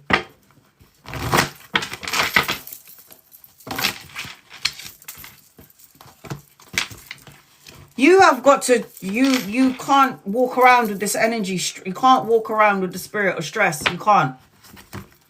And what is the first thing that I said to you? I know I'm trying but being human is annoying. That's what I said. I said, if this is being human, then I don't want to be human. So this is the last person that I'm going to read for, and then I'm going to read for everybody on my list. I'm doing it in order as I've received. So you're talking about the biopsy, Jess. And what was the first words that came out of my mouth? There's something about an angel hugging you. There's something about an angel embrace. That's the first thing that I said to you that I saw. Because as I tuned into your picture, it felt like your guardian angel wrapped their arms around me. So you're talking about the fucking biopsy and stressing out about it. And all I can feel is divine love from an embrace of an angel on the other side that belongs to you. So, sweetheart. Hi, Gemma. You're still on the list. I haven't read for anybody yet because I was still doing the crystal show. So, from what I can sense and see around you is you need to detox is what I'm hearing, Jess. Detox time.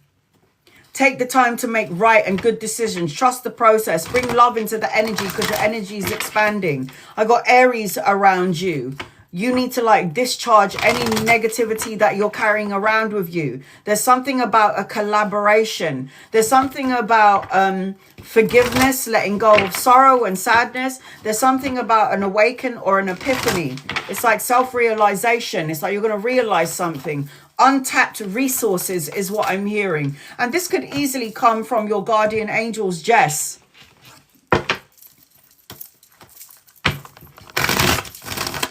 Names, guys, loved ones for Jess. What does Jess need to know? This is an in-depth reading for Jess, and then I'm going to go straight onto my list, and I'm going to try and get through as everybody on my list as possible. All right, here we go. Oh, that's not what I'm supposed to be doing. I'm supposed to be shuffling. Jess, I need you to surrender, release, and let go of any stresses that you're holding in the body because you need to deal. Do you think I was sitting there worrying about my open heart surgery before the date of the surgery? No. I dealt with that. I crossed that bridge when I got there to the hospital. I wasn't sitting there for like 3 months going, oh my God, I'm going to have open heart surgery. What happens if I die on the table? What happens if something goes wrong? What happens if they cut me or they nip a vein? What happens if I stop breathing while my heart is open and they clamp my chest open? What happens if they drop a tool in my chest, one of the operating tools in my body, and then they slice an internal organ and then I drown in my blood? I didn't sit there thinking about that shit. It's like whatever happens, happens. If they did that, I'd be going home. Oh, look at that. Hello. I shuffle the cards. Your stress, spiritual energy that you've called in worrying about your biopsy is going to create problems. You feel bound and chained to these emotions, these feelings, and all you're doing is going to co-create more negativity around your aura and your orbit and the way you're thinking and the energy around the situation. All you're going to do is create more problems. So, unchain yourself from stress. Detox from the energy of stress. Release toxins from the body, the mind, and the soul. Because the energy of stress is a spirit. And you seem to have called that right in, Jess. And what is that spirit going to do? Turn it into something toxic. You don't want that to happen. You're the one with the power. So do remember every time I talk about the devil card, I always say you're the one that has the power to disconnect from negative emotions, thoughts, people, or situations. It's within your power. Oh, there's healing being done underneath the surface of things. Archangel Raphael. I hope so. Pilates is amazing. It will unlock things that I didn't even know that muscles in my body that I didn't even know existed when I was doing Pilates. There is healing being done underneath the surface of things, but with Archangel Gabriel, you do need to fill up your own cup. You need to have some self-control of your emotions. You need to be patient and find harmony, do things in moderation, and find balance and equilibrium. I've got an older masculine around you. If he's not here yet, he's coming in at some point. Could be a lover or a friend. I'm seeing love in your energy. I'm seeing abundance and pregnancy in your energy. What are you talking about? What are you talking about? Two of Cups is marriage, soulmate, partnership, a higher form of commitment, relationship. Empress represents healing, abundance, blessings, pregnancy, pregnant with ideas. Is there anything in this card set that I feel like I have to worry about? It's only you that's co-creating the toxicities. I just needed you to yell at me. Happy to do so. Happy to do so. Look at all of this. In all of these cards, the only card that I don't like is that one. But all of the other cards are this. And anchoring your reading is the Ace of Coins. It's like the hand of God is going, Jess, can you shut up with your bullshit? Obviously, God doesn't talk like that. But stop talking so negatively, because you're going to call in the negative shit. And then you're going to end up missing out on the man, the relationship, the pregnancy, the abundance, and the money. And this is the only card that you got to get rid of. Everything else is good. It's just that card there is creating a problem. Yeah? Look at you attaching yourself to bullshit. Look at the chains attaching yourself to your stress. And look at the chains there. Look at that attachment. You've got to, what did I say about in the Vedic astrology you're reading? Non-attachment to things, situations of the physical world. Conclusions are within reach.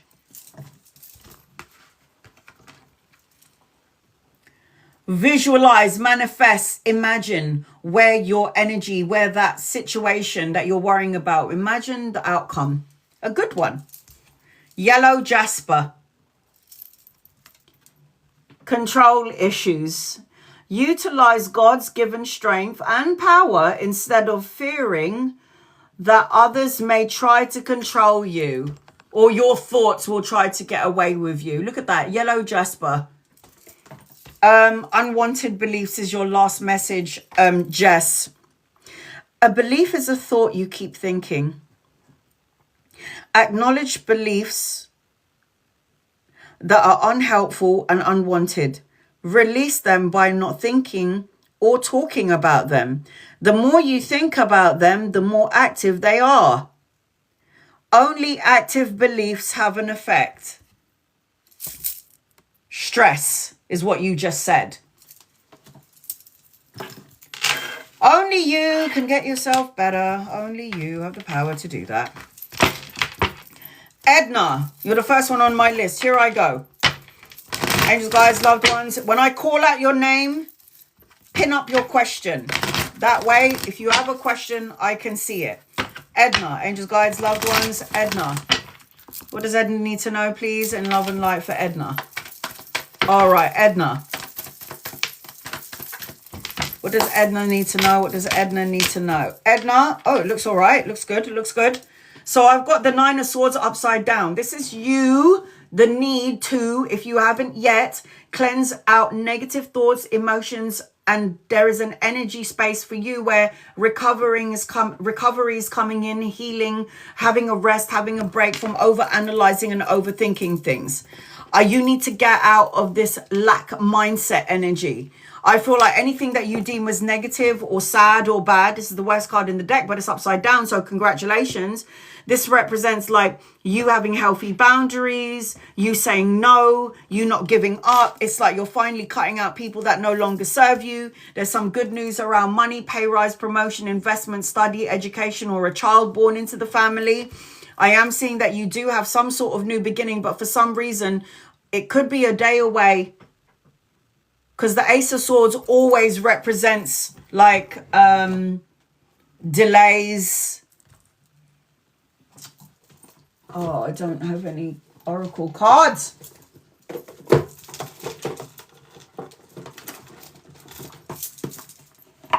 It could represent delays, Edna. But for me, when the 9 of Swords and the 7 of Swords is upside down, yes, I'm blocking and deleting people. Oh, that is so good. And when you've done the last person, when you finally sized up the last person, what's going to happen is your new beginnings will come in. So the Ace of Swords is about new beginnings, mental clarity, new challenges. So I feel like once that energy is done, once you've done that, this is about expressing your feelings. So cutting out things that doesn't serve you anymore, blocking and deleting people that doesn't serve you. This is a good energy. So that's good. That's a good energy. All right. Ava. Anything good for April, please? Angel guides, loved ones, what does Ava need to know, please? In love and light, Ava. Ava. Ava, you're so welcome, honey. You're so welcome. Ava. Ava, I've got 2 men around you. If they're not here yet, they're coming in at some point. They could be lovers or friends. One is older, one is younger. I feel like there's good news coming your way that's going to be emotionally fulfilling. I am seeing that at some point there's supposed to be travel, relocation, or holiday. I am seeing as I'm connecting to you, you might need to do some meditation. I am seeing recognition, respect, clarity, truth coming your way. But the Hermit card is upside down, so you do need to do some sort of meditation. 222, you're on the next page, sweetheart. I didn't number it.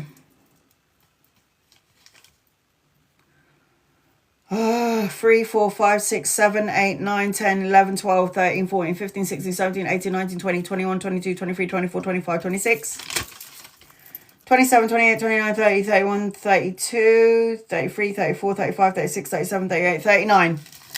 You're number 39. But yeah, because you came in a little bit later and then I saw your name. But the thing is, there isn't 39 people on here. There's only 34. Okay. So, Ava, travel and relocation, speed, necessary changes. And I've got the 2 masculines. Again, they could be lovers or friends. There's a need for you to meditate, go within. Oh, look at that. Bonnie's here now. I've got to put you on there, Bonnie. Just give me a second, Bonnie, but you are the last name on here. I am seeing that. So again, lovers or friends. There's also a leveling up in terms of relationship, Ava. But for now, I need you to, it says, understand your body. So going to the gym, working out, eating more healthily, the body is going to talk to you during this time frame. So listen, guys, listen. Chris, these guys, loved ones, Chris, what does Chris need to know, please, in love and light? Please write your questions when I call your name, because you might have a specific question and I don't want to miss it. Chris might not even be on here, so I'm going to have to do a general reading because I do have the name on my list. Chris, I feel like there's good news coming your way in 2 directions. One emotionally and one, not you, the other Chris, K-R-I-S. The other Chris, K-R-I-S. There is good news, a message coming your way, K-R-I-S.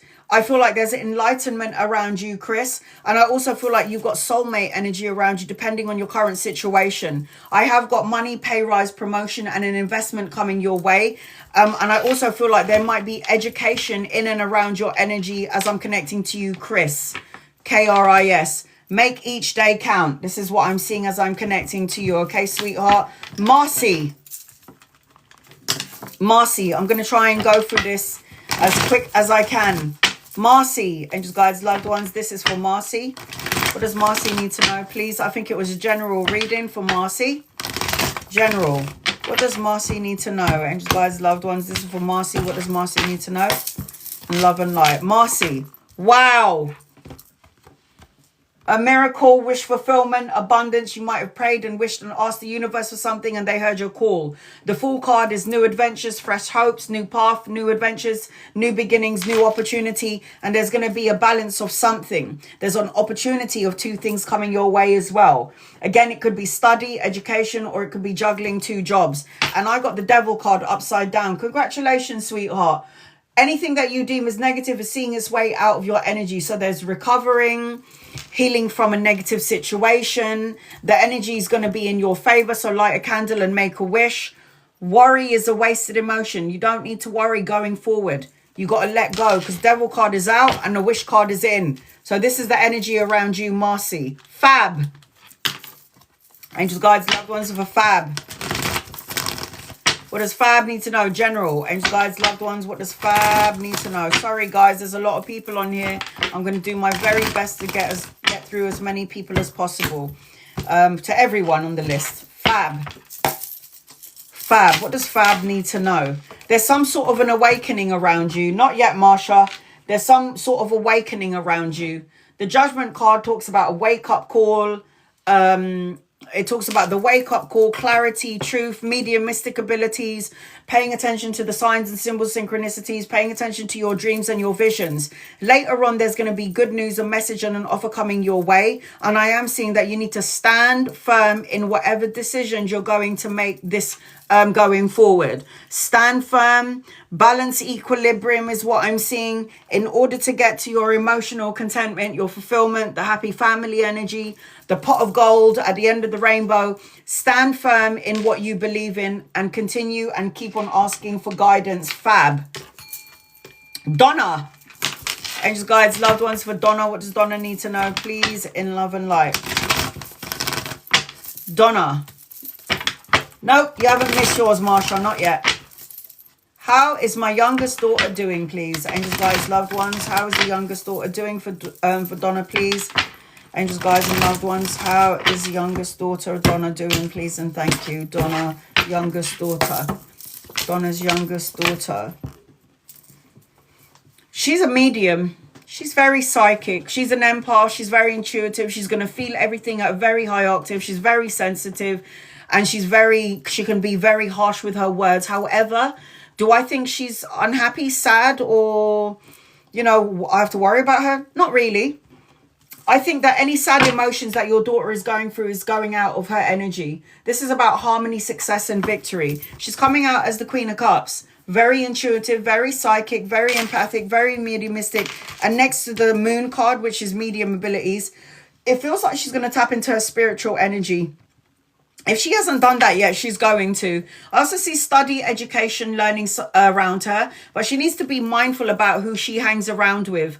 Ultimately, your daughter isn't... I'm not worrying about her. There's nothing in here where I can see that I have to worry about her energy. Nothing at all. She just needs to be herself. She's good. She doesn't need to change. She doesn't need to do anything. What she does need to do is get in she does need to be more spiritual because she's a very sensitive person. Midwest. She's a very sensitive person. As long as she trusts her instincts, her intuition, your daughter will always be fine. Midwest. Angels, guides, loved ones. This is for Midwest. Yes, Chris, you missed it. I just called your name out a minute ago. Sorry, honey. Angel, guys, I got to get through that list. I did call your name several times.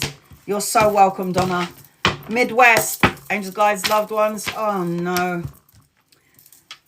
Okay, Midwest. So I can see that you need to fight for what you believe in. Remain on top of your game. Okay? Career. Messages for this week. So fight for what you believe in. Remain on top of your game because all your cards look great. Ace of Swords, new beginnings, career, mental clarity, new challenges, being childlike, unexpected gifts and pleasantries coming your way, your own business.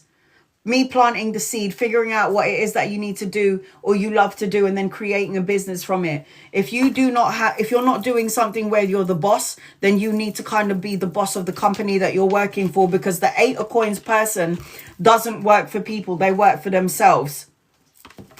So your cards look amazing. So the energy for the week and around career, there is going to be some sort of mental clarity around the career this week. But I am seeing as I'm connecting to you, unexpected gifts and pleasantries. You're meant to be a service, Midwest. You're meant to be of service. Yes?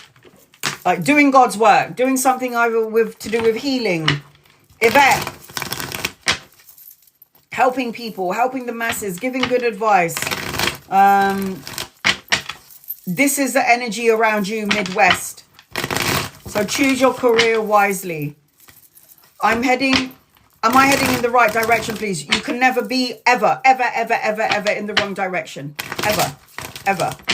You have a soul plan. You have a soul contract. That's why that saying is, you are exactly where you are right now is exactly where you're meant to be. Yeah, you are. You just trust your intuition. High Priestess, you're coming out as psychic, mediumistic. Make sure you're letting go of something that you don't need in your life. I don't know if this is a person, a thought, a feeling, a negative way of thinking, self-defeating beliefs of yourself, because there is healing being done underneath the surface of things. This is Archangel Raphael. Just make sure that you're doing things in moderation. I am seeing a celebration around you. So be around a circle of friends that love and support you. This is your soul tribe. Be around your soul tribe. You are here for a reason. Be around your soul tribe. They will help you to find out what you're supposed to be doing here in the physical world. Kim. Angels, guides, loved ones of Kim. Kim. You're so welcome. Kim. Angels, guides, loved ones, Kim. Kim. What does Kim need to know? This is for Kim. What does Kim need to know? Kim. When I call your name, try and put your question on the bottom of the screen so I can read it. Kim. Kim, your mediumistic abilities are opening up. So pay attention to your dreams and your visions, signs, symbols, and synchronicities. Whatever hurt you in the past is now leaving your energy frequency. The Three of Swords is healing, apologies, physical healing, mental and spiritual healing, Kim. The Devil card represents releasing and letting go, because now there's recovery and more peace in your energy, Kim. Definitely a healer and more healing. The Strength card is the healer. Stronger than you think you are, self-love, control, self-respect, having the courage to persevere and move forward, Kim. Not holding on to any sadness or stresses. Everyone has value, and it's true. Even those toxic people in your life, everybody has value because they will teach us something. Ray. Ray. Ray. Angels, guides, loved ones, Ray. General. Angels, guides, loved ones, Ray. What does Ray need to know? What does Ray need to know, please? Ray. What does Ray need to know? Stay away from tug of war energy, conflict, challenges of the mind, people around you, because it will make you feel like you've got nothing in the tank. She is always self-assured and confident. She's always somebody who knows who she is. But sometimes this energy of other people, work, colleagues, co-workers, friends, can make you or drain you to some degree. So you've got to make sure that you're staying away from energy vampires. You need to tap into the spiritual part of yourself. This is a spiritual connection coming your way. And I am seeing, as I'm connecting to you as well, a new outlook, a new direction. There is no missed opportunities with you, Ray. Just pay attention to the people that don't need to be in your energy field. Inspire others. So even when life is trying to kick you in the pants and knock you down, remain on top of your game. Marsha. Care Bear, you're the last one on my list. I've got a whole bunch of people, so I'm going to have to be patient with me. I'm just doing this in order as I receive the name. Care Bear. Marsha. Marsha, any messages for the week? You're so welcome, Ray. Angels, guides, loved ones, what does Marsha need to know, please? In love and light. Marsha, what does Marsha need to know, please? In love and light. Marsha. Do not stand in sadness, sorrow. Do not stand in worries, and don't stand in fear. And the reason for this is because if you do feel worried about something specific or something or a person or a situation, you're going to block away your wish fulfillment. When the Nine of Cups is upside down, it's like feeling weighed down to some degree, feeling a little bit burdensome because of other people. You're trying to manifest abundance, good health, and you're trying to manifest good energy. But then at the same time, it's like you're counteracting that with the negative thoughts, emotions, and feelings. So from what I can see is, don't pay attention to the sadness of it all. Pay attention to the blessing in disguise. There is a blessing coming your way, and there is healing in your energy. But I need you to make sure that what you're praying, wishing, and asking for is going to come to fruition by being, I don't know, stay open. Open-minded. Stay open-minded. This is your energy, Marsha, for the week. Open up your heart. Lady T.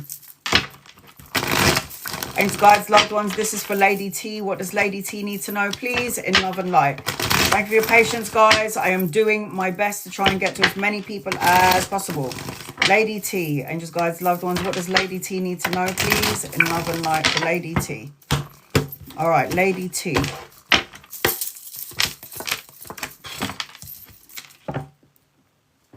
That's true, Anna. Thank you. You're welcome, honey. Look at that. Best card in the deck. Best card, the Sun. Material abundance, joyous outcome, success and victory. I've got some sort of wish fulfillment around you, so don't delay the wish. If you delay these wishes because you're stressed out or you're worrying or you're saying negative things because you're drowning in your emotions, you're coming out as the Queen of Cups. Look at your cards. Oh my God. Look at your cards. Look what's anchoring your reading. Strength. Power, unconditional love, self-respect for yourself, you know, self-love. This is about wish fulfillment, a miracle, and this is absolute blessings. And the Queen of Cups, oh my God. Oh my God, all right, yeah, 100%. Look at that. Like energy attracts like energy. So when you are focusing on the good is what you will receive fast, real quick. The Sun, the Star, like energy attracts like, and oh my God, you can manifest everything ASAP. So if you're focusing on the shit, I feel sorry for you, man. What a waste of good luck and a miracle. Focus on the good. Christina.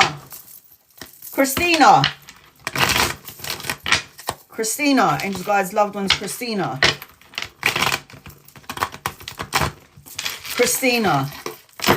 You're so welcome. Do not allow yourself to make this energy fluctuate, because the universe will always try and get somebody at your door and then will say something to upset or piss you off.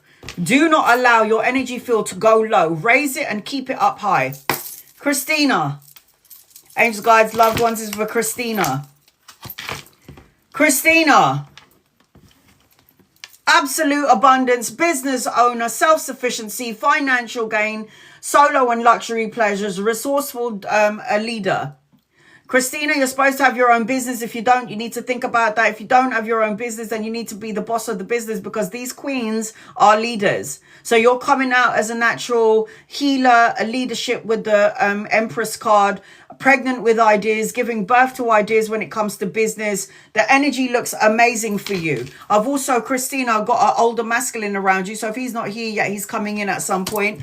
And I am seeing the Three of Swords upside down. So healing, recovering. Blessings, Christina. Blessings upon blessings. Set your intentions. If you do not set your intentions, the universe is going to give you this, that, the other. Always make your intentions really clear. Nicole. I've got Nicole, Angeline, Keshni, Pam, and so on. Will my son Isaac reach out? General, angels, guides, loved ones. Will your son Isaac reach out? Nicole.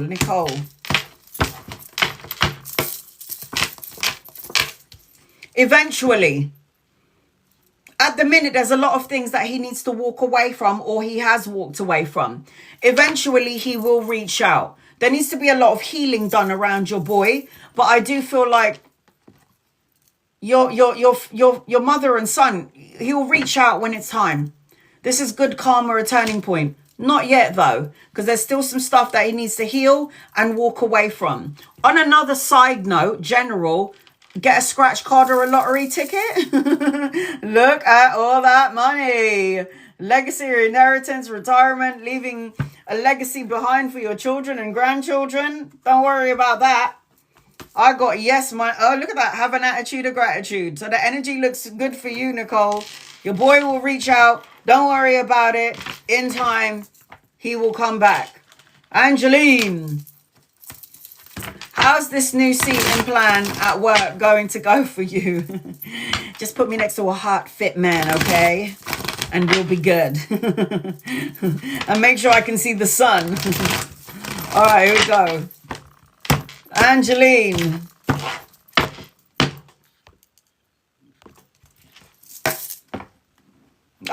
yeah, I receive that. If I win, you win. No, Liliana, when did you come in? I think you came in late, sweetheart. Hold on. Yeah, I've got you here, but you're all the way in the second page. I'm doing the reading as people have come in order as they came in. Angeline, how's the seating plan gonna go? Angels, guides, loved ones, how's the seating plan gonna go? All right, Angeline. I don't think it's gonna be, I don't think it's a bad placement, but I don't know if you're gonna be entirely satisfied with it. You might, no, Gemma, you haven't missed yours. I just believe that the seating plan will be good in the long run, but in the beginning you may not like it for some reason, because the Queen of Coins is like, what the fuck? Why is this happening?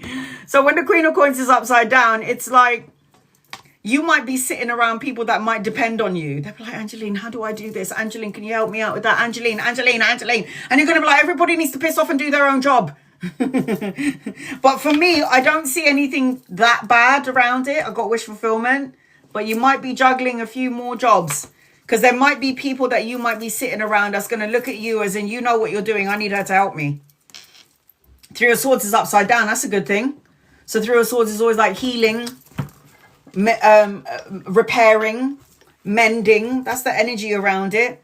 And then I've got to take responsibility for your actions. Yes, I'll be the next. Oh, I'll be next to my manager. Yeah, there's going to be a lot of, Angeline, can you do that? Angeline, could you do that? And you're going to be like, yes, boss. Yes, boss. Yes, boss. Yes, boss. That's the reason why you're supposed to have your own business, because the Queen of Coins has her own business. Oh, God. Love you too, hon. Kashni. Take responsibility for your actions. So sometimes it's all right to say no, Angeline. It's okay.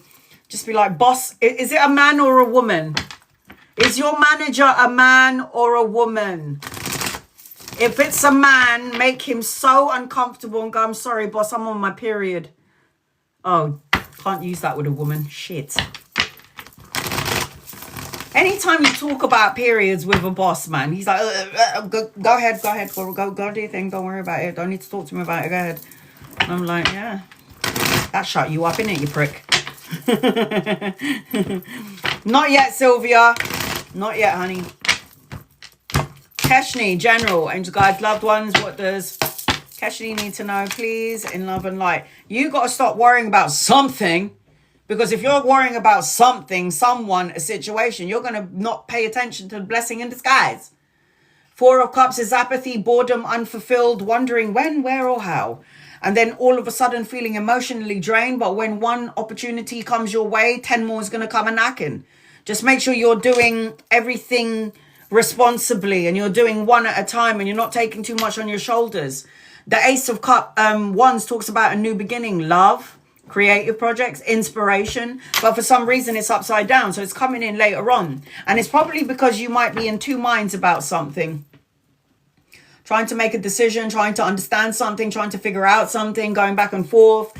It's like a decision making card, compromise, trying to make a decision, trying to find balance in there every day. And then I've got love is your energy. That's your guided message, but there is going to be an opportunity. Not yet, Sharon, not yet.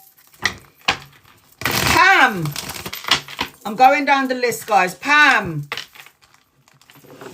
I'm going as quick as I can, guys. Please be patient with me. Angel guys, loved ones is for Pam. This crystal thing really did take a long time, huh? But I hope it was useful. Pam. Angel guys, loved ones, what does Pam need to know, please? In love and light for Pam. Pam. Love you too. Pam, time to get your mojo back. Yes?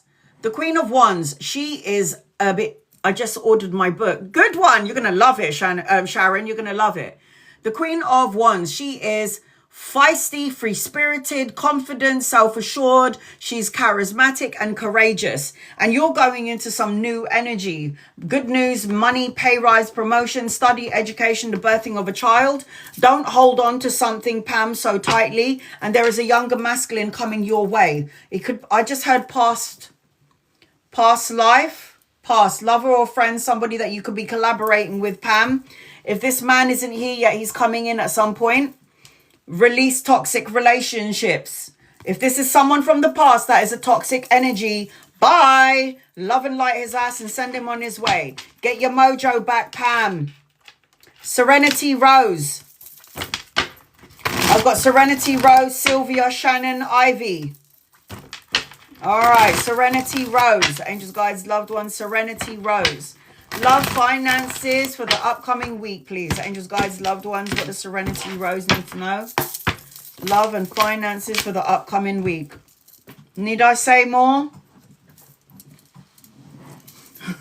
Do I need to say any more? Material happiness, joyous outcome, success, victory. You wanted to know about love? There's a soulmate. Unexpected gifts and pleasantries coming your way. Be childlike, have some fun, stop worrying, anchoring your reading. You wanted to know about finances? Juggling, multitasking, 2 jobs, studying and a job. You know, this is the card for all of the questions. Absolute abundance, relationship, finance, good health, blessings, children, grandchildren, depending on your age. The Sun card will always out-trump every card in the deck. Focus and keep your focus on the positive. When you do, you call in the energy sooner rather than later. Sylvia, Shannon, Ivy, Consequello. General, angels and guides and loved ones. What does Sylvia need to know, please? In love and light for Sylvia. Sylvia. There's something about a new job, a new opportunity, money, pay rise, promotion. You're so welcome, honey. Sylvia. Sylvia. Something about a new job, something going on. Look at this. I sent it to you also in an email. All right, hold on. I don't have anything. I just got Uber Eats as my last message. The 2 of Coins is juggling, multitasking, weighing up options. You need to get your energy back. I don't know. I don't have it, sweetheart. And I think the internet's playing up as well over here. There's something about you needing to get your strength or your energy back. There's something about you needing to pull your energy back from either colleagues, co-workers, friends, or a lover. Or situation like this, because there's going to be an opportunity of you choosing or juggling something. There's also going to be an opportunity for travel around you in a new vehicle. This is about taking action, no more procrastinating, no holding back. I feel like you've been through so much in your life and the universe is giving you something steady now. There's going to be a rebuild and a rebalance. Let me close this and then reopen it. See if it all...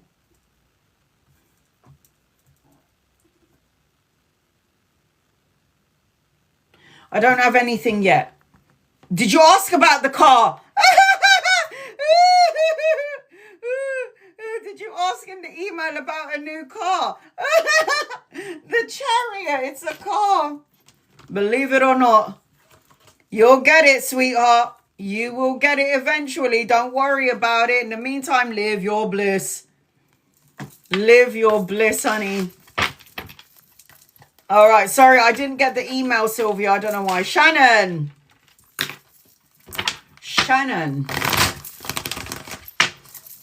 Will I buy another property with land in Spain or perhaps elsewhere? Spain or elsewhere? Angel guides, loved ones, Spain. Why do I see...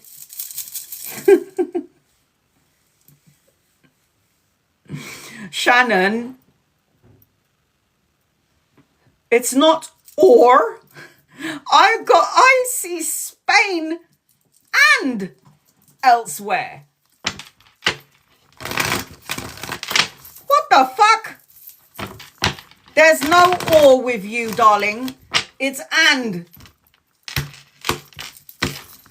Oh my God. Yes to Spain. And probably yes later on somewhere else. Look at that. Yes to Spain. Money means security, having properties there, here, and everywhere. And then also in Spain. So Spain, yes. And then this is the elsewhere card as well. New beginnings elsewhere. It feels like you'll get your property in Spain. And then later on, somewhere down the line, you'll go and have something somewhere else as well. Definitely. Look at that. Many choices and many options and many opportunities with the 7. See, this is you going, where can I go and buy a property? There's all the cups to choose from. It doesn't feel like it's just one. It's like everywhere. But that's your energy, though. You're all over the place. Lead by example. You're a go-getter, Shannon. I always sense that with you. When I go into your energy, I am like, I'm on a plane, I'm there, I'm here, I'm here, I'm here, I'm people, there's people there, here.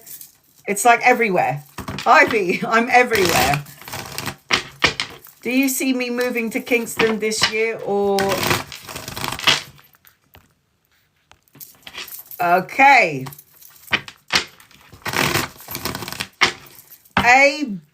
Okay, we're gonna call Kingston A, Alberta B, and BCC. That's so complicated. All right, hold on. You're so welcome, honey. Ivy. A, B, or C?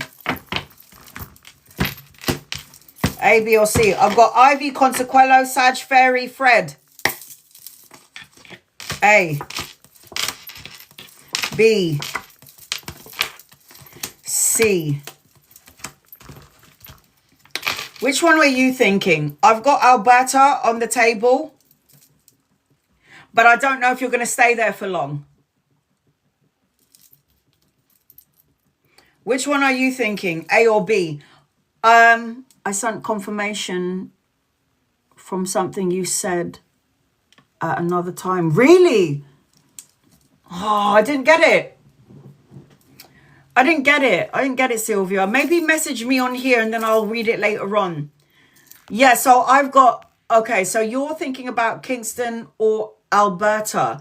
I have got Alberta, which is 100% saying yes. But I also feel like you won't be in Alberta for too long. Kingston... There's enlightenment in Kingston.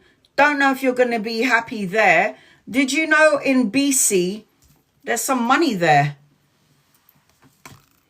Wherever your energy goes, there's always going to be different energies attached to that place. Different experiences, different people that you're going to meet.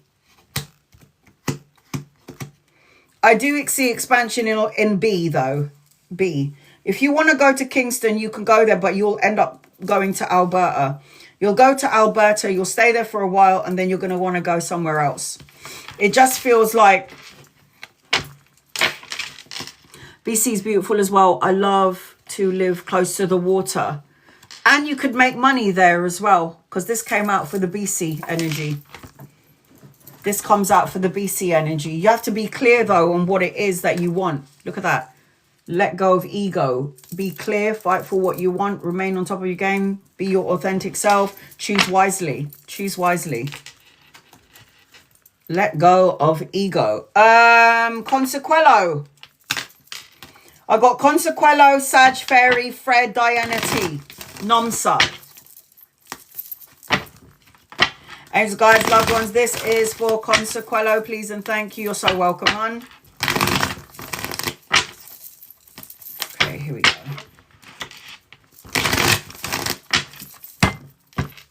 Consequello, I hope you're here. Angels, guys, loved ones, what does Consequello need to know, please?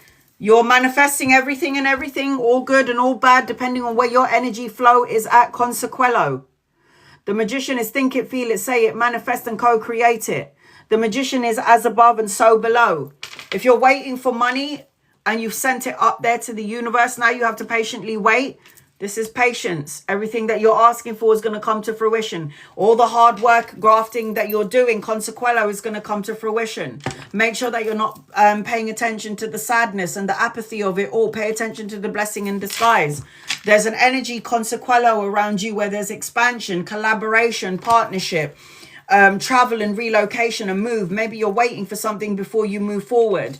I've got choose love over fear in your energy, consequello. Sag Fairy. Angels, guides, loved one, Sag Fairy. Helen. Will I be able to get the entire amount for my land before end of the month? Deadline April. Angels, guides, loved ones, will you be able to get the full amount for your land? Will you get the full amount? Will you get the full amount? Will you get the full amount? You need to. You're moving. You're going. Completion of a cycle. Learning important lessons. The ending of a cycle. Travel and relocation. Emotional fulfillment around the home life. The pot of gold at the end of the rainbow. It looks like a yes. Be your authentic self. Fight for what is right. Fight for what you believe in and don't back down. I see yes. I don't know why there would be anything. Do you remember when I said to you we've got the sun in Aries? And there's going, and this energy is going to give us a vitality. This is energy there with you. Feel joy in all you do. If you lower your energy, you'll taint it. You'll taint the yes in this card. So keep vibrating up. It looks like you will get the full price. Yes. Fred. Angels, guides, loved ones. I always like to tell people thoughts, emotions, words become things. Co-create it into your life. Make sure your energy field is up when you're looking for good news, good information. When you're looking for money, make sure your energy frequency is up all the time. Some people are going to come in and test your patience, make you feel angry, upset, make you feel down. They're going to just try to lower your vibration because the universe is going to test you to see if you can keep your vibration up no matter what the outworldly experience is going on around you. Understand? Fred. I don't know if you're trying to make a decision about something, but make sure that you cleanse, clear, and release out any toxic thoughts, words, situations, or people. You're not bound or chained to something from the past. It's time for you to take action. There is healing being done underneath the surface of things. There is healing, filling up your own cup, finding balance, harmony, moderation in things that you deem as toxic. Do not remember when I said this. I don't know if you were here the last time. Observe. Don't absorb. Observe. Don't absorb other people's crap. Okay? There's travel and relocation around you, an opportunity and a choice. The universe is going to give you two things. So choose wisely. Pay attention to your dreams and your visions. Pay attention to the signs and the symbols and the synchronicities. Pay attention to the numbers. Know your truth. Do not absorb. Observe. Yes. Remember, in the Vedic astrology, I said non-attachment. Diana T. Do not attach yourself to the anger, the sadness, the worries, or the fears of the physical world or other people's bullshit. You're so welcome. You're so welcome, Serenity Rose. Diana, any messages from Dave? I feel like he's been trying to tell me something for the past couple of weeks. Are you seeing past numbers? Are you seeing numbers? What signs and symbols and synchronicities is Dave trying to send you? Dave.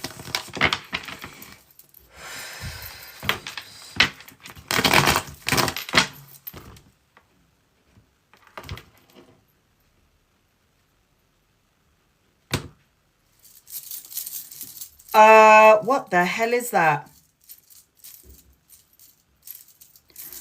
I don't know if somebody's putting out the, it's like trying to blow, there's something about smoke and there's something about fire. I don't know if there's something It's not a fire in the house or anything like that. I just saw that thing, you know, the thing to create smoke. I don't know how to explain it. I don't know what that is. Give me, okay, hold on.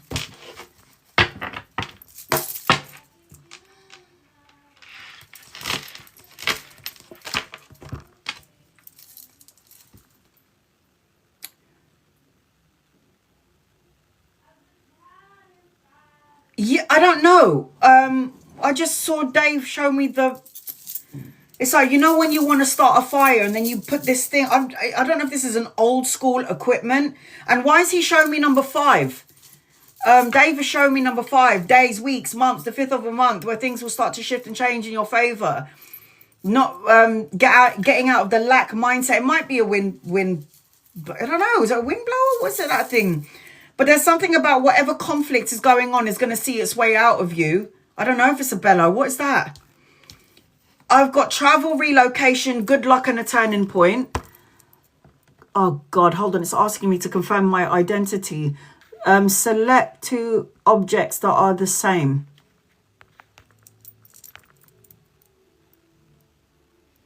I don't know why he's showing me that. That will make sense to you later on at some point. It is an old school device, yeah. But there's something about travel, good karma, a turning point, a vehicle, good luck, and mental clarity around you. This is what Dave wants you to know. It also feels like you're going to be coming in. It feels like you're going to be coming in. I don't know what the hell that is. And you're the magician. So you're obviously in your some sort of manifestation energy. So be careful of what you're talking about. Manifestation, creation, creating something. I need you to pay attention to number 5 because you need to pay attention to the time frame of it. 5 days, 5 weeks, 5 months. There's going to be information coming your way in and around in regards to Dave in that time frame. Something a need to know is what I'm hearing. Need to know. But you'll figure this out later on. A need to know. There's like a need to know. There's something about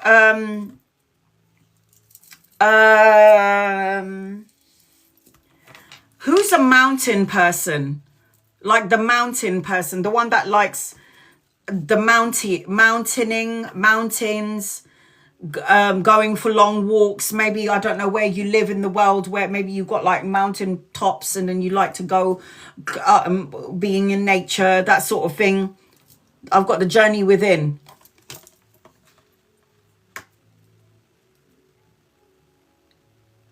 He had a home in the mountains. I don't know if you need to go somewhere in 5 months to do with the mountains. He had a home in the mountains that we used to go and stay at. I don't think he's left. I don't feel like he's left.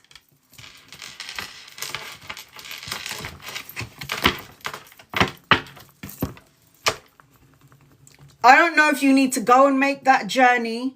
I don't know if you need to do it through meditation and go to the mountain where he used to live, or literally go to the mountain. And there might be something there that you might need for cleansing or healing.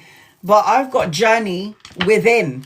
And it doesn't have to be within. It could be a physical journey that you're going to go on in 5 months, 5 days, 5 weeks, the 5th of the month.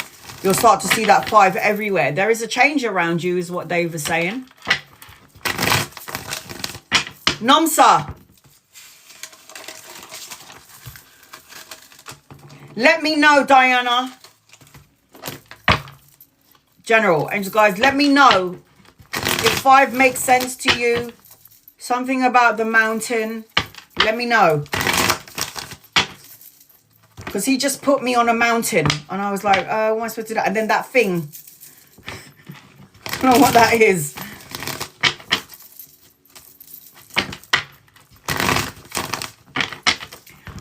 Is there a, sorry, Diana, hold on, Nomsa. Is there a celebration or an anniversary around you?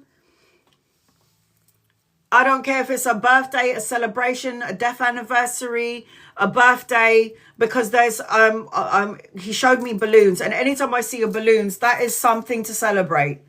It's remembering. There's some sort of a celebration here, and it could be to do with everything that I've just said. Oh.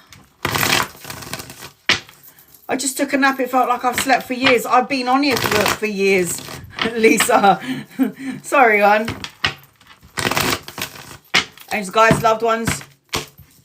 Nomsa.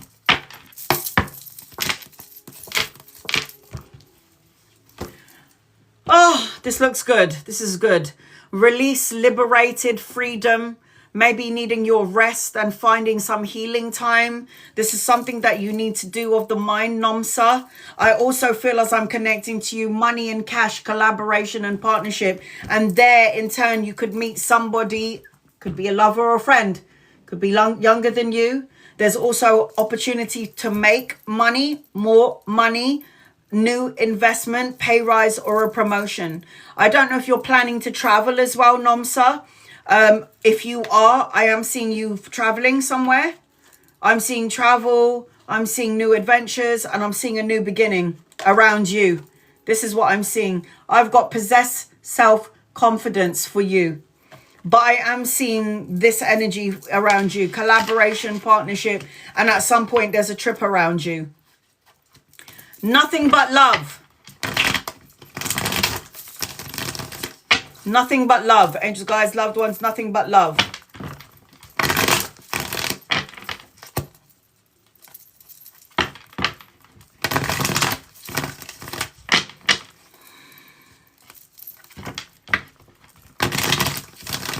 You're so welcome. Love you too.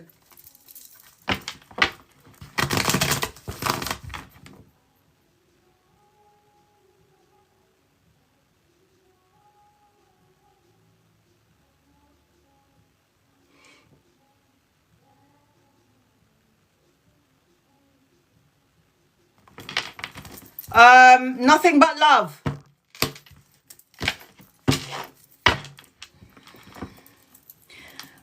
I got a man with a mustache and a bandana, not a bandana, is it a bandana? Somebody wears the bandana around their head. I got a man with a bandana around his head and he's got a mustache. Nothing but love, angels, guys, loved ones.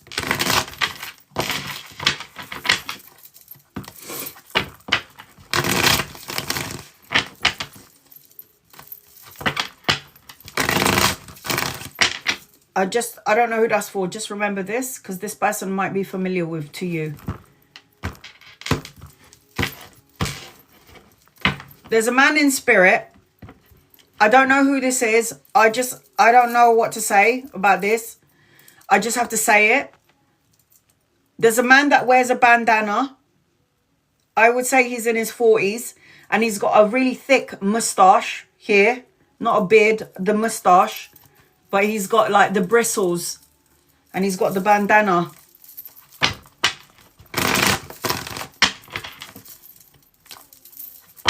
And this man, I think, likes the motorbikes. Nothing but love. General. And you guys, loved ones.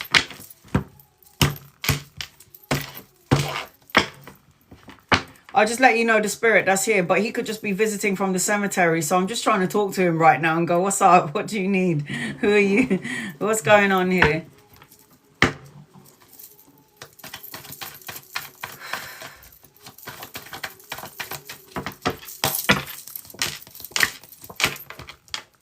Nothing but love. I'm seeing as I'm connecting to you, there's going to be, sorry, I feel really distracted right now. Hold on. Hold on.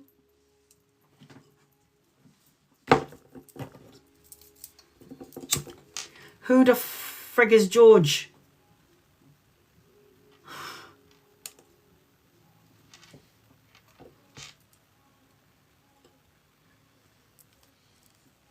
Yeah, I don't, he's just in my energy. He's in my mind's eye. I can see him and I just heard George and I heard some biker. I don't know if he's for my brother. I don't know if he's somebody here. I don't know if he's visiting me from the cemetery. George. I've got George.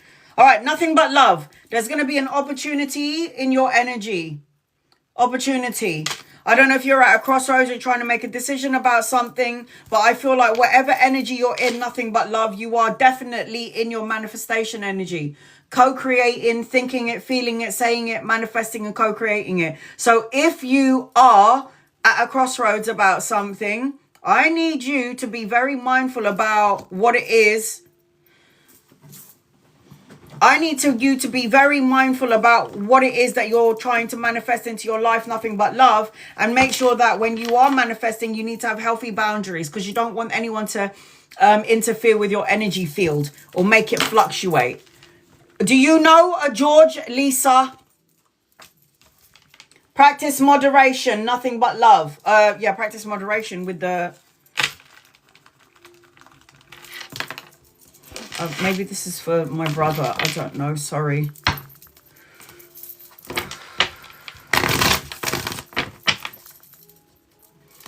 George.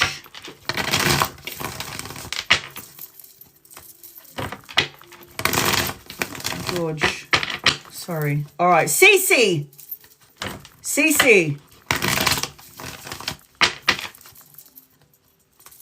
I don't know. I got a G. I think it's Geo. George, Geo.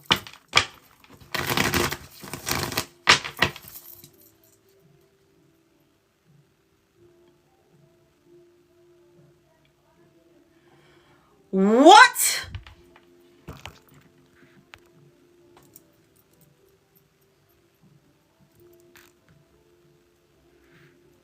My late husband was Italian. His name was Giulio.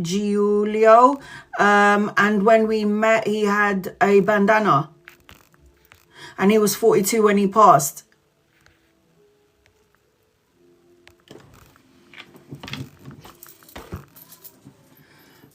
Listen, this is how I'm seeing this man. He makes me feel like he likes bikes. He makes me, I don't know if he had a mustache or a beard, but all I know is that I can see a bandana. And I don't know why he's coming into my energy field. So if this sounds familiar, and he is, I have to say, I'm going to say he's hot. I have to say, I mean, like, yeah, I like it.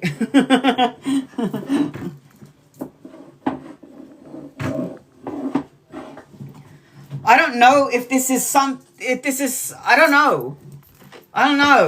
I just heard George and I saw bandana.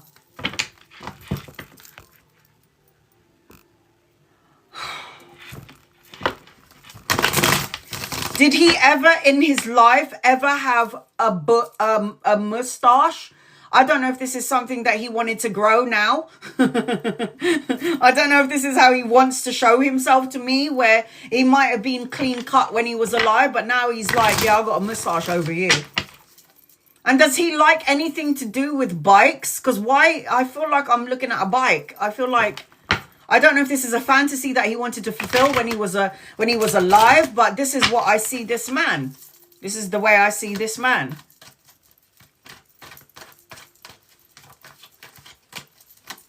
Yes, but more 5 o'clock, huh? Cece. What do you want, George? What do you want? You called him JR. You remember, I have to interpret. And he did love fast cars. Well, I feel like this guy's moved on from cars to bikes. Hit a 5 o'clock shadow, not full beard. Yeah, so it feels like there's like some rubble here, yeah? But then here is thicker.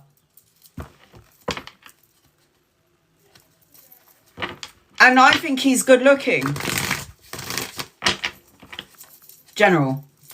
All right, Cece.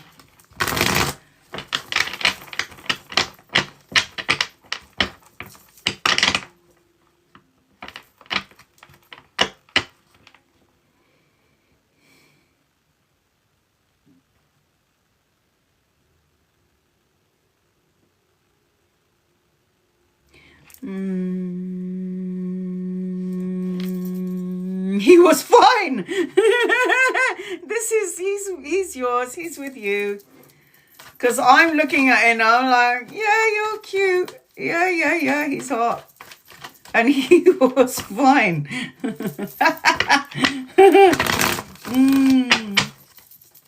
Does he have any marks on his body? Marks could be a birthmark or even a tattoo.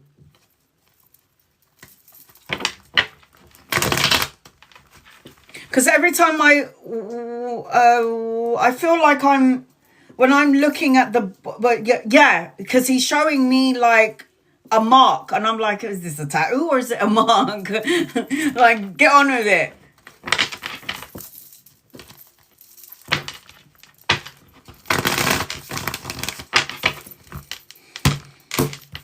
Cece.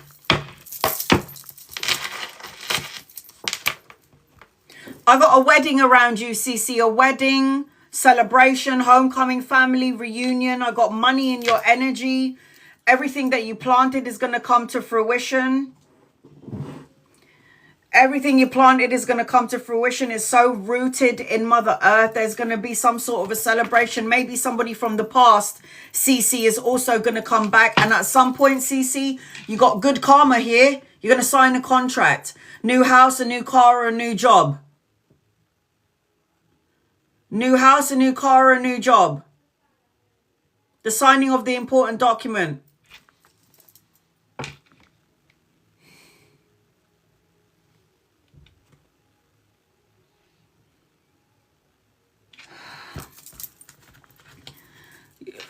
Lisa, you need to... have I read you yet, Lisa? No, I haven't. That's why he's here. Your beliefs are right for you, sweetheart. Expand your energy and your belief, CC, to manifest what you want. No wonder he's here, because you're like 1, 2... you're 1, 2, 3, 4, 5. You're like 5 down. Wiener. New business. He was fine, yeah? I have a feeling that he knew that he was fine. Just saying. Wiener.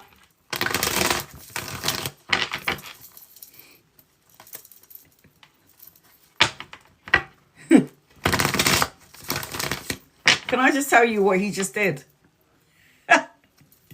When you said he was never patient, sorry.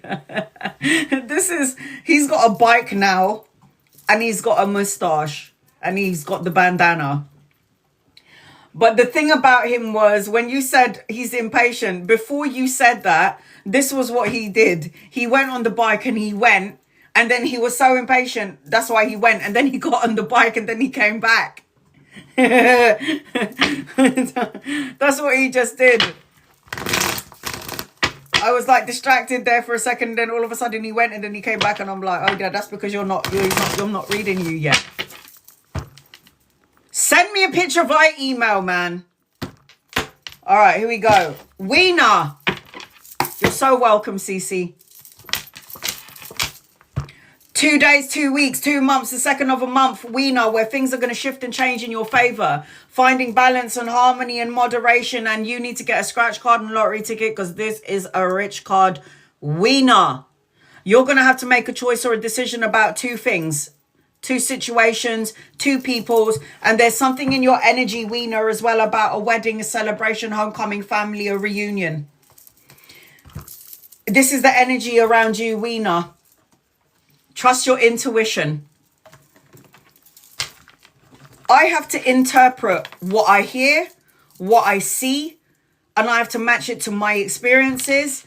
I might get a couple of things wrong, but it sounds to me like this is your George. Julia. Lucy. Angels, guides, loved ones, Lucy. Email it to me, man. Email me a picture of him. Lucy. Angels, guides, loved ones. What does Lucy need to know, please? And love and light.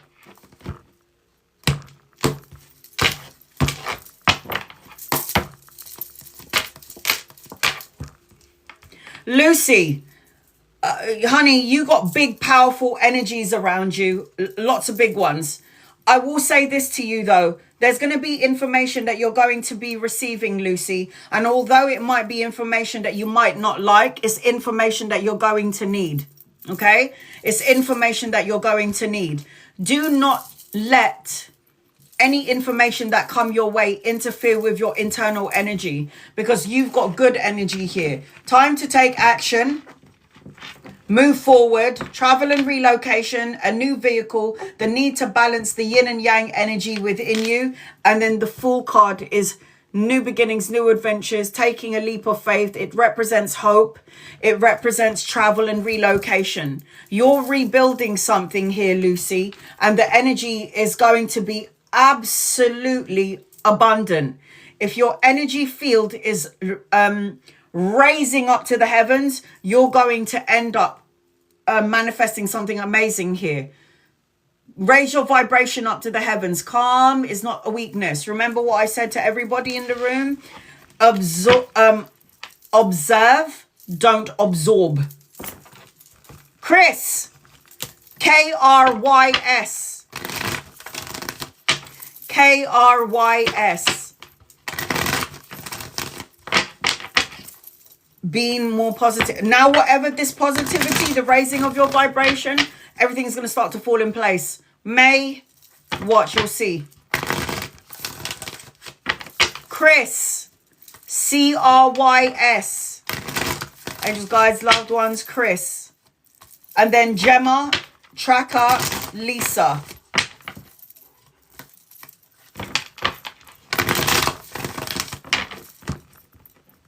You're so welcome, honey. Chris. Angels, guys, loved ones, what does Chris need to know, please? In love and light. 1111, you got in late, but I got you.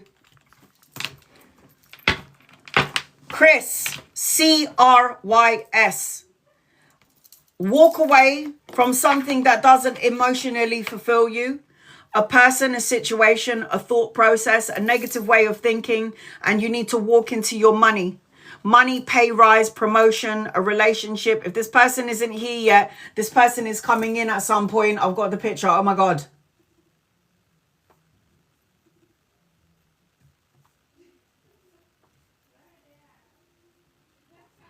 Oh my God. Can I show him off? Can I show him?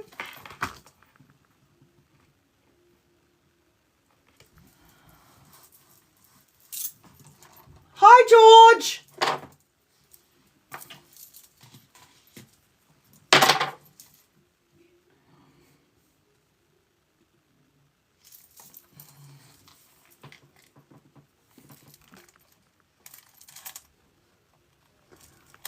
Look at that. I saw that 10 years ago. Oh my God.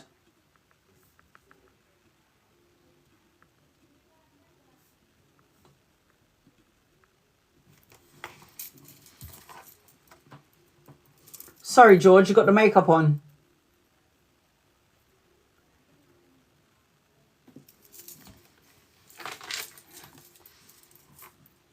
Well, he's got a beard now. All right, wait your turn. Oh my God, I'm so sorry. Look, hold on. Oh my God.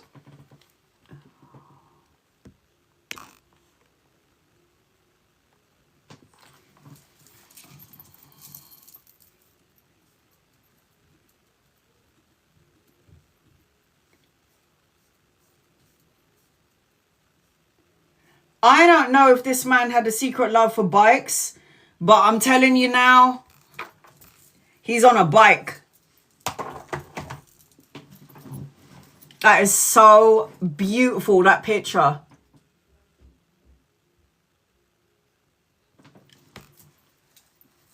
I'm so sorry, everyone. Why are you saying sorry?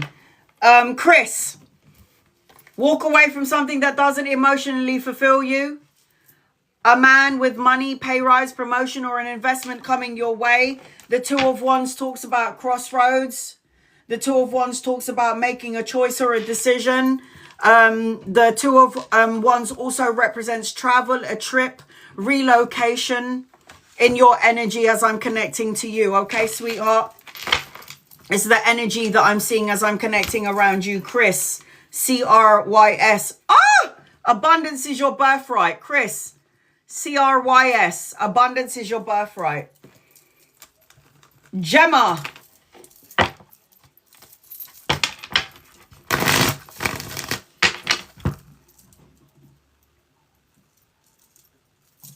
This man will charm the knickers off of you, right? He will charm the pants off of you, right? Okay, seeing all the twos now, general. Did I say you was going to be seeing the twos? Angels, guides, loved ones, tracker. Gemma. Gemma. Gemma, Gemma, Gemma. Are you in a relationship or are you single? Because I got a man here who's coming for you. And this man's going to want to impregnate you, depending on your age. Because I've got a man here. Are you in a relationship or are you single, Gemma? If you're in a relationship, I'm seeing, depending on your age, babies, romantic gestures, proposal, living together, leveling up. And twos represent what? Partnership, union, teaming up. There's a man around you. There's an energy around you, loving, kind, nurturing, that is going to want a little bit more. Maybe move in, a deeper, more connection, more intimacy, more romance. It will take you into a place of peace. I am seeing that. Rest assured, rest your mind. I just feel like there's supposed to be more going on in the connection. I don't know if you have children or want children, but it feels like there's going to be an opportunity for something to celebrate. And there is also being around people that love and support you.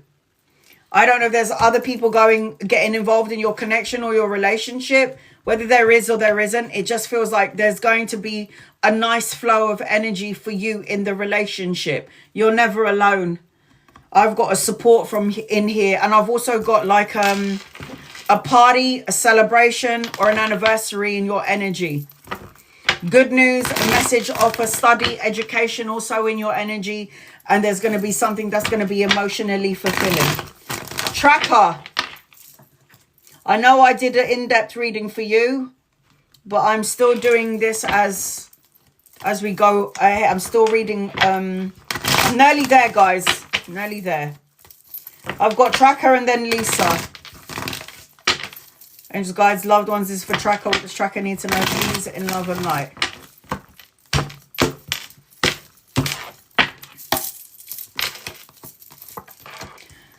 Extra, pay attention to your dreams and your visions. Pay attention to the signs and the symbols and synchronicities. It seems to me like later on down the line, Tracker, there's going to be an opportunity for partnership, collaboration, something around work or business, and partnering up with 2 or 3 people, which will create more money, a relationship. Yes, 11, you are on the list.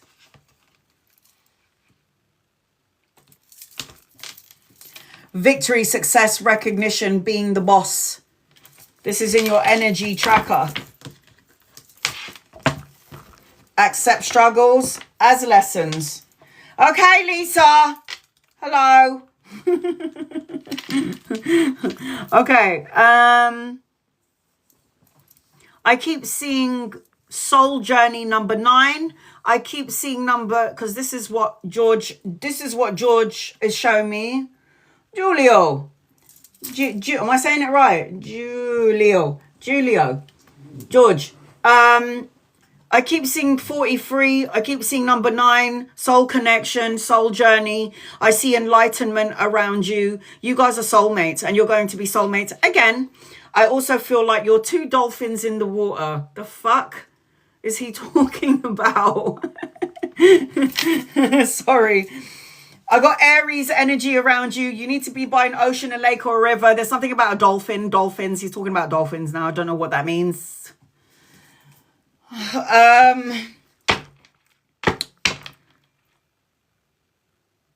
He just said you've been through some serious, tough and trying times. And there were decisions that you had to make. And there might have been some negative people, but you managed to navigate through it.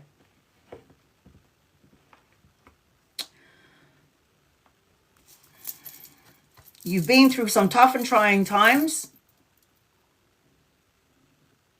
You had to make hard decisions, navigate around it.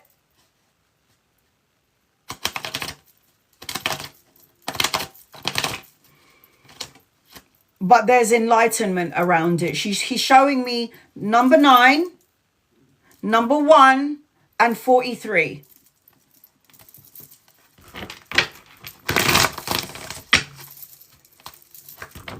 And then he said, and then I saw the dolphins, and then I saw flow. I heard flow.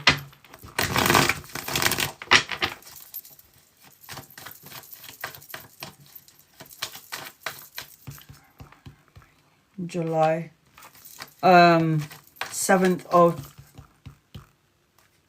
September. Okay, so that's the 9. But then I got 1. And then 43. I don't know what this means, but maybe you'll figure it out later on, Lisa. Soul journey. It's the soul journey, he said. It's the soul's journey. Oh. Your soulmates. Your soulmates. But you already knew that. Your cards are great. Soulmates. He tries to come into your dreams. You could be watching TV and then you'll have a vision of him. You might go on the street and you might all of a sudden think you see him. This is his way of showing himself to you. It doesn't mean he's gone. It just means he's just not in the physical body. But you are soulmates. You are going to be together again. You are going to be together in heaven. Have the happy family when it's your time. He also tries to send you rainbows. So pay attention to the rainbows on the wall. The word of rainbows. The 2 rainbows that you're going to see at some point. Everything that you're praying and asking for. He's not deaf. He can hear you. Everything that you planted is going to come to fruition. This is the time to enjoy your time. This is the time to enjoy your time. He's making it out. I don't know if you've been in a relationship with anyone since, but no one is going to be like me. There's no one going to be like me. Enjoy your single time. Everything, enjoy like spending money on yourself. Treat yourself. He's like, treat yourself. Yeah. Yeah. He's saying to me, look, no, you will meet somebody and he will send somebody your way, but he ain't going to be like me. He's not going to be anything like me. I mean, he's unique. He's unique, right? What was his tattoo?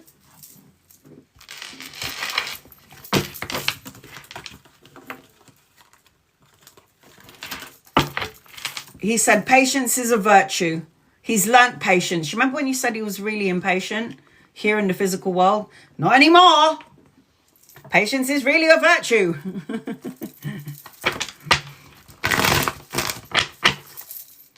He showed me you crying.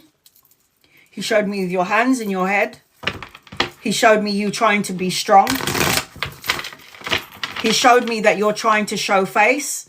But then when no one is around or looking, he showed me that you're crying in your hands. Tears on my pillow energy. What star sign are you? Lisa. Stephanie. I've got Stephanie, GR1111, and Sharon. Then 222. Sagittarius. Keep your eyes on the prize, Saggy. Keep your eyes on the prize. Was he always feeling your ass? Was he touching your ass? Does he like touching your ass?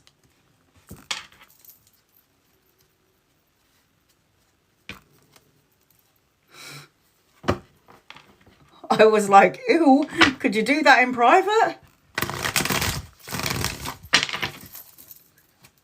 He was like touching. I saw him with you and he keeps on touching your ass. And I'm like, can you stop touching her ass? He's still touching your ass in the spirit world. The hell? See, personality does not change. All right, Stephanie, you're still on my list, honey. Here we go.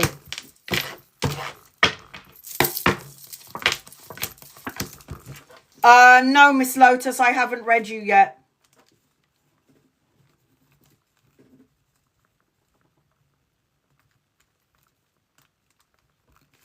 Thank you, George. You can go now. Go back to your missus. Okay.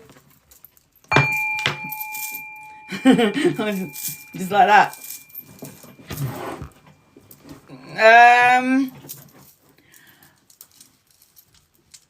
Bye, guys. Bye, Lisa. You can go with George now. You can take him with you. Okay. You can touch your ass over there.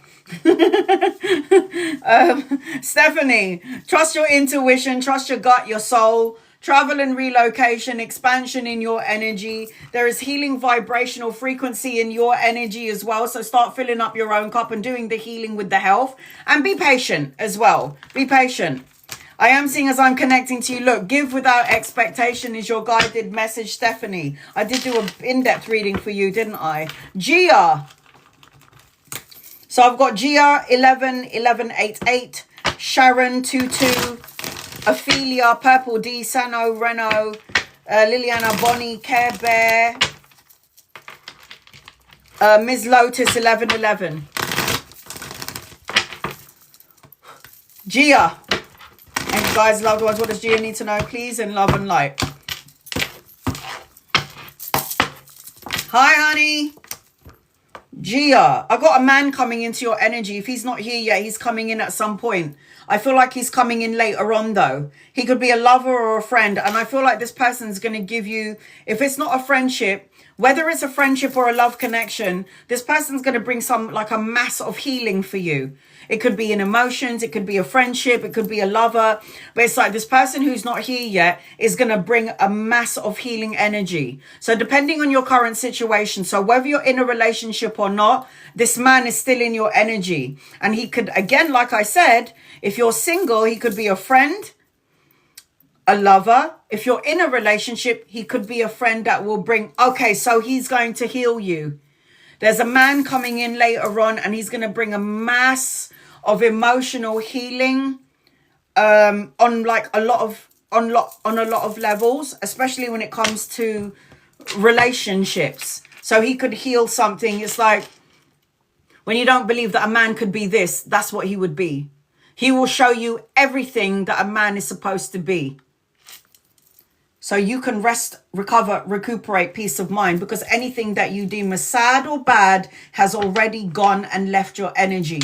We don't need to focus on what has happened, has gone wrong, what may go wrong. The universe is actually giving you something that is finally belongs to you in a sense. Forgive yourself for all of the things that you put yourself through from the past, especially around relationships. The universe is going to give you something to be appreciative of. And it looks like this could be somebody, you could meet him around the work arena, a study, education, depending on what it is that you're doing. But I am seeing that man.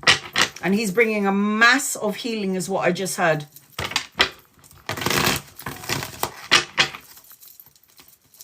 Okay.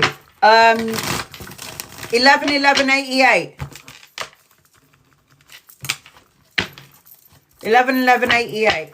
You're so welcome, honey. Does A have the opportunity to choose to come back home to me after the 23rd of April? Does A have the opportunity to choose to come back home to you April 23rd? I don't think so, hon. Look, this is a travel card. It's upside down. If A is A a lover? Is A a partner?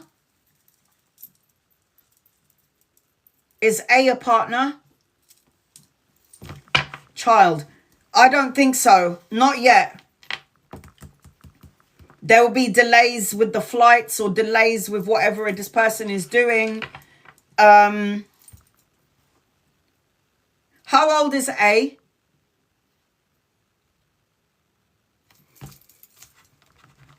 How old is A?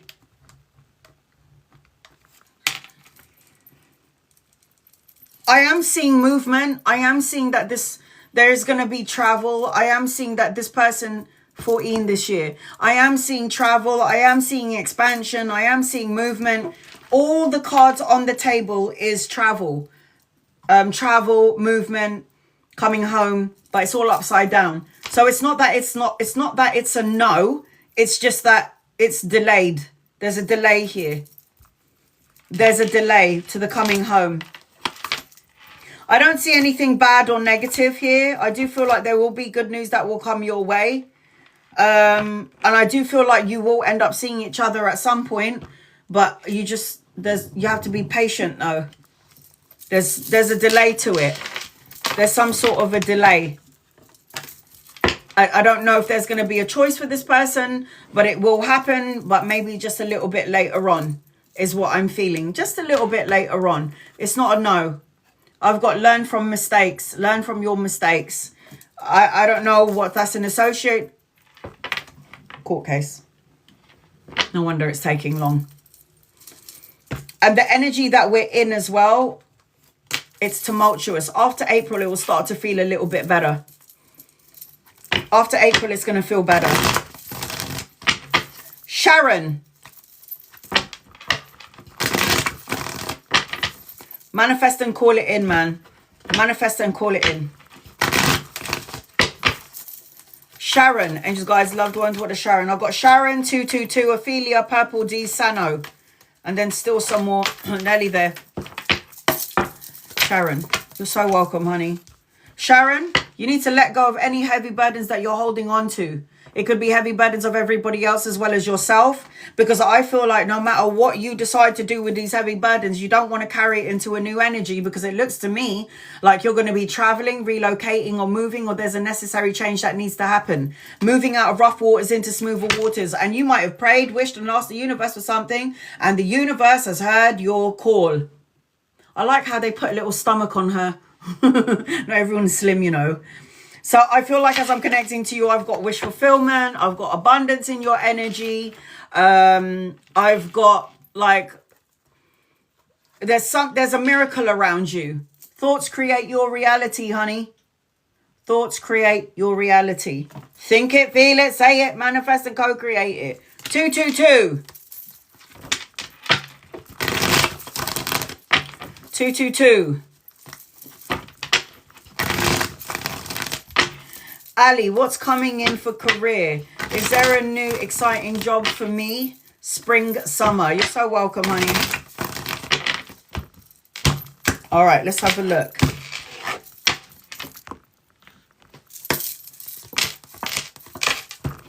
There is going to be an opportunity for a career, yes. There's also going to be an opportunity for you to collaborate with somebody else. New ideas, inspirational energy. But I do feel like there is a bit of a delay to the new career or exciting new jobs in the spring and summer. And the reason for this is because the Three of Swords talks about the block or the delay, or you're not sure about it, or you don't know when, where, or how it's going to happen.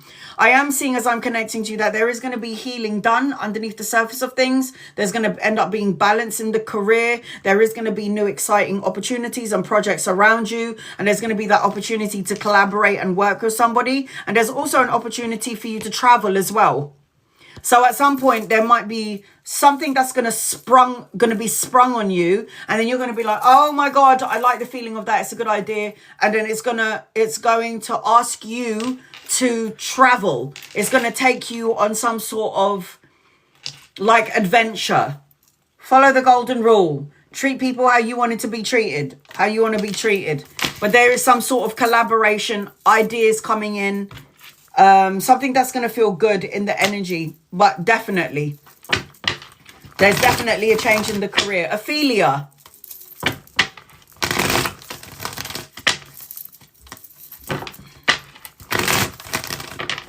Angels, guides, loved ones, what does Ophelia need to know, please? In love and light. Purple D, Sano, Reno, Liliana. Ophelia, trust your gut, your intuition, your soul. You're coming out as the high priestess. You're going to be able to sense and see things without seeing it with your physical eyes. There's also good news coming your way. A message and offer. Something around a career opportunity or a project around something around the career. Good news around the career, or studying or reading books and learning more. You need to say what you mean and mean what you say, and you need to cut out negative thoughts, words, situations and people. Why? Because there is expansion in your energy. This is partnering, collaboration, teamwork, expansion, travel and commerce. Appreciate your talents. So I got for you, Ophelia. Purple D. Angels, guys, loved ones, Purple D. Thank you guys for your patience. It's been a very long live. What good news is coming my way, please, Anna? Angels and guides and loved ones, what good news? Is there any good news for Purple D? Good news for Purple D, please. And thank you. Good news for Purple D. All right. 1 second.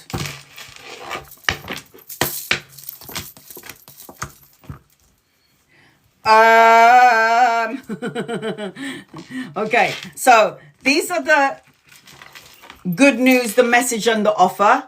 So anchoring your reading is a page, and then a page in your main reading. This is the message, the offer, good news. Something emotionally fulfilling, something that's going to spark up a creative energy around the workforce. And then I'm also seeing, as I'm connecting to you, money. Everything that you planted is going to come to fruition. All the hard work is going to pay off. There's going to be an opportunity of 2 things coming your way. You might be juggling, multitasking, or weighing up options, or there might be something that you need to make a decision on at some point. At some point, there's going to be a decision that you're going to have to make. I got kindness counts. Kindness counts in the energy. Kindness counts. So there is good news coming your way, because the pages, and you've got 2 of them, is always good news, the message and an offer. Study, education, learning energy. Learning energy. Sano, Reno, Liliana, Bonnie, Care Bear, Ms. Lotus, 1111. And those are the last people on my list, I think. I hope. You're so welcome, honey. Angels, guides, loved ones. If any of you lot are in the UK, play the Euro Million. It's rolled over, I don't even know how many times, to the point that the Euro Million rollover is 124 or 126 million. I got myself 5 tickets, man. I got 5 tickets. Sano. If you're in the UK, man, get yourself a Euro Million lottery ticket, because no one is winning the money. There's nobody winning. Mum, Pa, please talk to Jesus and God. I don't need 124 million. Just 100 million is fine. I've got so many people that I've got to help. Hi, honey. Sano. Angels, guides, loved ones. What does Sano need to know, please? And love and light. Do you know how much it has rolled over? It's rolled over and over and over. No one is winning it. It's 124 or 126 million. No one is winning it. Oh my God. It could be me. It could be me. Sano, you need to do some meditation. Go within for that personal quest for truth and clarity. In the United States, it's rolled over. Do you know how much a ticket is? You could spend as little as £2.50 and win 124 million. Are you joking? That's like under $5. Under £5. Hello? So, Sano, Meditation, going within, soul searching, being on your own to get the clarity that you're looking for. There is some sort of good news coming your way. Study, education, learning something brand new, children or grandchildren in your age, in your energy, depending on your age. And there's something around love around you, Sano. So you're going to have to make a choice or a decision about something or someone.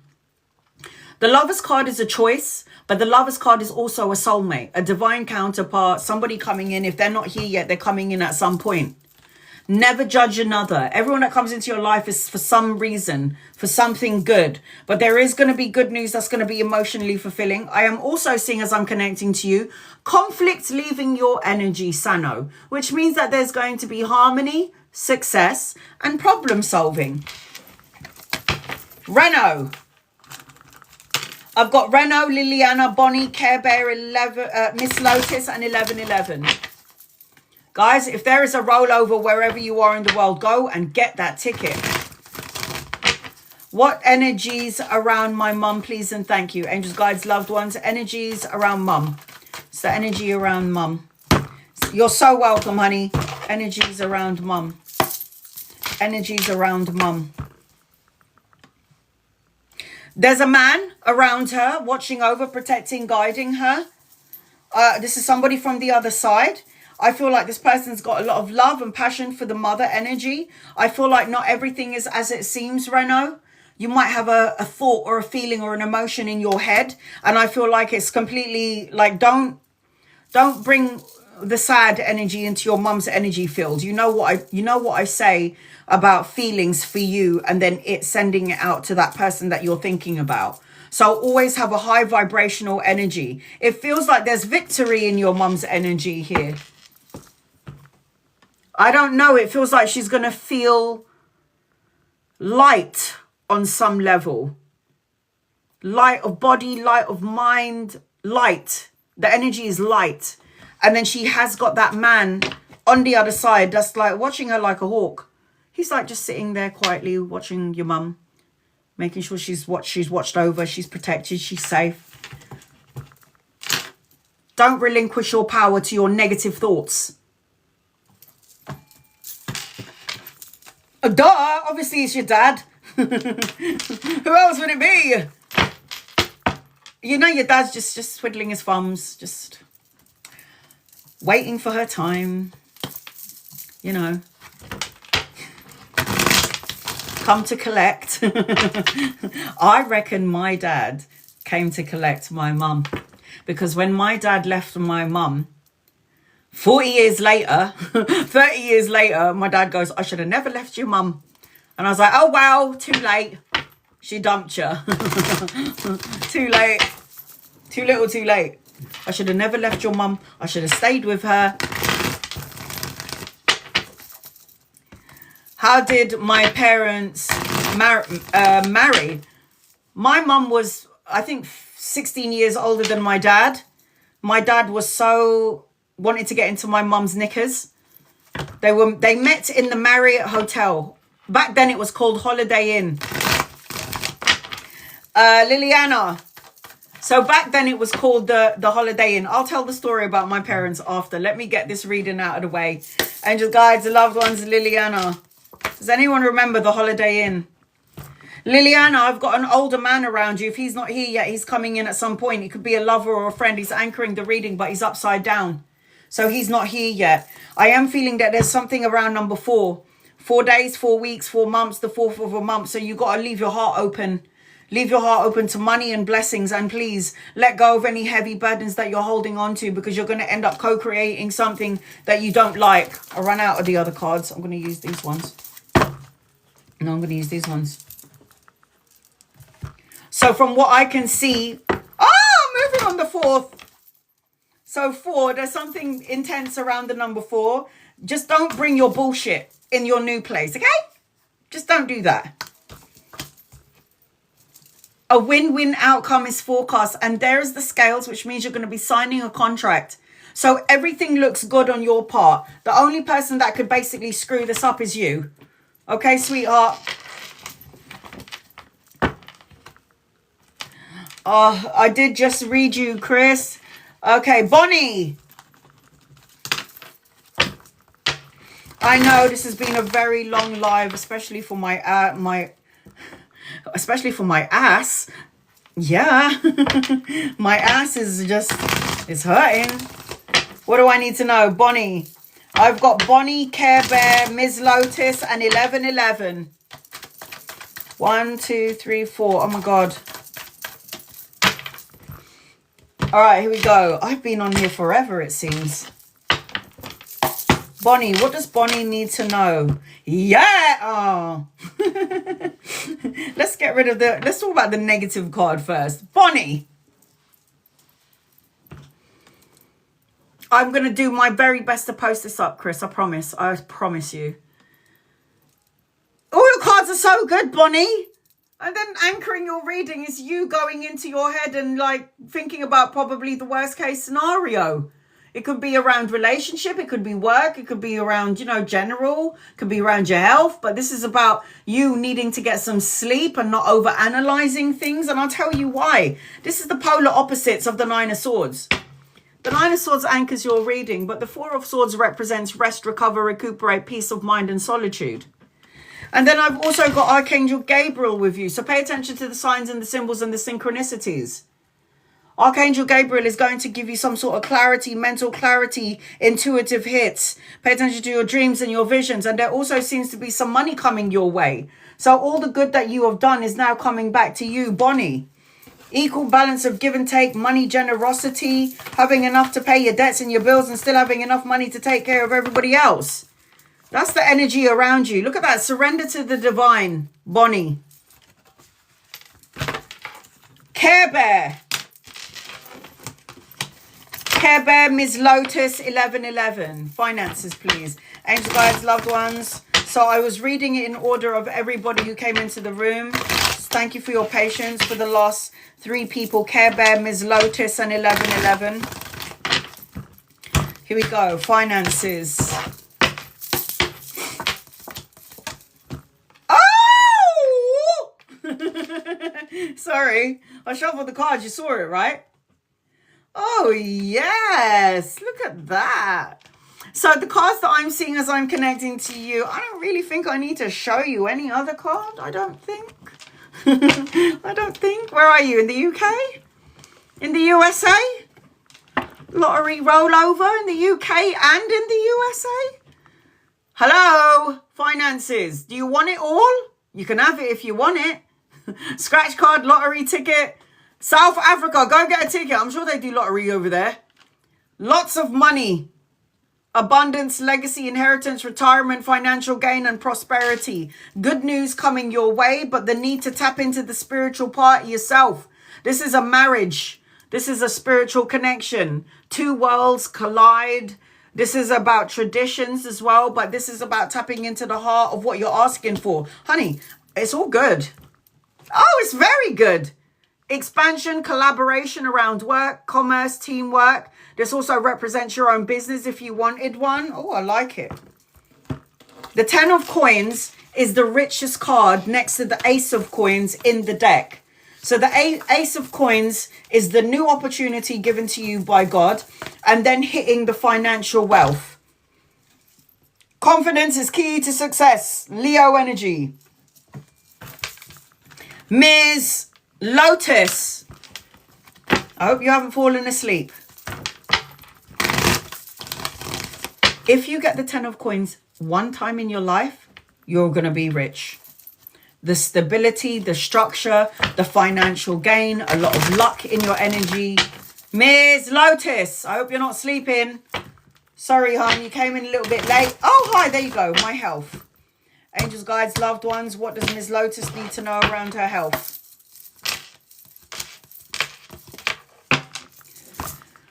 10 days, 10 weeks, 10 months, the 10th of a month where things will start to shift and change in your favor depending on where your energy is at.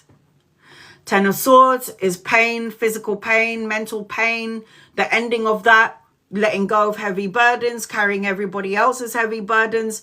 You're causing yourself physical pain. I told you already that when the body has anguish, worries and fears and sadness and is locked into that energy, it is impossible for the abundance and the blessings to come into your flow. It's impossible, because they're vibrating at such a high love frequency that when you're so stressed out or worried about your health and you're in this energy here, it is like near to impossible for the universe to give you your blessings, because with your free will, you are choosing to be fearful or worry about your health, choosing to be afraid, choosing to be scared, choosing to allow your outside energy to affect the internal energy, thus creating an ailment or dis-ease in the physical body. On the lighter side, when you can let go of fear, travel and relocation, a holiday, new beginnings and new adventures, opportunities around love, leveling up of love, more intimacy, an opportunity and a choice with the Lovers card. A man that I was reading for created cancer in his stomach because I'm already I hope I'm waiting for menopause. Can't fucking wait. Oh my God, this is your guided message. A time for healing. I shuffle the cards, I pull it out of the deck, and this is the one that came out for you. So you have the capabilities, but I'm seeing slight blood stains now. I'm frightened. I can't wait to see the back of blood. I can't wait to be menopausal. I can't wait for it to stop. I'm fucking done with it. Your body's going through a new phase. Let it do what it's supposed to do. You've just called in the spirit of frightened. You're not going to like it, Anna. I'm already premenopausal. I already want to jump off a cliff. I'm already premenopausal. And I was talking to my cousin, Lilia, who's 75 years old. She was saying to me, I said, there's a lot of women that don't like not having their period, or doesn't want to stop having their period because they don't want to get old. I am okay with that. Good. I might not like it. Oh, do you think I like it now? Oh, no, it's not. It's getting worse. It's already bad. It's already bad. My pads went from this to this. Like, my pads are coming out from behind and the front of me because it's so fucking heavy. Should I worry after going to the funeral? Why? What? No. Worry about what? You are worrying about everything, Miss Lotus. Everything. Everything. You're going to make yourself sick. Everything is what you're worrying about.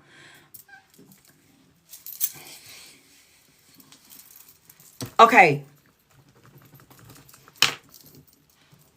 You have called the spirit of fear.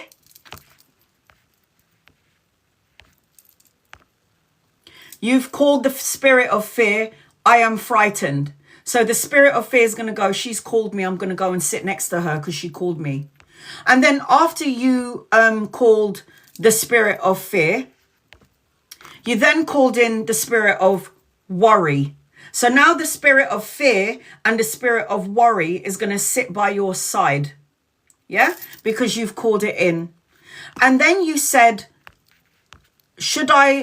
I fear for my health and I'm worried about my health. So now you've created fear and worry to attach itself to your health. That's the spirits you called in. And your guided message is a time for healing.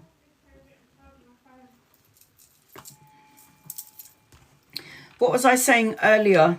Positive thoughts creates positive results.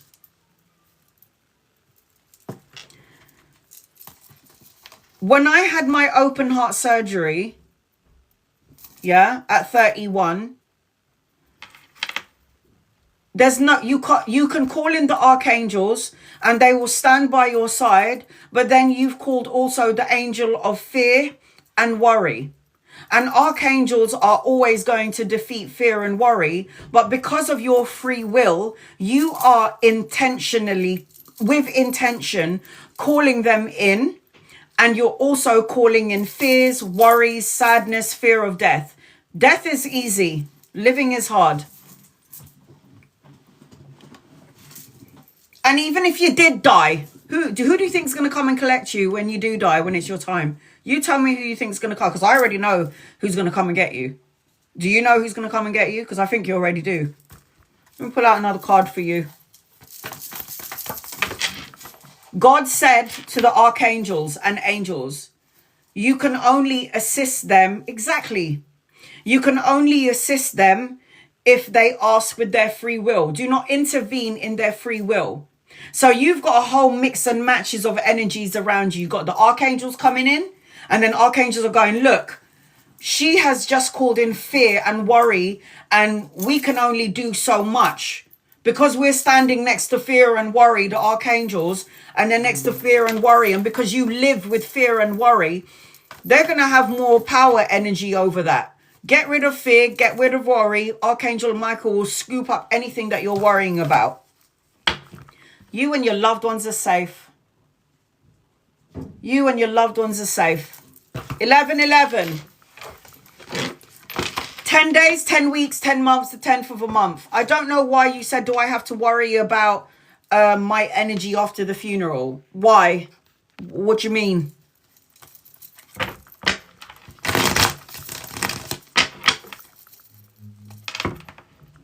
So I can say, all right, Sylvia, I'll send you a message. Message me on this and then I'll message you back. My cousin passed away. Where do you think your cousin's gone? Home. I can't look at death. When you die, I can't look at death the same way. Death is a warm welcome. No, it's not supposed. When you die and you go to heaven, you're going to be like, oh my God, yeah, this is where everybody ends up. Death is, oh, it's beautiful. Sorry. When you leave the body, it's a relief. My God. The pain that you go through in the physical body, the anxiety, the anguish, it is awful, the energy that you feel here in the physical world. But then when you leave your body and you look at your body, there's no attachment to the body. It's like, oh, I think that's me. Oh, okay. Yeah, that looks like me, but I have no attachment to it. Oh, I feel amazing. I feel good. So whatever ailment your cousin had when your cousin passed away, they left that in the body. So am I okay? Is it, Anna? I have been crying. Cry, good. Crying is a good way to purge it out. Good, cry. But don't be sad, because then you'll call in the spirit of sadness as well. 11/11. 9 days, 9 weeks, 9 months, the 9th of a month. Wish fulfillment. 9, oh God. 9 of coins, 9 of cups. Wishes coming true, abundance, good health, money, prosperity, financial gain, solo and luxury pleasures, travel and relocation, a change, a new vehicle if you wanted one. Slowly but surely, 11/11, letting go of this. Yes, you're in UK. Go, get in there, girl. Get in there, girl. I did. Look at that. The 5 of Cups always represents moving on, fresh hopes, recovering, forgiveness, letting go. The energy for you is good. Lots of money. 9 days, 9 weeks, 9 months. Hell, put number 9. Pick number 9 as maybe a number. Look at that. Don't let your pride get in the way, Leo energy.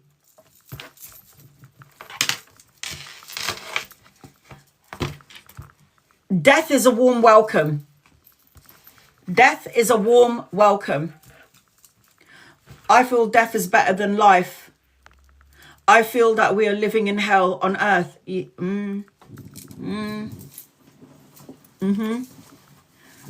what I've learned these past couple of days while I've been meditating and I've been connecting to my guides is that the energy, the vibrational frequency of Mother Earth is changing, and we have to change with her. And when we are born into the physical body, they say that the angel, before your soul comes into the body. So this is what I remember when I died. Ms. Lotus, this is, remember this, and everyone in the room that wants to listen before I leave, because I've been on here forever. So this is what I learned when I had my near-death experience. When I died, we picked our lives. When I died, I picked my daughter's dad to be violent with me, and we came together in a soul bond contract where I had to experience violence, beating, cheating, deception, betrayal. So I came together with that. That's part of my soul plan. In my soul plan, I also chose to have open heart surgery 4 times, have a physical experience. Why? Why would you choose to have open heart surgery so many times where they slice up your body and fuck around with your heart for 9 hours long? Why would I choose that? Because like a moron, I was looking down at everyone on earth and going, oh my God, that looks so exciting. Having open heart surgery 4 times, seeing what I would feel like afterwards, what recovery would be like. Oh my God, look, that looks so exciting. Maybe I should, yeah, I think I'm going to have an experience of losing a child. I want to know what that feeling's like. I'm going to go for that as well. Okay, oh, that looks really good. I want to have an experience where I'm having, I have a family, a soul tribe, where all my family is such strong personalities and we clash. And it seems like I got karma with that one and that one and that one and you and you and you. But we have to balance out some karma. Shall we agree to come together as a soul family in the physical world? I'll be the sister with the open heart surgery. You'll be the brother with the mental problems. You're going to be the brother that catches cancer. You're going to be the sister with high blood pressure. Oh, yeah. Oh, yeah. Oh, yeah. Why would anyone pick to have cancer? Why would anyone pick to have open heart surgery? Because we can't experience all of this stuff in the spiritual world. In heaven, it's bliss, abundance, prosperity, love. The blade of grass has an energy frequency attached to it, life energy. A blade of grass, the rock, has an energy attached to it. It's alive. It was talking to me. The trees in the spirit world, there were colors in the spirit world that we don't have in the physical world. But God made earth, Mother Earth, in the image of heaven. So whatever we have here in the physical world is also in the spirit world, but 10 times better. So our loved ones, so let's just say, for example, I've seen loved ones who smoke cigarettes in the physical world and died from lung cancer because they smoke. When I connect to them on the other side, I'm like, are you really still smoking? And they're like, yeah, well, I can't die over here because I can still experience the feeling. It's like you can still smoke over there, but you don't get the same sensation. Giving birth to a child and you want to experience that. And let's just say I was a man in a past life. And in a past life, I'm looking at this woman pushing this massive head out of her vagina. And I'm going, I was a man in my past life. I want to experience what it's like to give birth to a child. I'm going to be a man in my next life. So all I'm saying is my cousin had, okay, cancer too. So he chose that. Yes, he did. But doesn't drink or smoke either. We chose it. Nothing, and this is the thing. So everything that we chose, and I did say to God, I said to God, why do we forget everything that we chose? It doesn't make sense. Why can't we remember what we have chosen to experience so it can be a little bit easier for us? And God said, because then you wouldn't learn the lesson. Well, if you remember everything that you signed up for, and free will comes into it, you're not going to remember the lesson. And the Earth School is not supposed to be easy. There are different dimensions, different planets, earth planets, water planets out there in the universe. I'm a mermaid in a past life. I lived in a water world in a past life. You've heard of the Atlanteans, haven't you? You've heard of star seed children, rainbow children, crystal children, rainbow children, all of these children that are being born now into this time frame. I came from a planet of water. So when I go to the Philippines and I go to a resort and swim for like hours on end, they don't know where I am because I'm still in the water and they can't find me. And I've been holding in my breath for time. I know I was born in a planet filled with water. I feel like I was a water person in another life, probably from Atlantis. I also feel like I had a past life in Egypt. And me and my cousin was talking about that today. That I had a past life in Egypt and I painted the pyramids, and I don't know why I did it, but it feels like I came from Egyptian times. I also had a vision of me when I was doing regression on myself, and I also did a deep meditation astral projection. I saw me as a native Indian, and I could see that, and I saw that. Every wound or birthmark that you have on the body is associated to a past life. So, for example, if you have a big birthmark here on your shoulders and it's like brown, it could have been that this part of your body, you might have been shot here. And now it's come back as a birthmark. Birthmarks are always going to tell a story all the time. These are all things. We've had many, many lives. But God said the reason why you're born and you go through the land of forgetfulness before you come into the physical world is because if you remember everything that you sign up for, it wouldn't be a lesson or a test. There's no point in coming back here then, because it will be a lesson or a test. It's madness. It's crazy. I've seen my children who died when they were babies grow up on the other side. I see my children on the other side. I've lost 3 children and I've seen them from baby grow up to adults, because there are things that you still need to learn on the other side as well. But you don't get the feeling. So like, you know, when you want to manifest a burger, the quickest way you can do that is manifest the burger and then you order it and then they'll deliver it to your house. In heaven, if you want to think, you're like, I feel like I really want a burger. And then all of a sudden a burger will pop up in front of your face and you eat it. You will feel like you have this, the taste and everything, but it won't be the same as it is here in the physical world. Because in heaven, it's so amazing. It's so amazing. It's so purified. It's bliss. It's beauty. It's love. It's healing. It's peace. And it's just everything it's just everything that it should be here on earth, but it isn't. That's why people, when we go home, they don't want to come back. So if you ever go and watch an episode on YouTube of NDEs, near-death stories, you're going to see every single human being. I would say out of 100 people on the near-death story, I would say 80% of them never wanted to come back. Some of them wanted to come back because I have children and I can't leave my child. I need to go back there and raise them. So they come back for their children. Some people will come back because they don't want to see the sadness in their mum and their dad's face. They don't want them to go through that pain. Some of them don't. Some of them even come back because they can feel the emotion of the doctor that's operating, or the nurse that's trying to look after them and help them to survive. And they don't want to leave because they don't want to leave because they feel sympathy or compassion for the nurse or the doctor looking after them. But most of the souls that have a near-death experience, they don't want to come back here. I didn't. I didn't want to come back here. That's why I say when it's your time, it's your time. And no one should be... They need to change the fear of death to something different. Because you have died many, many, many, many, many times.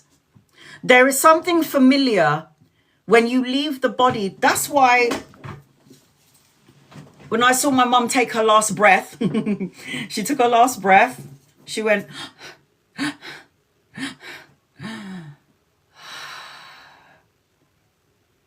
And then I looked at my mum and I said,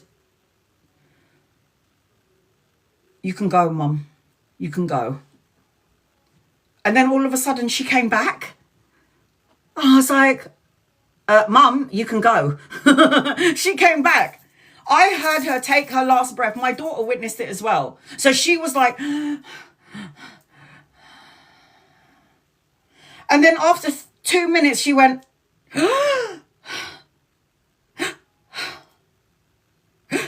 And I went, Mum, And I'm saying this to my mum because I don't want her to suffer, because she was in fucking pain.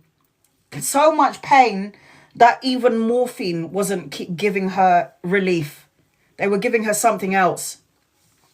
They were giving her something else that had to put her into a sleep because the morphine was just not doing it for her. My mum came back. Yeah. So when she died, she left her body. I could sense her energy in the room. And I was like, we're going to be all right, Mum. I could feel her spirit in the room. And then all of a sudden, I think it was my daughter's fault, because my daughter said to me when my mum took her last breath, please, Lola, don't go, don't go. And then my mum went, and I looked at Elise and I went, don't. I looked at my daughter and I said, don't have her tethered to the world. Let her go. Release her, because her body's in pain. I looked at my daughter and then she went, and then she started crying. And then my mum went, and then the last thing I said when she took her last breath, I said, we're going to be okay. I said, Mum, we're going to be okay. And then she left. She went. She didn't come back for a second time, thank God. But then she left. That's what I said to my grandmother too. And then I had to leave her and I had to leave for her to take her last breath. I'm not sorry.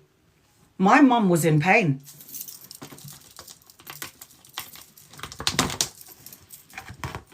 It's my mum. My mum was in excruciating pain. That's one of my guides, and that's my dad, who also died, who was in a lot of pain. Mum and dad died in the same year. It's not sad. No, it's not sad. What was sad was seeing my mum in excruciating pain. What was sad was seeing that my mum couldn't even wipe her own bum, and I had to do that. What's sad is this woman who was so strong and who took care of me in all of my open heart surgeries, and all of a sudden is bedbound and couldn't feed herself. That is sad, not her passing away. That was not sad for me. No. Watching my father's, in his last day of life, in the hospital on FaceTime, looking at my father, he can't breathe and blood splurted out of his nose. Is death sad? No. Death was not sad for me, for my parents. It was not sad. It was a fucking warm welcome. You don't have to be sorry, guys. I'm just letting you know, death is not the end, and death is not a sad thing. When my mum took her last breath, I'm going to tell you the extent of my suffering with my mum. My mum raised 4 children by herself, all alone. She came from the Philippines and she was extremely poor. My grandmother was blind. Her father was really old. And they lived on scraps. So they took care of rich people, and the food that they had was eating scraps from the rich people, because they gave my mum the leftover food. My mum triumphed from being so poor, third world country, okay? Third world country. I prayed for my dad to die so he could have, I said to God, you either heal my mum or you take her now. You either heal my dad or you take them now, because I don't want them in their body suffering in pain. I would rather them be free of this meat sack of a body that creates illness and disease and anxiety and depression, rather than have them suffer. Take my parents now. So, your parents would say, thank you for releasing me. Thank you for letting me go, because if you didn't let me go, I would have been tethered to the world, and I don't want to be here. I am in pain. I will tell you the extreme of how I looked after my mum. Before my mother had her stroke, I was already helping her shower, scrubbing her back and all of that. But my mum was able to get in and out of the bath by herself. I would just stand there and watch her just in case she falls. After my mother's stroke, do you know what it's like to carry dead weight? the whole weight of the body and walking from the bedroom to the bathroom. The worst part of the looking after my mum, she had no energy to poo. And I always had like nurse gloves in my bathroom. But there was a moment in time when I managed to get my mother to the toilet and she was trying to do a poo. And this poo was so hard because she had no food in her and she was taking all the drugs and there was poo in her bum. And she said, I have no more strength to push it out. And what am I going to do? I said, don't worry, Mum, I'm going to take care of it. I put some gloves on and I pulled it out. That's the extent of me taking care of my mother who was suffering. That's the extent of it. Cleaning up her vomit when she threw up in the bed. Do you know what it's like when you have a back pain? And when you have painful knees, it's like there's a knife in your knees and a knife in your back and you have to twist your mother's body and you have to show that you're strong because you don't want your mum to be worried about you because you don't want her to see that you're in excruciating pain and you have to show her that you're strong and you got this and you can do it, Anna. Don't worry about the pain. Deal with it later on. And I'm rolling my mum to wipe off her poo when she was lying on the bed, clearing her vomit when she couldn't eat anymore and she's throwing up, and to clean up her puke. And I have to sit there and I have to be okay with it. I'm okay with it. I'm not, but I can't show her that I'm having a mental breakdown because I don't want her. I did the same with my twin. I don't want my mum to see that I'm suffering with her. I have to be the strong daughter. I'm going to be the one that's going to take care of you to the moment that you die. And that's what I did. So when death, Archangel Raziel, came for my mum and came for my dad, I was so grateful because I would rather have stabbing in my knees and I would rather have a stabbing in my lower back than have, because that is more lighter. It's like feeling exhausted is the worst pain than physical pain. Mental exhaustion is worse than physical pain. I've worked where I served 300 people in a restaurant on my feet for 10 hours a day, up and down, walking around, getting the dishes, taking orders. I have done that and I have been so drained. But nothing was ever going to prepare me. And I think maybe my whole life and choices and everything that I've been through in my open heart surgery has prepared me for what I had experienced with my mum. But there is nothing more exhausting than mental exhaustion. Like in the UK, we have this Libre thing. So when you've got like insulin, when you take insulin and then you have like, you have to monitor your blood sugar. There's a thing called a Libre. I know you have it in the USA as well. It's like a patch. So they put this white circle on your arm. And then when your blood sugar goes down, it'll go beep, beep, beep, beep, beep, beep, beep, beep, beep, beep, beep, beep. So you have to go and get glucose water, sugar water, make her some toast, because if you don't make her toast or you don't give her sugar water, she goes into hypoglycemia. Did I know what hypoglycemia was? I didn't know what that was. I didn't know what any of this was until I learned it and I saw my mum nearly dying before my eyes. When my mum had hypoglycemia, me and my daughter was like, oh my God, she's going to die. No, she just needed sugar water. I didn't fucking know that. She had asked me to let her go. I was holding her back. She had to make me look at her. I didn't know what hypoglycemia. So Yvette, you know exactly what I'm talking about. Mental exhaustion. And that fucking Libre, oh my God. It went off at 1 o'clock in the morning. And then it went off an hour later. And then it went off an hour later. I'm a fucking walking zombie because I have to get up and make my mum's toast, get her, and I'm watching her, and I'm sitting there going like this, and I'm like, have you finished your toast? And she's going, yes, anak. Anak in the Filipino language is yes, my child. Yes, anak, I've finished. Okay, good. And then I fucking have to check her Libre again.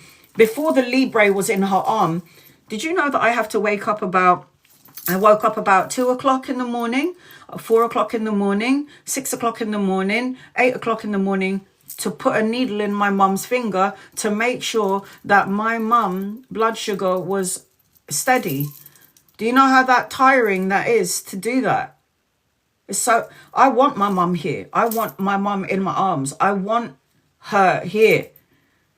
But I understood that there's something bigger coming my way, and I needed both of my parents dead I needed both my parents in heaven, shall I say, more alive than we are, so they can be my guides and my rock on the other side. I had to have both of them.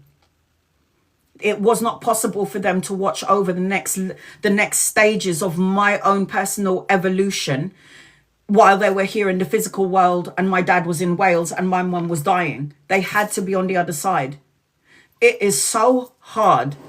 So hard. But you know what? I was born with a congenital heart disease, a congenital heart defect. And she looked after me. My mum took care of me all of my life. She never abandoned me.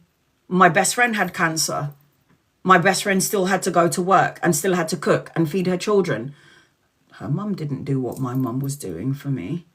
Like, my best friend would call me up and go, I just had chemo. I went to work and now I have to come home and cook. And I go, what did your mum do? Did your mum cook? No. That's why my bestie always said, can we swap mums? And I was like, hell no.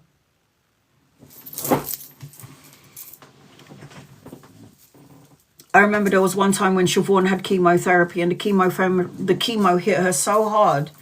It hit her so hard that when I was sleeping in her house, she ran to the toilet and she vomited. But not only did she vomit, she shit at the same time. And I said to Siobhan, I'm going to call your mum. Let me call your mum. Hi, Lady J, I'm leaving now, sweetheart. I've been on here for 700 hours. I'm about to leave now. When Siobhan was when she was on chemotherapy, it did not, like, I'm looking at my brother and he had chemo and I'm like, this guy doesn't even look like he's sick. But with Siobhan, when she was vomiting and she pooed herself at the same time, I said to her, let me call your mum. I'm going to call your mum. And do you know what she said to me? Don't you dare call her. I'd rather die than have her help. And she was living in the same house as her. And I felt so sad because I would never say that about my mum. Would always come for me. She'll always help me, cook for me, clean for me. This is why I said that when my best friend died, she broke the trauma bond, the generational bond between the mother hating the daughter and the daughter hating the mother, and she died leaving this world with her daughters knowing that she loved them. Could you imagine you're dying in the hospital and you don't want your mum in there because the relationship between you two is so strained? She told the nurses, I don't want that woman. I don't want that woman here. Come on, you're dying. I don't want that woman here. I don't want it. I don't want her here. And who do we want in our lives? You always want your mum. Whether your mum is a fucking bitch or the most amazing woman in the world, you always want your mum. And she could not even, I feel so...